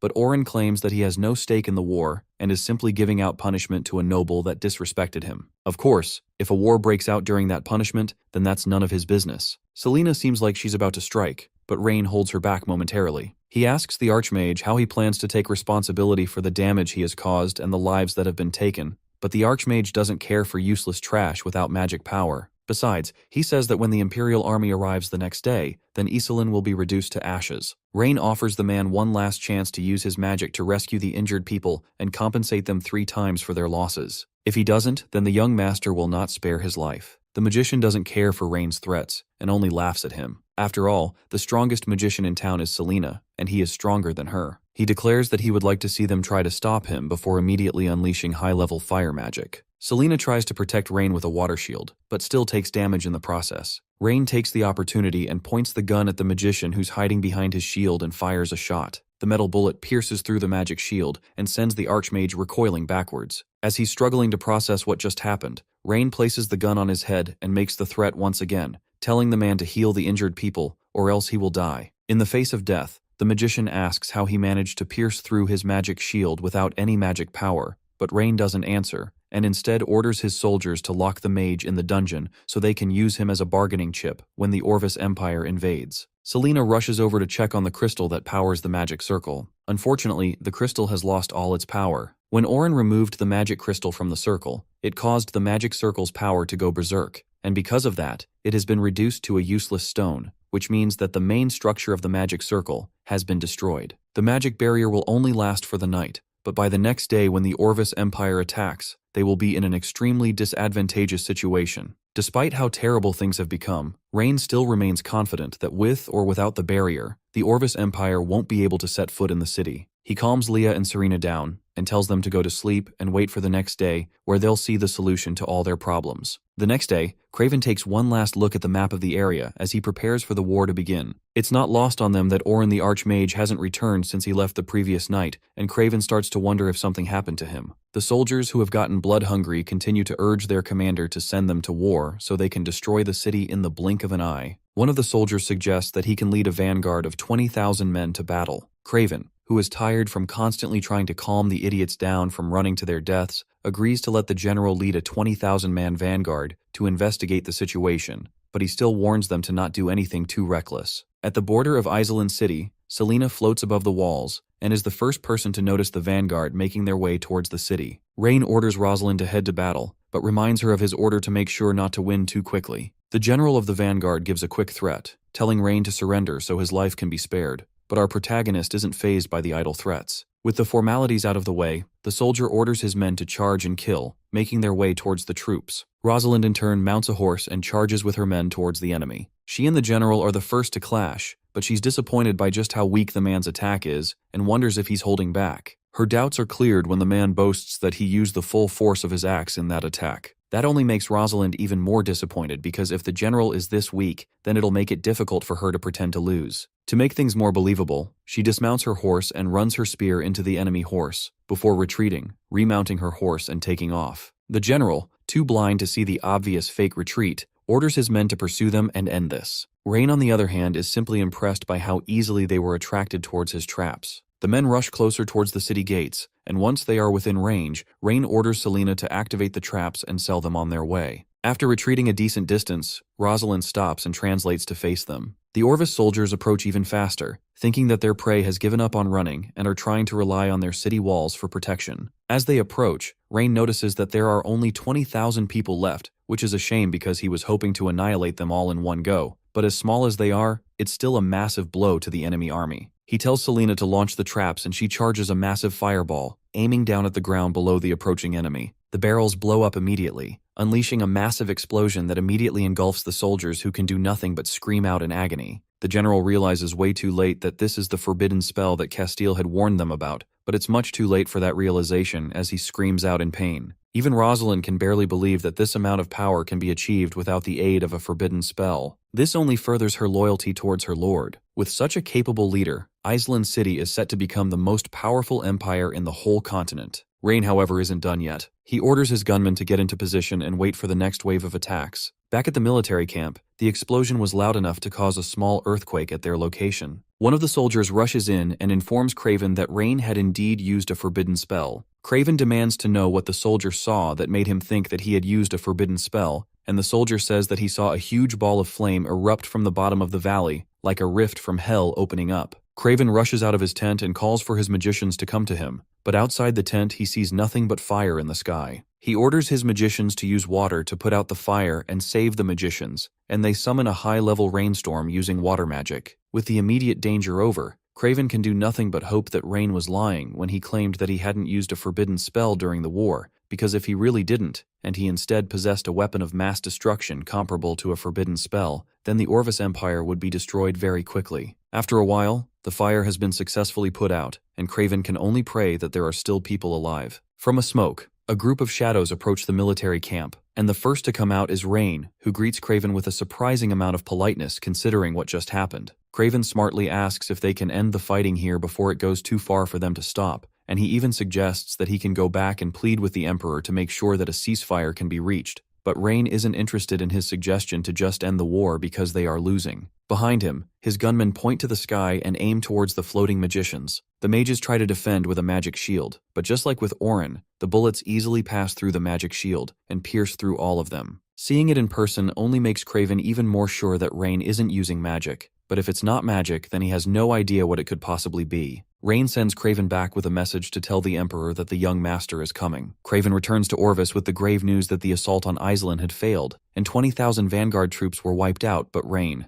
The Emperor calmly demands to know just how they could have failed. Craven tells him that Rain had somehow managed to master a sort of power that had never been seen before on the battlefield. He warned of the strange power that turned the entire valley into a burning hell of flames, as well as an iron tube weapon that can pierce magic shields and kill mages flying in the air with a single shot. Then he warns the Emperor that if they keep fighting the Iselin city, they will most likely face total defeat. Instead, he urges them to halt their offensive and try to negotiate peace with Rain. The Emperor, who cannot believe that Craven would suggest for the mighty armies of Orvis to surrender and try to negotiate with a small city. Craven, who is even more desperate to make sure that his country isn't destroyed, kneels on the ground and places his face to the floor, begging with his life for the Emperor to understand that the power Rain possesses is something that they simply cannot fight against. If they don't stop and take things slower, then the entire empire will be buried by Rain's hands. The Emperor has seen enough of Craven's cowardice and tells the guards to take him away. Even as they drag him to the dungeon, he still begs for the Emperor to understand and try to be cautious. Down in the Imperial capital prison, Craven is unceremoniously tossed into the dungeon, and even then he still begs to be let out so he can go and negotiate with the Emperor so he can stop the war. Behind him, someone calls out to him and asks how someone as high-ranking as Craven would get thrown into the dungeons as well. Craven turns around and sees Duke Richard, Wilvena's father. He's been locked in the dungeon for years, so much so that Craven doesn't even remember how it happened. Richard asks again how Craven got himself thrown down into the dungeons, and Marshall reluctantly explains everything that happened. By the end of the explanation, the Duke is just as skeptical as the Emperor that one young man with a few hundred people has the power to wipe out a 20,000-man vanguard and an aerial mage squad. However, as nonsensical as it sounds, that is the truth of what happened, and even with this news, the Emperor still insists on attacking Iselin. The reason for that is actually something that Duke Richard is familiar with. It's because many years ago, before he was imprisoned, Richard once accompanied the Emperor on an inspection tour of the western border. While they were there, they stumbled on an abandoned altar near Iselin, where a monster had been sealed by an ancient magic array. The creature spoke to the Emperor and promised that if he could break the seal, then he would be granted supreme power, enough to make him the sole king of the entire continent. The Majesty, who's never been satisfied with ruling just a single continent, happily accepted the opportunity to have an entire continent kneel before him. He doesn't care about the consequences that would follow from releasing such a fearsome monster that could potentially lead to the destruction of the whole empire. That's why Richard used his family's unique seal barrier art to conceal the magic array's presence. That's also the reason he sent troops to slaughter Iselin year after year in hopes of finding a way to trigger the array. On top of that, he can't kill Richard because only he knows how to undo the seal barrier art.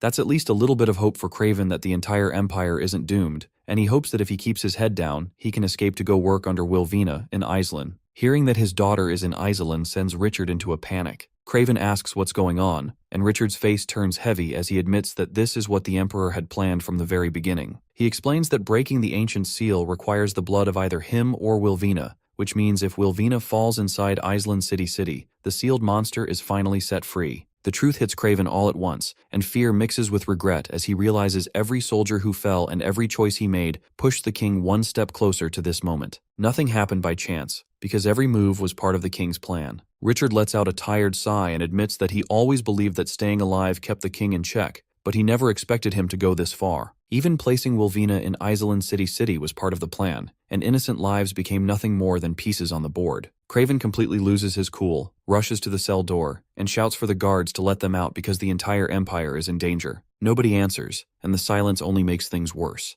Then a loud crack echoes through the room as Richard easily breaks the chains around his wrists, while a strange, fiery aura surrounds him. He calmly walks toward the door and says there is no reason to stay locked up after the king decided to sacrifice his own daughter. Richard tells Craven to get ready, because the Mad Emperor is finally coming down. Craven just stands there in disbelief, because Richard has this kind of power the whole time. Richard explains that escaping early never mattered, because exposing the king's final move was far more important. He raises a hand, unleashes his magic, and the prison door explodes into pieces. The massive crash brings fully armed knights rushing into the hallway, and they immediately order both men to surrender. Richard barely reacts, and he simply says that he will clear the way while Craven finds an exit. A strange magic circle forms in his hand before he slams it into the ground. The floor splits apart, flames burst from below, and the entire corridor is swallowed by fire. Panic spreads everywhere as the surviving knights run for their lives, giving Craven the opening he needs. The two of them rush through the burning prison and finally make it outside. Two tired knights are guarding the area, but they react far too late. Craven drops the first one with a single hit, then takes down the second before any alarm can spread. Richard gives him a nod of approval, clearly impressed by how quickly he acts, but Craven does not care about the praise. He tells Richard to grab the horses and leave before the entire city surrounds them. They ride away at full speed while alarm bells ring across the capital. Soon enough, news of the escape reaches the Emperor.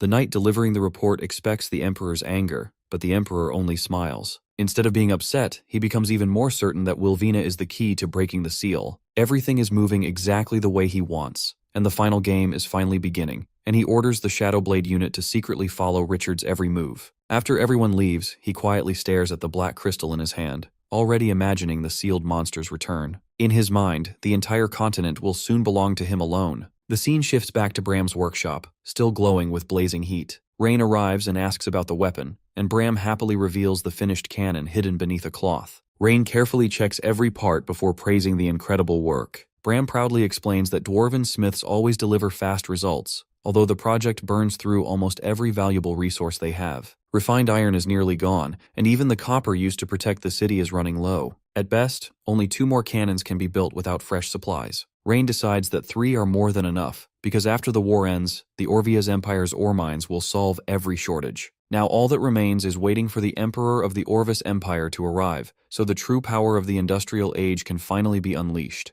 3 days pass, and the Emperor personally leads the Empire's army to Iceland City's border. His arrival sends the soldiers into a frenzy as their cheers shake the battlefield before they launch a full assault. The defenders outside the walls suffer heavy losses, forcing Rain to order a retreat back into the city. The enemy's older knights laugh at the decision and claim Rain is too scared to fight. They confidently say that an army of 100,000 only needs to surround the city, wait for food to run out, and claim victory without effort. Rain quietly watches the siege take shape from the city wall, while every insult slowly fuels the anger in his eyes. Later that night, candlelight fills Rain's study as Rosalind and Selena stand before him with worried faces. Rosalind asks to lead an attack the next day because constant retreat is hurting the soldiers' confidence, and Selena quickly agrees, believing they still have a chance if they strike first. Rain calmly explains that war is never about winning every battle, because only the final one truly matters. Fighting now would only waste lives and precious supplies, especially when the city still lacks enough weapons and ammunition. Instead, he wants the enemy to grow comfortable, because overconfidence always comes with a price. Rain then reveals that 36 massive barrels of oil are already buried beneath the planned battlefield. Once they are ignited, the explosions will completely wipe out the Empire's front line. Rosalind's eyes light up as she realizes Rain has already prepared a massive trap, and she openly praises his plan. Rain does not celebrate, but instead quietly admits that the situation is far more dangerous than it looks. If every buried barrel explodes together, Iceland City's protective wall will collapse along with them. Selena immediately understands what that means, because losing the wall means losing the city's greatest defense. Rain nods and reminds them that everything depends on getting this one chance right. Before anyone can speak again, the door suddenly swings open as a soldier rushes inside with urgent news. 2 enemy spies have been captured, and they claim to carry information that cannot wait. Rain finds the report strange since there is little reason for spies during a full siege, but he orders them brought in anyway. The moment the prisoners enter, Rain immediately recognizes Craven. Standing beside him is Duke Richard, Wilvina's father, and a former high-ranking official of the Empire. Rain assumes they have come to surrender and asks whether the Emperor knows about this, but Craven quickly shuts that idea down. He says they are not there to surrender, but rather they are there to stop the Emperor. Richard steps forward and asks Rain to listen despite every reason to doubt him. He reveals that an ancient sealing magic array lies deep beneath this city, where a terrifying ancient monster has remained trapped for countless years. Long ago, he and the Emperor discovered the hidden ruins, and now the Emperor plans to break the seal with blood so the creature can be unleashed. Rosalind freezes in shock while Rain quietly connects every piece of the puzzle. When Rain asks what is needed to break the seal, Richard honestly explains that either his death or Wilvina's death inside the city's surrounding area is enough. The entire war is nothing more than the Emperor's plan to make that happen. Richard begs Rain to send soldiers so they can leave the sealed area before it is too late. insisting that even if he falls afterward, the monster will never awaken. Rain stays silent for a moment before refusing without hesitation. Richard cannot believe the answer and accuses Rain of risking the entire continent just to protect one city. Rain remains completely calm and asks if Richard truly expects him to abandon Island City, leave its people behind, and move his entire army for only 2 lives. Richard calls him selfish, but Rain only gives a faint smile. He says fate is never decided by a mad emperor, and he has no intention of abandoning the people of Island City. Instead, he wants the emperor to stand there and watch every single dream fall apart, one piece at a time. Far away inside the Imperial camp, the emperor quietly speaks into the empty air and says that the time has come. Black smoke gathers behind him before taking the shape of a cloaked shadow guard waiting for orders. The emperor commands him to sneak into Island City and take Wilvina's life during the chaos of the battle. The shadow guard accepts the mission and disappears into the darkness. Left alone, the emperor smiles as his ambition grows even stronger. In his mind, once the ancient seal breaks, every obstacle will fall before him, and the entire continent will become his alone. The next morning, the Empire's massive army lines up outside Island City, ready to begin the assault. Rain stands on the city wall and quietly studies the endless sea of soldiers. Even with everything prepared, the sheer size of the enemy force is enough to make anyone stay alert. Richard points toward the Empire's elite heavy cavalry and warns that they are the strongest unit in the entire army. He explains that their charge can smash through almost any defense. Rain only smiles and says they are nothing more than walking tin cans. Richard cannot believe the response and insists that Rain has never faced heavy cavalry before. Rain laughs and says they are no threat at all, because bringing them down is much easier than they think. Richard quietly shakes his head and starts believing Rain has become too confident after winning one battle. Deep down, he hopes one crushing defeat will finally convince Rain to send troops to take him and Wilvina away from the city. Before the conversation goes any further, Rosalind arrives and reports that the Empire's heavy cavalry is preparing to move, and she asks if they should go and meet them. Rain agrees and orders her to lead the light cavalry outside the city. He reminds her that the goal is not to fight head-on, but instead she only needs to keep the enemy chasing before pulling away every single time. Rosalind looks confused at first, but Rain explains that heavy armor drains stamina much faster. If they spend enough time chasing fast riders, they will wear themselves out without landing a single real attack. The plan instantly clicks, and Rosalind cannot hide her excitement. Rosalind soon leads the light cavalry out of Island City, and the Imperial Knights immediately burst into laughter after seeing such a small force. Believing victory is already guaranteed, the commander orders the heavy cavalry to charge. The ground shakes as thousands of horses race forward, but just before both sides meet, Rosalind suddenly turns her horse and slips away, leaving the heavy cavalry charging into empty space. The enemy commander explodes with anger and orders every rider to keep chasing until her entire unit is crushed. Exactly as Rain predicts, the chase drags on, and after 2 full laps, the heavily armored knights begin slowing down. Meanwhile, Rosalind's riders still move comfortably. The Imperial soldiers realize they are being played, but stopping now would only embarrass them even more, so they continue the chase anyway. From a high cliff, the Emperor calmly watches everything unfold. He admits that Rain is a talented commander and even praises his strategy, but he also believes Rain has overlooked one important detail. Turning toward one of his mages, he orders every available spellcaster to restore the heavy cavalry's stamina. A nearby knight warns that using so much magic now will leave them unable to defend against another massive spell from Rain. The Emperor simply smiles and says Rain will never risk it. He explains that the battle is happening close enough to Island City that any large-scale attack would destroy the city's own walls along with the enemies. Rain values the city too much to make that choice, and the Emperor is completely certain of it. Down on the battlefield, everything changes in an instant. A massive green magic circle appears above the heavy cavalry, and their exhaustion disappears like it never existed. Their horses pick up speed again, and the gap between both armies starts closing fast. One rider cries out in shock as the enemy suddenly charges with fresh energy. Even Rosalind is caught completely off guard, because she never expected the Empire to spend so much magic just to restore stamina. As thousands of cavalry thunder closer behind them, panic begins spreading through her troops. The riders warn that both they and their horses are reaching their limits, while the Empire's elite refuses to slow down. Rosalind is full of worry because everything falls apart way too fast,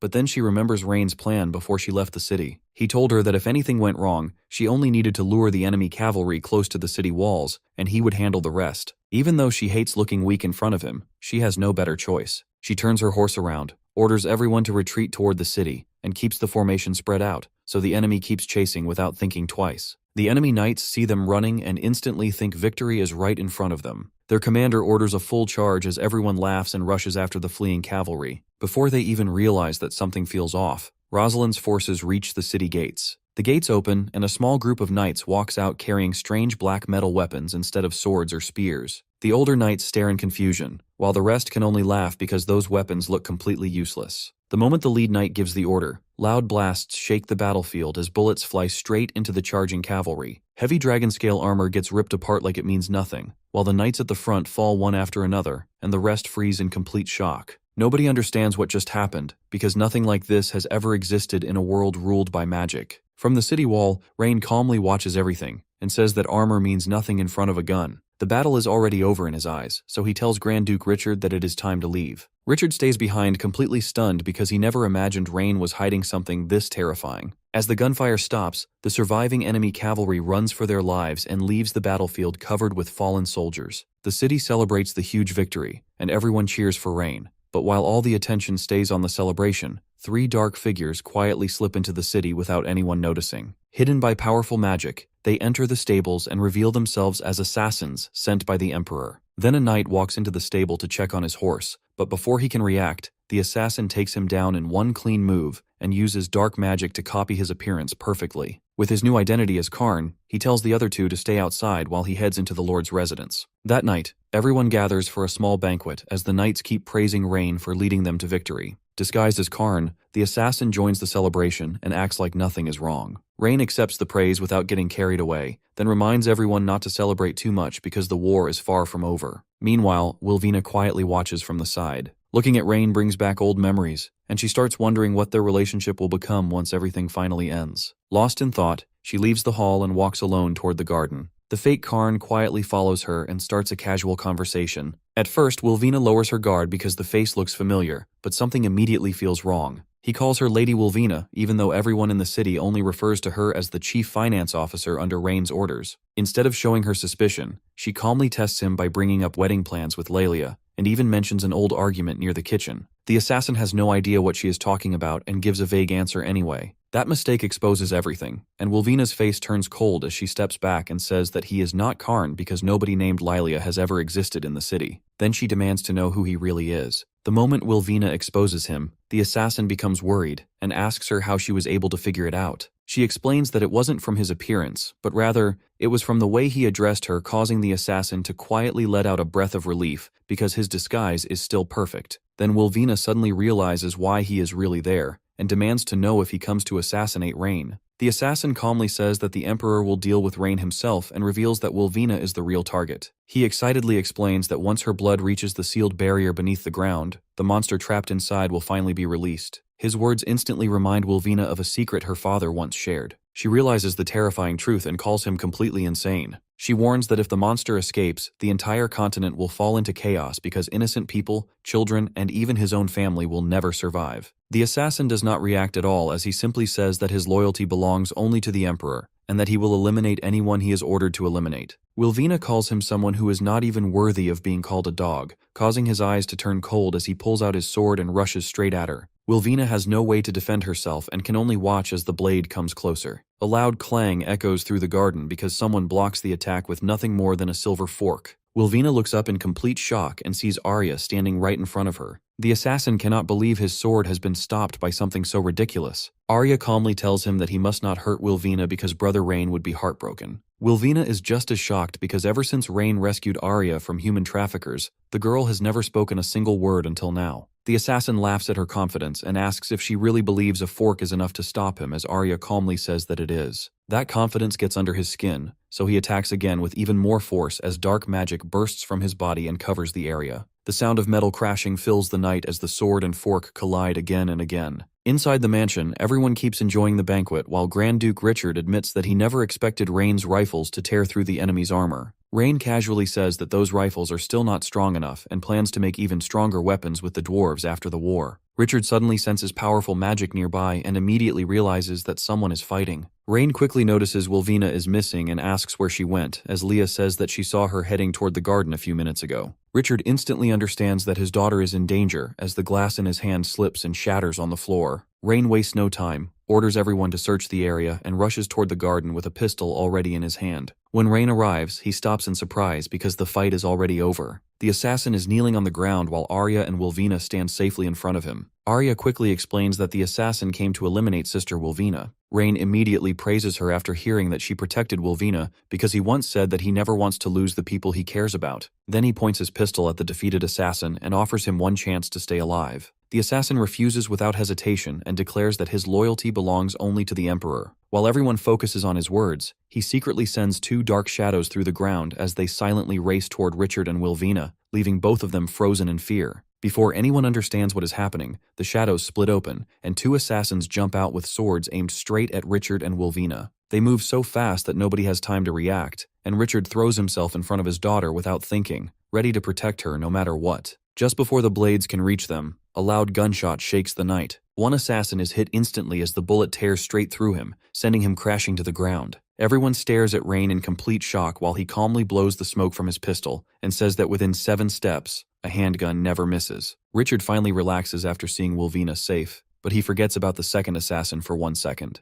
That tiny opening is all the assassin needs. He rushes forward and swings his sword. Richard barely dodges in time, but the blade still slices across his arm. Even with blood running down his sleeve, he does not back down because someone who has survived countless battles is not stopping over one wound. The assassin hesitates for a moment, giving Richard enough time to land a powerful punch that sends him flying across the ground. The assassin quickly realizes the fight is no longer in his favor and immediately turns to escape. Wilvina rushes to her father's side, worried about the injury, but Richard ignores the pain and tells Rain to chase the assassin before he gets away. Then he reveals something that instantly changes the mood. The assassin's sword is stained with his blood, and Wilvina's face turns pale because she already knows what that means. Richard confirms that if the assassin escapes with his blood, the ancient seal beneath the city will break, and the monster trapped inside will finally be set free. Richard and Wilvina both look at Rain with obvious worry, but Rain stays completely calm. He tells Richard to let Wilvina treat the wound first while his men deal with everything else. He orders the fallen assassin's body to be removed and the surviving one locked inside the dungeon.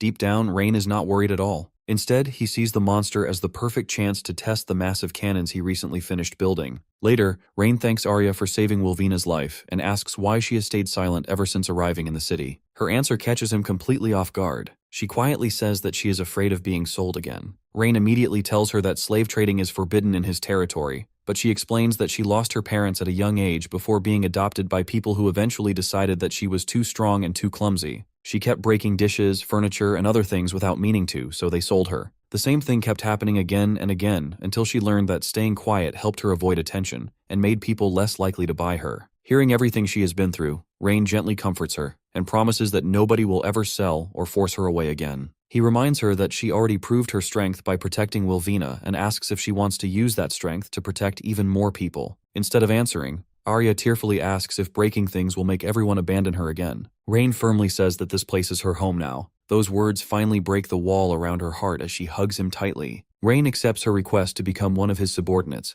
and says Rosalind will test her abilities tomorrow. Right after that, the system announces that Arya is officially his 4th talented recruit. Only one person remains, and Rain already decides that Wilvina will be the final piece. Night settles over the castle, beneath a thin crescent moon and a sky filled with cold stars, as the entire fortress falls into complete silence. Inside her grand room, Lady Wilvina sits alone at her desk, while the moonlight gives her bright red-orange hair a soft glow. She stays calm, although caution fills her eyes, and the quiet breaks as Rain walks in with his usual calm confidence. He wastes no time and says that he wants her to join his side, because he believes she can become one of the most important people in the future he is building. Wilvina pauses for a moment before politely declining the offer. She admits that she cannot see herself standing beside someone with dreams as big as his because she comes from a rival nation and believes she could never truly support him. She even laughs at herself a little and says that her only real talent is changing account books. Rain simply smiles, because he never sees that as a weakness. She quickly says that plenty of people can do the same thing, so there is no reason for him to choose her. Rain then asks if she even knows what his real goal is, although she quietly admits that she has no idea. The room grows quiet as Rain explains that someone with her talent should already understand how powerful controlling resources can be. He says that many people can change numbers, although almost nobody can do it as perfectly as she can.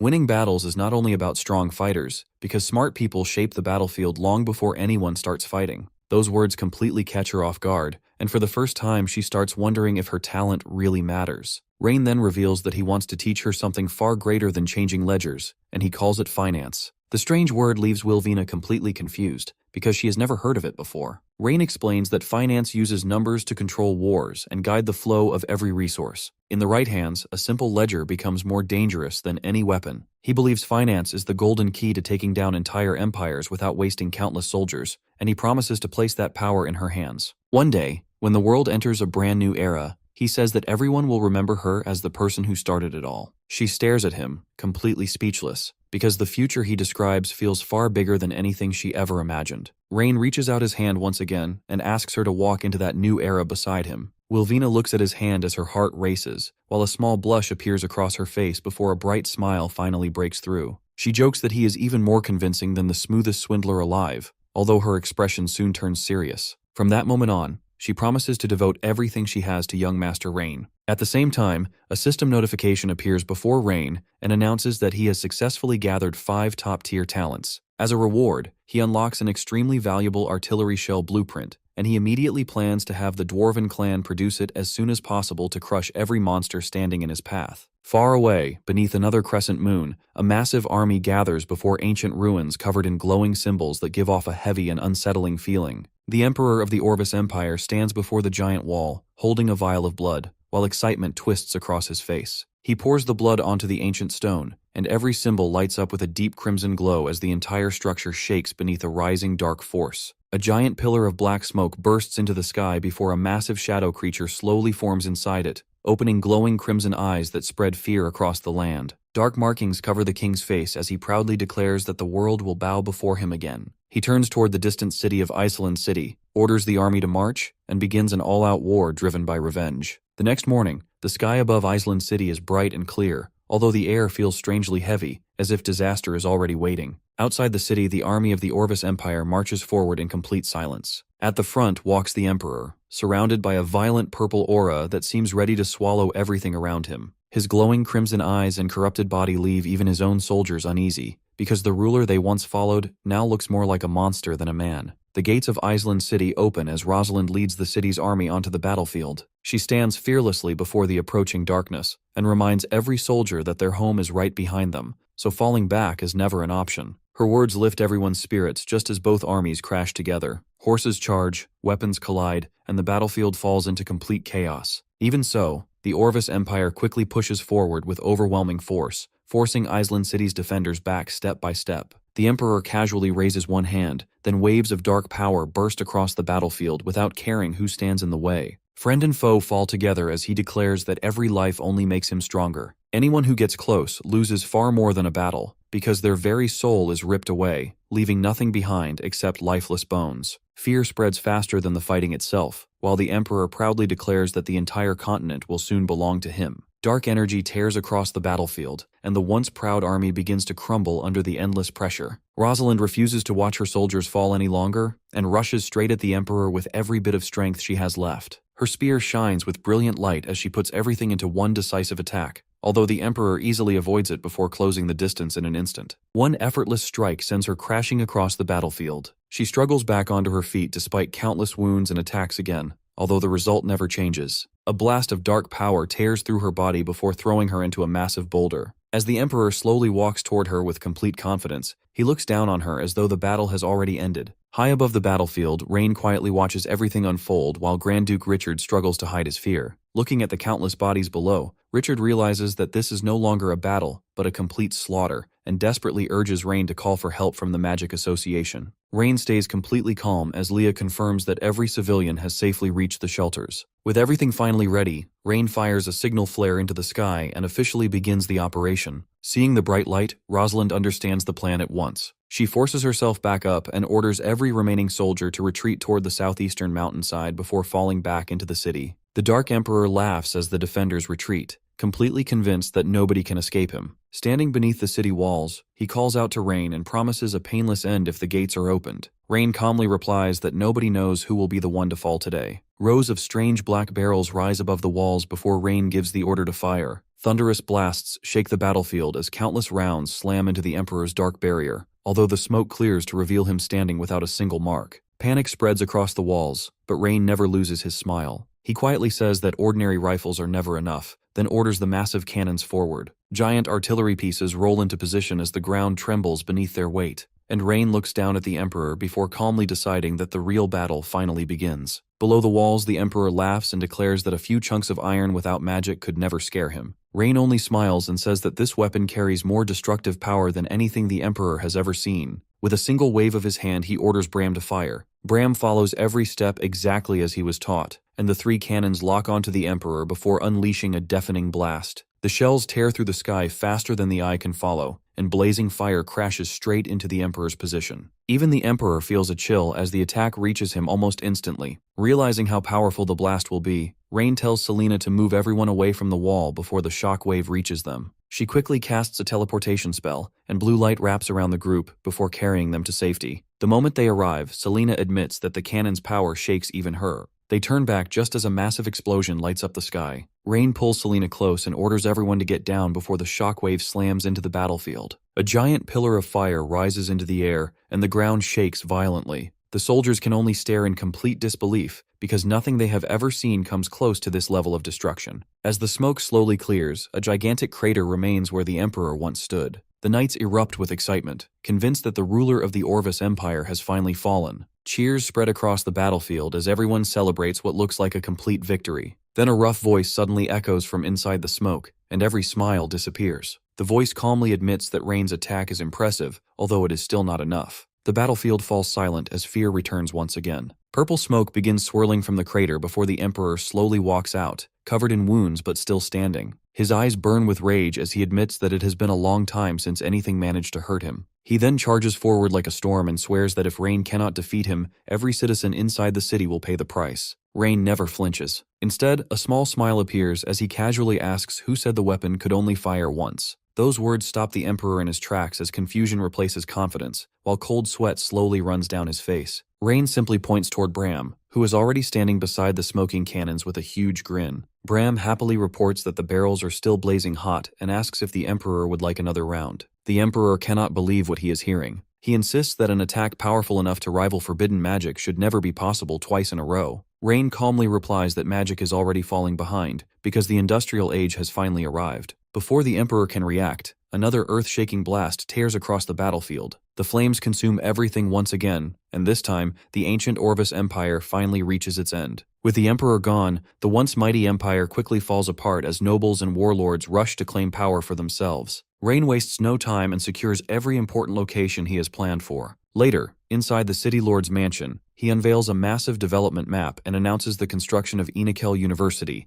alongside industrial, commercial, residential, and diplomatic districts. The Elf Queen watches in amazement, struggling to believe that one border city has completely changed the world. When she questions why the elves need their own district instead of living in a simple forest, Rain explains that bringing different races together will create understanding through culture, food, and everyday life. Before the meeting can continue, a royal envoy from the Kalidor Empire arrives. The envoy immediately mocks the Elf Queen for sitting beside Rain, although Rain steps forward without hesitation and coldly orders him to apologize at once. Otherwise, another body will be leaving the room. The room falls completely silent as the tension becomes almost unbearable. Even after Rain's warning, Enrique refuses to back down because, as the Emperor's special envoy, he believes nobody would dare lay a hand on him. His confidence only makes Rain smile. Rain calmly tells Rosalind to teach him how to speak with proper respect. Without saying another word, Rosalind steps forward and draws her sword in one smooth motion. The instant the blade points at him, Enrique panics and warns that attacking him means challenging the entire empire. Rosalind does not care as she swings without hesitation, forcing him to barely dodge before stumbling backward in complete shock. Enrique cannot believe the attack is real, although Rosalind gives him no time to recover. She rushes him again, driving him back with one strike after another until panic turns into anger. He hurriedly draws his own sword and tries to fight back, but the gap between them is obvious. Their blades clash for only a moment before Rosalind completely overpowers him and sends him flying. Blood spills from his mouth as he crashes onto the floor. She keeps the pressure on, refusing to let him catch his breath, then finishes the exchange with a powerful kick that leaves him on the ground. The moment her sword rises for the final strike, every bit of arrogance disappears as he immediately begs for mercy and repeatedly admits that he is wrong. Just before the blade reaches his throat, Rain tells Rosalind to stop. Enrique cannot believe that the son of Grand Duke Ardalian actually allows someone to humiliate him like this. Hatred burns inside him, although staying alive matters far more. Swallowing every bit of pride, he apologizes to the Elf Queen and begs for her forgiveness. The Elf Queen thanks Rain for standing up for her, although Rain simply smiles and reminds her that they are partners. Hearing those words only makes Enrique's hatred grow stronger, even as he keeps his head lowered. Rain then orders Enrique to read the Emperor's decree. Still kneeling with blood on his lips, Enrique opens the scroll and announces that Rain must return to the capital within 3 days to receive his official reward from the Emperor. He also reveals that the future of Inikel City will be decided by the Imperial Court. The Elf Queen immediately questions why a city won by Rain should even be discussed,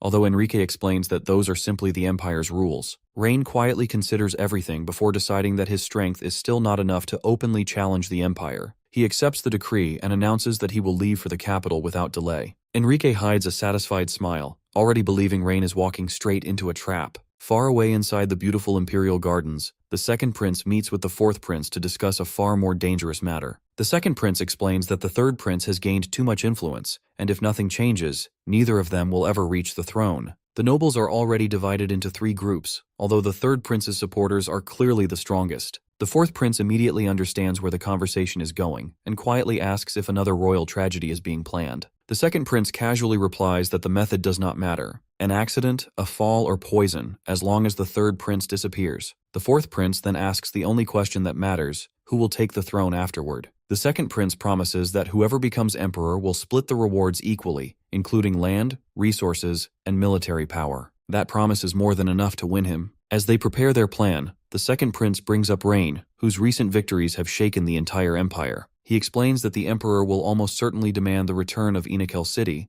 and that conflict will become the perfect chance to remove the third prince while placing all the blame on the Ardalian family. The 2 princes happily raise their cups, celebrate the emperor's long life, and quietly prepare the scheme that could throw the entire empire into chaos. 2 days later, a grand carriage brings Rain back to the family estate after months away. The ride stays quiet until he finally steps outside and realizes that nearly half a year has passed since he left for the frozen north. The old butler quickly welcomes him home and happily says that the Duchess has been waiting for him, so Rain heads inside without wasting another second. The moment Rain enters the sitting room, his mother rushes over and cannot stop looking at how much thinner he has become. She keeps asking about his life in Iselin City, his meals, and how he has been taking care of the people under his rule. Rain hugs her and says that there is nothing to worry about because he is not a child anymore. She smiles and reminds him that every mother always sees her children as someone worth protecting. Rain then says that he brought gifts back from Iselin City, as Leah carries the bags inside. The Duchess praises him for thinking about the family, but the warm moment ends when the butler returns and says that Grand Duke Ardalian wants to see him in the study right away. Rain walks into the silent study and announces that he has returned.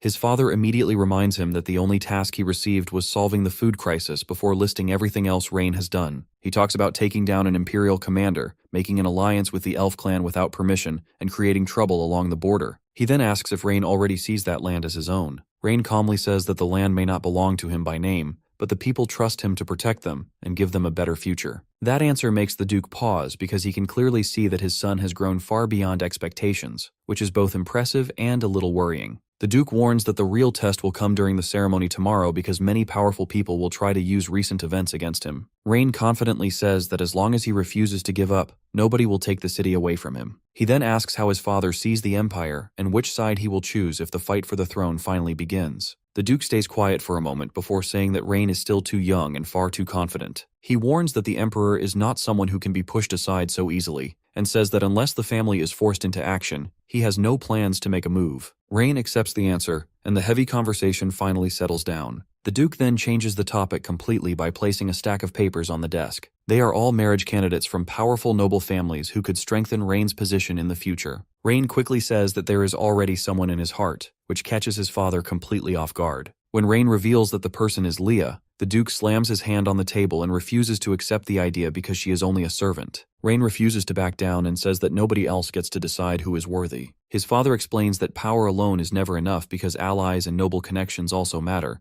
but Rain rejects that old way of thinking. He believes the future belongs to the industrial age he is building, not political marriages. Seeing that determined look, the Duke finally eases up and says the list will still be sent to Rain's room, hoping he will at least meet a few of the candidates. Later that night, the Imperial Palace becomes the center of the Empire's biggest decisions. Prince Aranzo stands before the Emperor and suggests allowing Rain to continue ruling the newly conquered city because taking it back by force could upset the Edgar family. He also admits that Rain's new ideas have caught his attention. The Emperor quietly asks what every ruler needs most before answering his own question by saying that the answer is cruelty. He says that absolute power belongs only to the throne, and whatever Rain is allowed to do will happen, while anything forbidden will never succeed. The warning hangs over the hall as Aranzo stays silent under the overwhelming pressure. Before anyone else speaks, an elegant woman walks into the chamber and asks why Prince Aranzo is still standing there. The newcomer is Lilith, a beautiful woman with long pink hair who walks in with a playful smile and reminds the Emperor that he promised to spend the evening with her instead of drowning himself in work. The whole room changes the moment she arrives, as Aranzo lowers his head and greets the Imperial consort with respect, while the Emperor's serious face melts right away. He pulls Lilith into his arms and promises to return with her, almost forgetting the important meeting, as she leans close and quietly tells him that tonight's reward depends on how well he behaves. Holding Lilith close, the Emperor dismisses Aranzo without another thought and orders him to leave,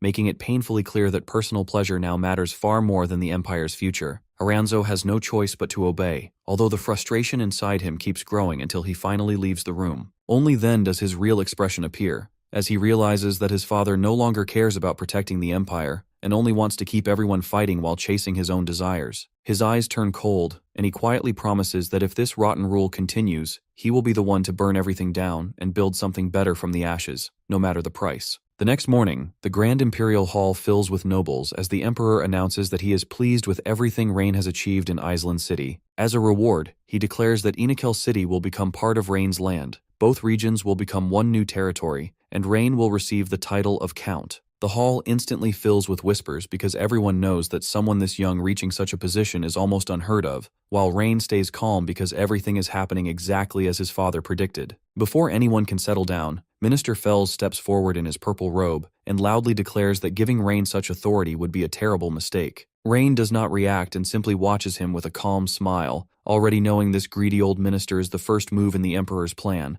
His father's warning about the poisonous snakes hiding inside the capital echoes in his mind, and he remembers being told to stay calm no matter what happens. The Emperor asks Fells to explain himself, and the minister claims that military force does not mean someone can manage money or govern people. Several nobles nod along and even let out quiet laughs, thinking the Minister of Finance is making perfect sense, although Rain already knows exactly who his first opponent is. The Emperor pretends to think carefully before asking Fells whether he has a better solution. Hiding a small smile, Fells says that Rain should only control the army and security while experienced officials take over finance and civil affairs. According to him, that is the only way to protect people from bad leadership.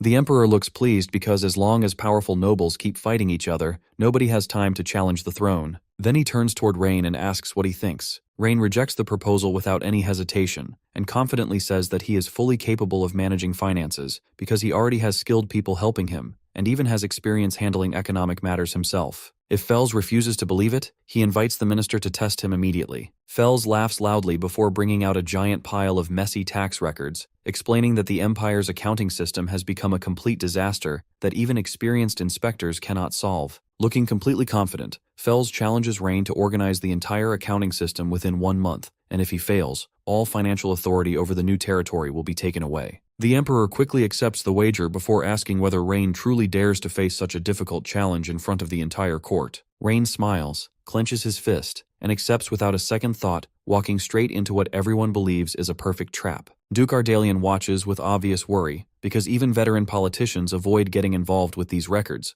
although he quietly accepts that this trial may be the only way for Rain to survive the dangerous capital. That night, the Emperor secretly meets with Fells, who proudly reveals that he mixed together tax records from several regions and hid the original ledgers from the Empire's richest lands. Convinced that nobody can untangle such a mess, both men celebrate what they believe is Rain's coming defeat. While the Emperor enjoys what looks like another perfect move, Rain is already working through the mountain of ledgers with Leah beside him. Selena looks completely drained just from seeing the endless records and wonders why Wilvina is not there to help, although Rain explains that she is busy rebuilding the tax and mining systems in Island City. To him, this impossible audit is not a burden, but a priceless gift, hiding inside a much bigger plan. Selena can barely believe what she is hearing, although Rain simply smiles, lifts one of the ledgers like treasure, and explains that these records hold every secret the Empire has tried to hide. Once the hidden patterns are uncovered, every act of corruption and every piece of the Empire's real wealth will be exposed. Rain turns to Leah and Selena and tells them to sort every ledger by tax category, region, and time period, while leaving every calculation to him. Leah stares at the mountain of work and suggests bringing in more experts from the guild before time runs out.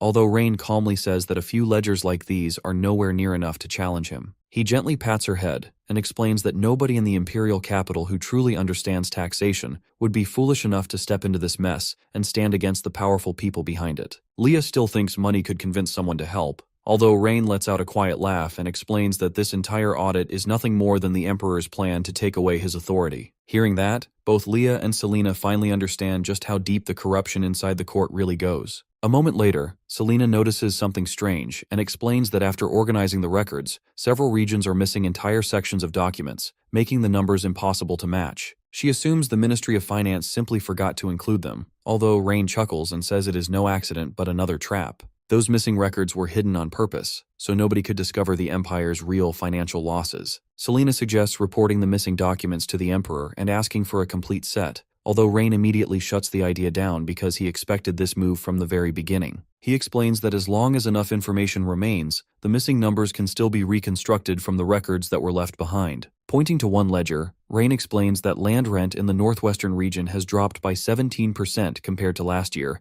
even though farm production has stayed exactly the same. His pen moves across the paper as he quickly calculates the missing tax and concludes that the difference was clearly stolen. He then points out that land ownership records were never properly updated, making it easy to hide property and avoid paying taxes. Moving to another ledger, he notices that the northern salt tax was delayed by a full month, although transport costs somehow never changed. He calmly explains that officials are using fake shipments on paper so they can claim the same transport costs again and again while quietly draining money from the Imperial treasury. Leaning back in his chair, Rain says the Empire has turned corruption into an art form. Every part of the financial system is filled with fake numbers, hidden land, duplicate records, and empty reports that only exist to cover stolen money. He shakes his head and says it is no surprise nobody has managed to produce a clean audit in years. Selena watches in complete amazement and wonders how he solved everything so quickly. Rain smiles, points at his head, and explains that it is not magic at all but a modern financial system built on logic, proper organization, and careful verification. What looks impossible to everyone else is simply another puzzle waiting to be solved. Far away inside the palace, the Emperor asks how Rain is doing halfway through the audit. Minister Fells confidently reports that he personally altered the records, left several ledgers incomplete, and even made up nearly a third of the numbers.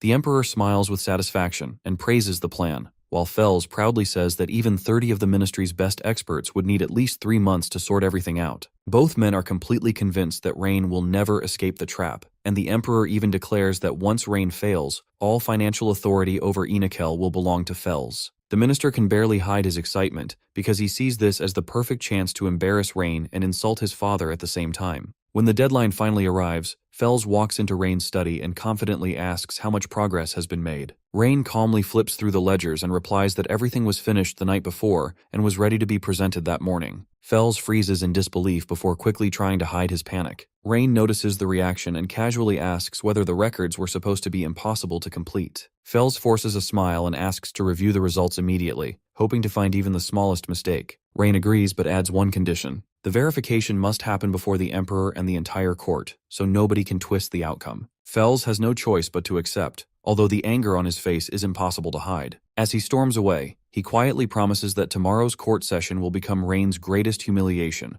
while having no idea that the trap is already falling apart. That same night, beneath a sky full of stars above the Imperial Palace, the conspiracy grows even deeper as Fells leaves Rain's study and heads straight for the Emperor. After kneeling before the throne, he reports Rain's demand for a public audit and confidently says that Rain is about to embarrass himself. He explains that 3 traps are already hidden inside the ledgers. One part of the records is missing and covers the Empire's biggest financial income. Another part contains fake numbers that Fells secretly changed years ago, making the records impossible for outsiders to understand. Even if every number is correct, the workload alone is far too huge for anyone to finish in a month. The Emperor smiles with satisfaction and orders every noble, high official, and all 3 princes to attend the audit because he wants everyone to watch Rain's downfall. The next morning, the palace is filled with tension as the audit begins before the Emperor and the entire court. Rain walks into the hall with nothing more than a thin scroll, leaving everyone confused. Most nobles believe he is simply acting brave, while Fells welcomes him with fake respect before proudly announcing the Ministry of Finance's results. He even pretends to be generous by saying that small mistakes in Rain's work will be forgiven because it is his first time handling Imperial finances. Rain immediately cuts him off and calmly asks what reward he will receive if the ministry's numbers are wrong.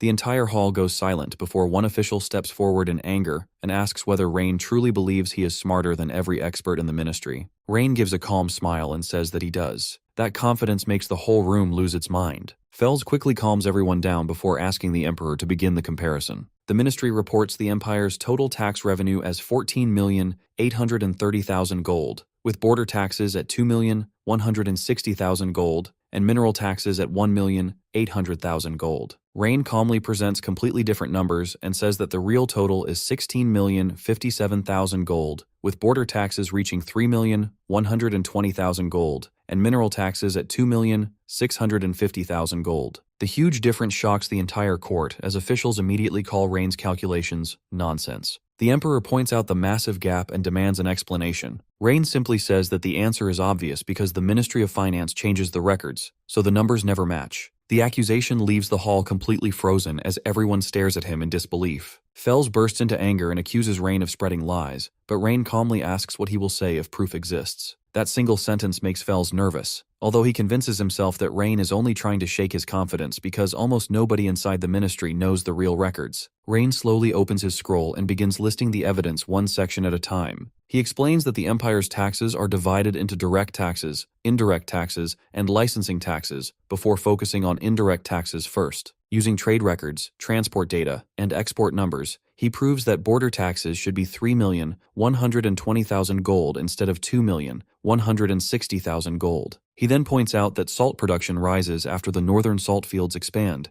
yet tax income somehow drops by 40,000 gold. With a calm smile, he wonders whether all that salt somehow returns to the sea. Rain continues by exposing the land tax records and explains that the number of farmers across 37 territories rises by 8.5%, yet land tax somehow falls by 2% compared with the previous year. He calmly says that those numbers simply cannot exist together before looking straight at Fells and asking whether half the Empire's farmers suddenly disappear. The Grand Hall becomes completely silent as nobody can answer a single point. Sweat covers Fells's face while disbelief slowly turns into panic. He cannot understand how Rain uncovers secrets buried for years. Rain asks whether Fells has any defense before saying that nobody in the capital is blind enough to miss such obvious tricks. Fells completely falls apart, drops to his knees, and can only stare at the floor as every number crushes his confidence. The Emperor finally explodes with anger and demands to know how the Ministry of Finance dares to change official records and steal the Empire's wealth. Realizing that nobody will protect him anymore, Fells begs for mercy and desperately claims everything is only a small mistake. The Emperor ignores every excuse and orders him thrown into prison before demanding a full investigation into every financial record, every official involved, and every hidden asset connected to the case. Guards immediately drag Fells away despite his desperate pleas. Later that night, silence fills the dark dungeon until the heavy iron door slowly opens and faint light spills across the floor. Fells looks up in complete shock because the person standing before him is none other than the Emperor himself, whose cold expression reveals nothing at all as he says that he has made Fells suffer for nothing. His voice carries no warmth as the Emperor makes it clear that this arrangement exists only to keep Fells alive after the tax fraud scandal. Fells immediately drops his forehead to the floor and repeatedly thanks the Emperor, showing that he fully understands the situation. Deep down, he knows that he has barely escaped disaster. The Emperor stays serious and says that the biggest priority is making sure everyone connected to the case stays quiet. Fells quickly understands and offers the perfect person to take the blame, an inspector from the Western Border Tax Office in Belholm,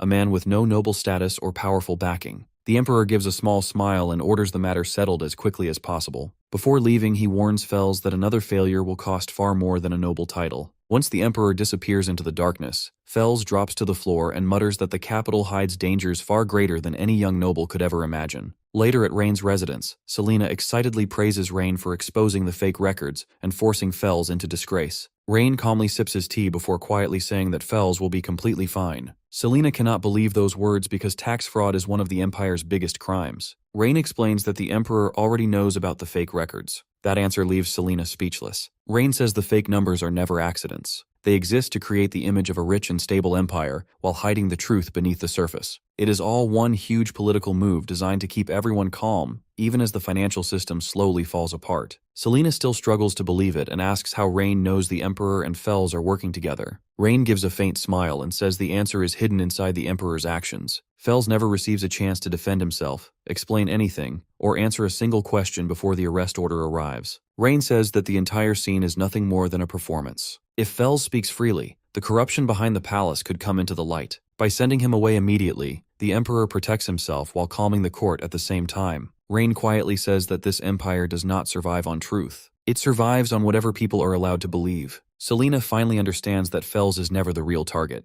as he is only a shield protecting the throne. Rain lets out a quiet laugh because the Emperor may have protected himself, but he is also forced to hand financial authority over Ening to Rain. At that moment, Grand Duke Ardalian walks into the room with a serious face and immediately scolds Rain for going too far during the court session. Rain calmly asks why speaking the truth should ever be wrong. The Duke slams his hand onto the table and says that Rain did far more than tell the truth because he openly challenges the most powerful people in the capital. He warns that power does not belong to whoever is right. It belongs to whoever nobody dares to challenge. Rain stays completely calm and says that if those changing the records feel no fear, then the one holding the truth has even less reason to fear. The room instantly becomes quiet. Grand Duke Ardalian lets out a long sigh before changing the subject. A list of noble daughters is placed before Rain as he orders him to choose a marriage partner, because political marriages are part of every great family's future. Across the room, Leah quietly prepares tea, but her hands begin to shake. She lowers her head to hide the tears gathering in her eyes before excusing herself to prepare more hot water. Rain immediately understands what is happening and follows her into the corridor. Standing beneath the dim light, Leah quietly says that she is only a maid, and his marriage has nothing to do with her. She never looks back, yet her voice already says everything.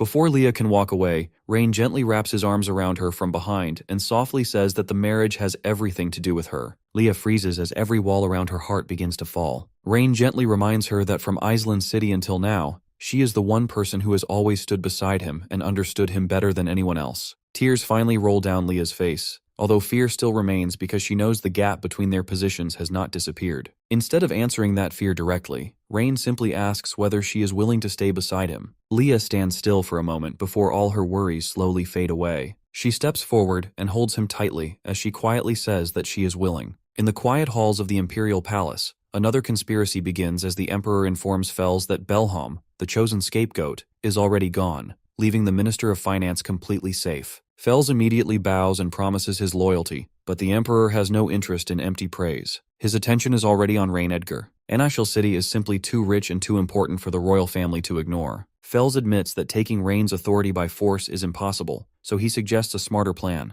Instead of taking away Rain's power, they should slowly control his decisions. The answer is a carefully arranged marriage. The future bride will stay beside Rain every day, quietly watching everything he does while slowly guiding his choices, causing the Emperor to let out a smile. When the Emperor asks who should play this role, Fels immediately names Lady Noya Stewart. The Emperor is surprised because she is already engaged to the heir of the Sarando family. Fels calmly explains that this is exactly why she is perfect. Her beauty, noble status, and existing engagement will create complete chaos. He proposes inviting Grand Duke Ardalian Edgar to the palace before the investiture ceremony, then secretly spreading rumors that the Grand Duke personally requests the marriage himself. Once the story spreads across the capital, the Edgar family will have no choice but to accept it to protect their reputation. The Emperor is delighted because the royal family stays clean while the three great houses turn against one another. Fels quietly smiles because Rain is about to walk straight into a trap disguised as a reward. As morning arrives at the Ening estate, Leah wakes Rain and reminds him that today is his reward ceremony. The royal envoys will arrive soon, yet Rain only groans because he has no interest in leaving his warm bed for another ceremony arranged by the old man in the palace. He jokingly pulls Leah close and says that after returning to Island City, someone else can handle the work while they enjoy peaceful mornings without interruptions. Leah blushes before reminding him that a lord's duty always comes first. Rain laughs and says that he can always work after waking up, and besides, she will keep everything running while he sleeps. Leah simply smiles because she already knows that is exactly what will happen. Not long afterward, Rain arrives at the Imperial Palace where the Emperor publicly praises his achievements. He speaks about Rain defeating the Orvis Empire's army and protecting the Empire, then praises his talent for finance before officially granting him complete authority over Ening. The announcement shocks the nobles because nobody expects the Emperor to hand over such an important city. Rain respectfully accepts the honor, although he immediately senses something is wrong. Nothing in politics ever comes for free, and a reward this generous almost always hides another move waiting around the corner. The Emperor soon reveals his final gift by announcing that Rain has reached the proper age for marriage. Rain instantly understands that the old man is trying to place a spy beside him. Moments later, the royal decree names Noya Stewart as his future wife. The grand hall immediately erupts because everyone knows she is already promised to the Sarando family. The young master of the Sarando family jumps to his feet and loudly protests, saying that Noya is already engaged to him. The Stewart family remains completely silent while the emperor calmly pretends to know nothing about any engagement. The young master quickly realizes that arguing against the throne changes nothing, while his father rushes forward to apologize and claims his son is simply confused. The emperor waves everything away with a fake smile, acting as though it is only a harmless misunderstanding. Rain quietly watches the entire performance before the emperor confidently says that Grand Duke Ardalian personally requested this marriage earlier that morning and insists that a careful man like him would never make such a decision without careful thought. Every eye in the hall turns toward Rain's father as the emperor asks whether this is true. Grand Duke Ardalian stands frozen, sweat running down his face because every answer leads to disaster. After a long silence, he lowers his head and quietly agrees, sacrificing the truth to protect his family's future while the emperor's trap closes exactly as planned.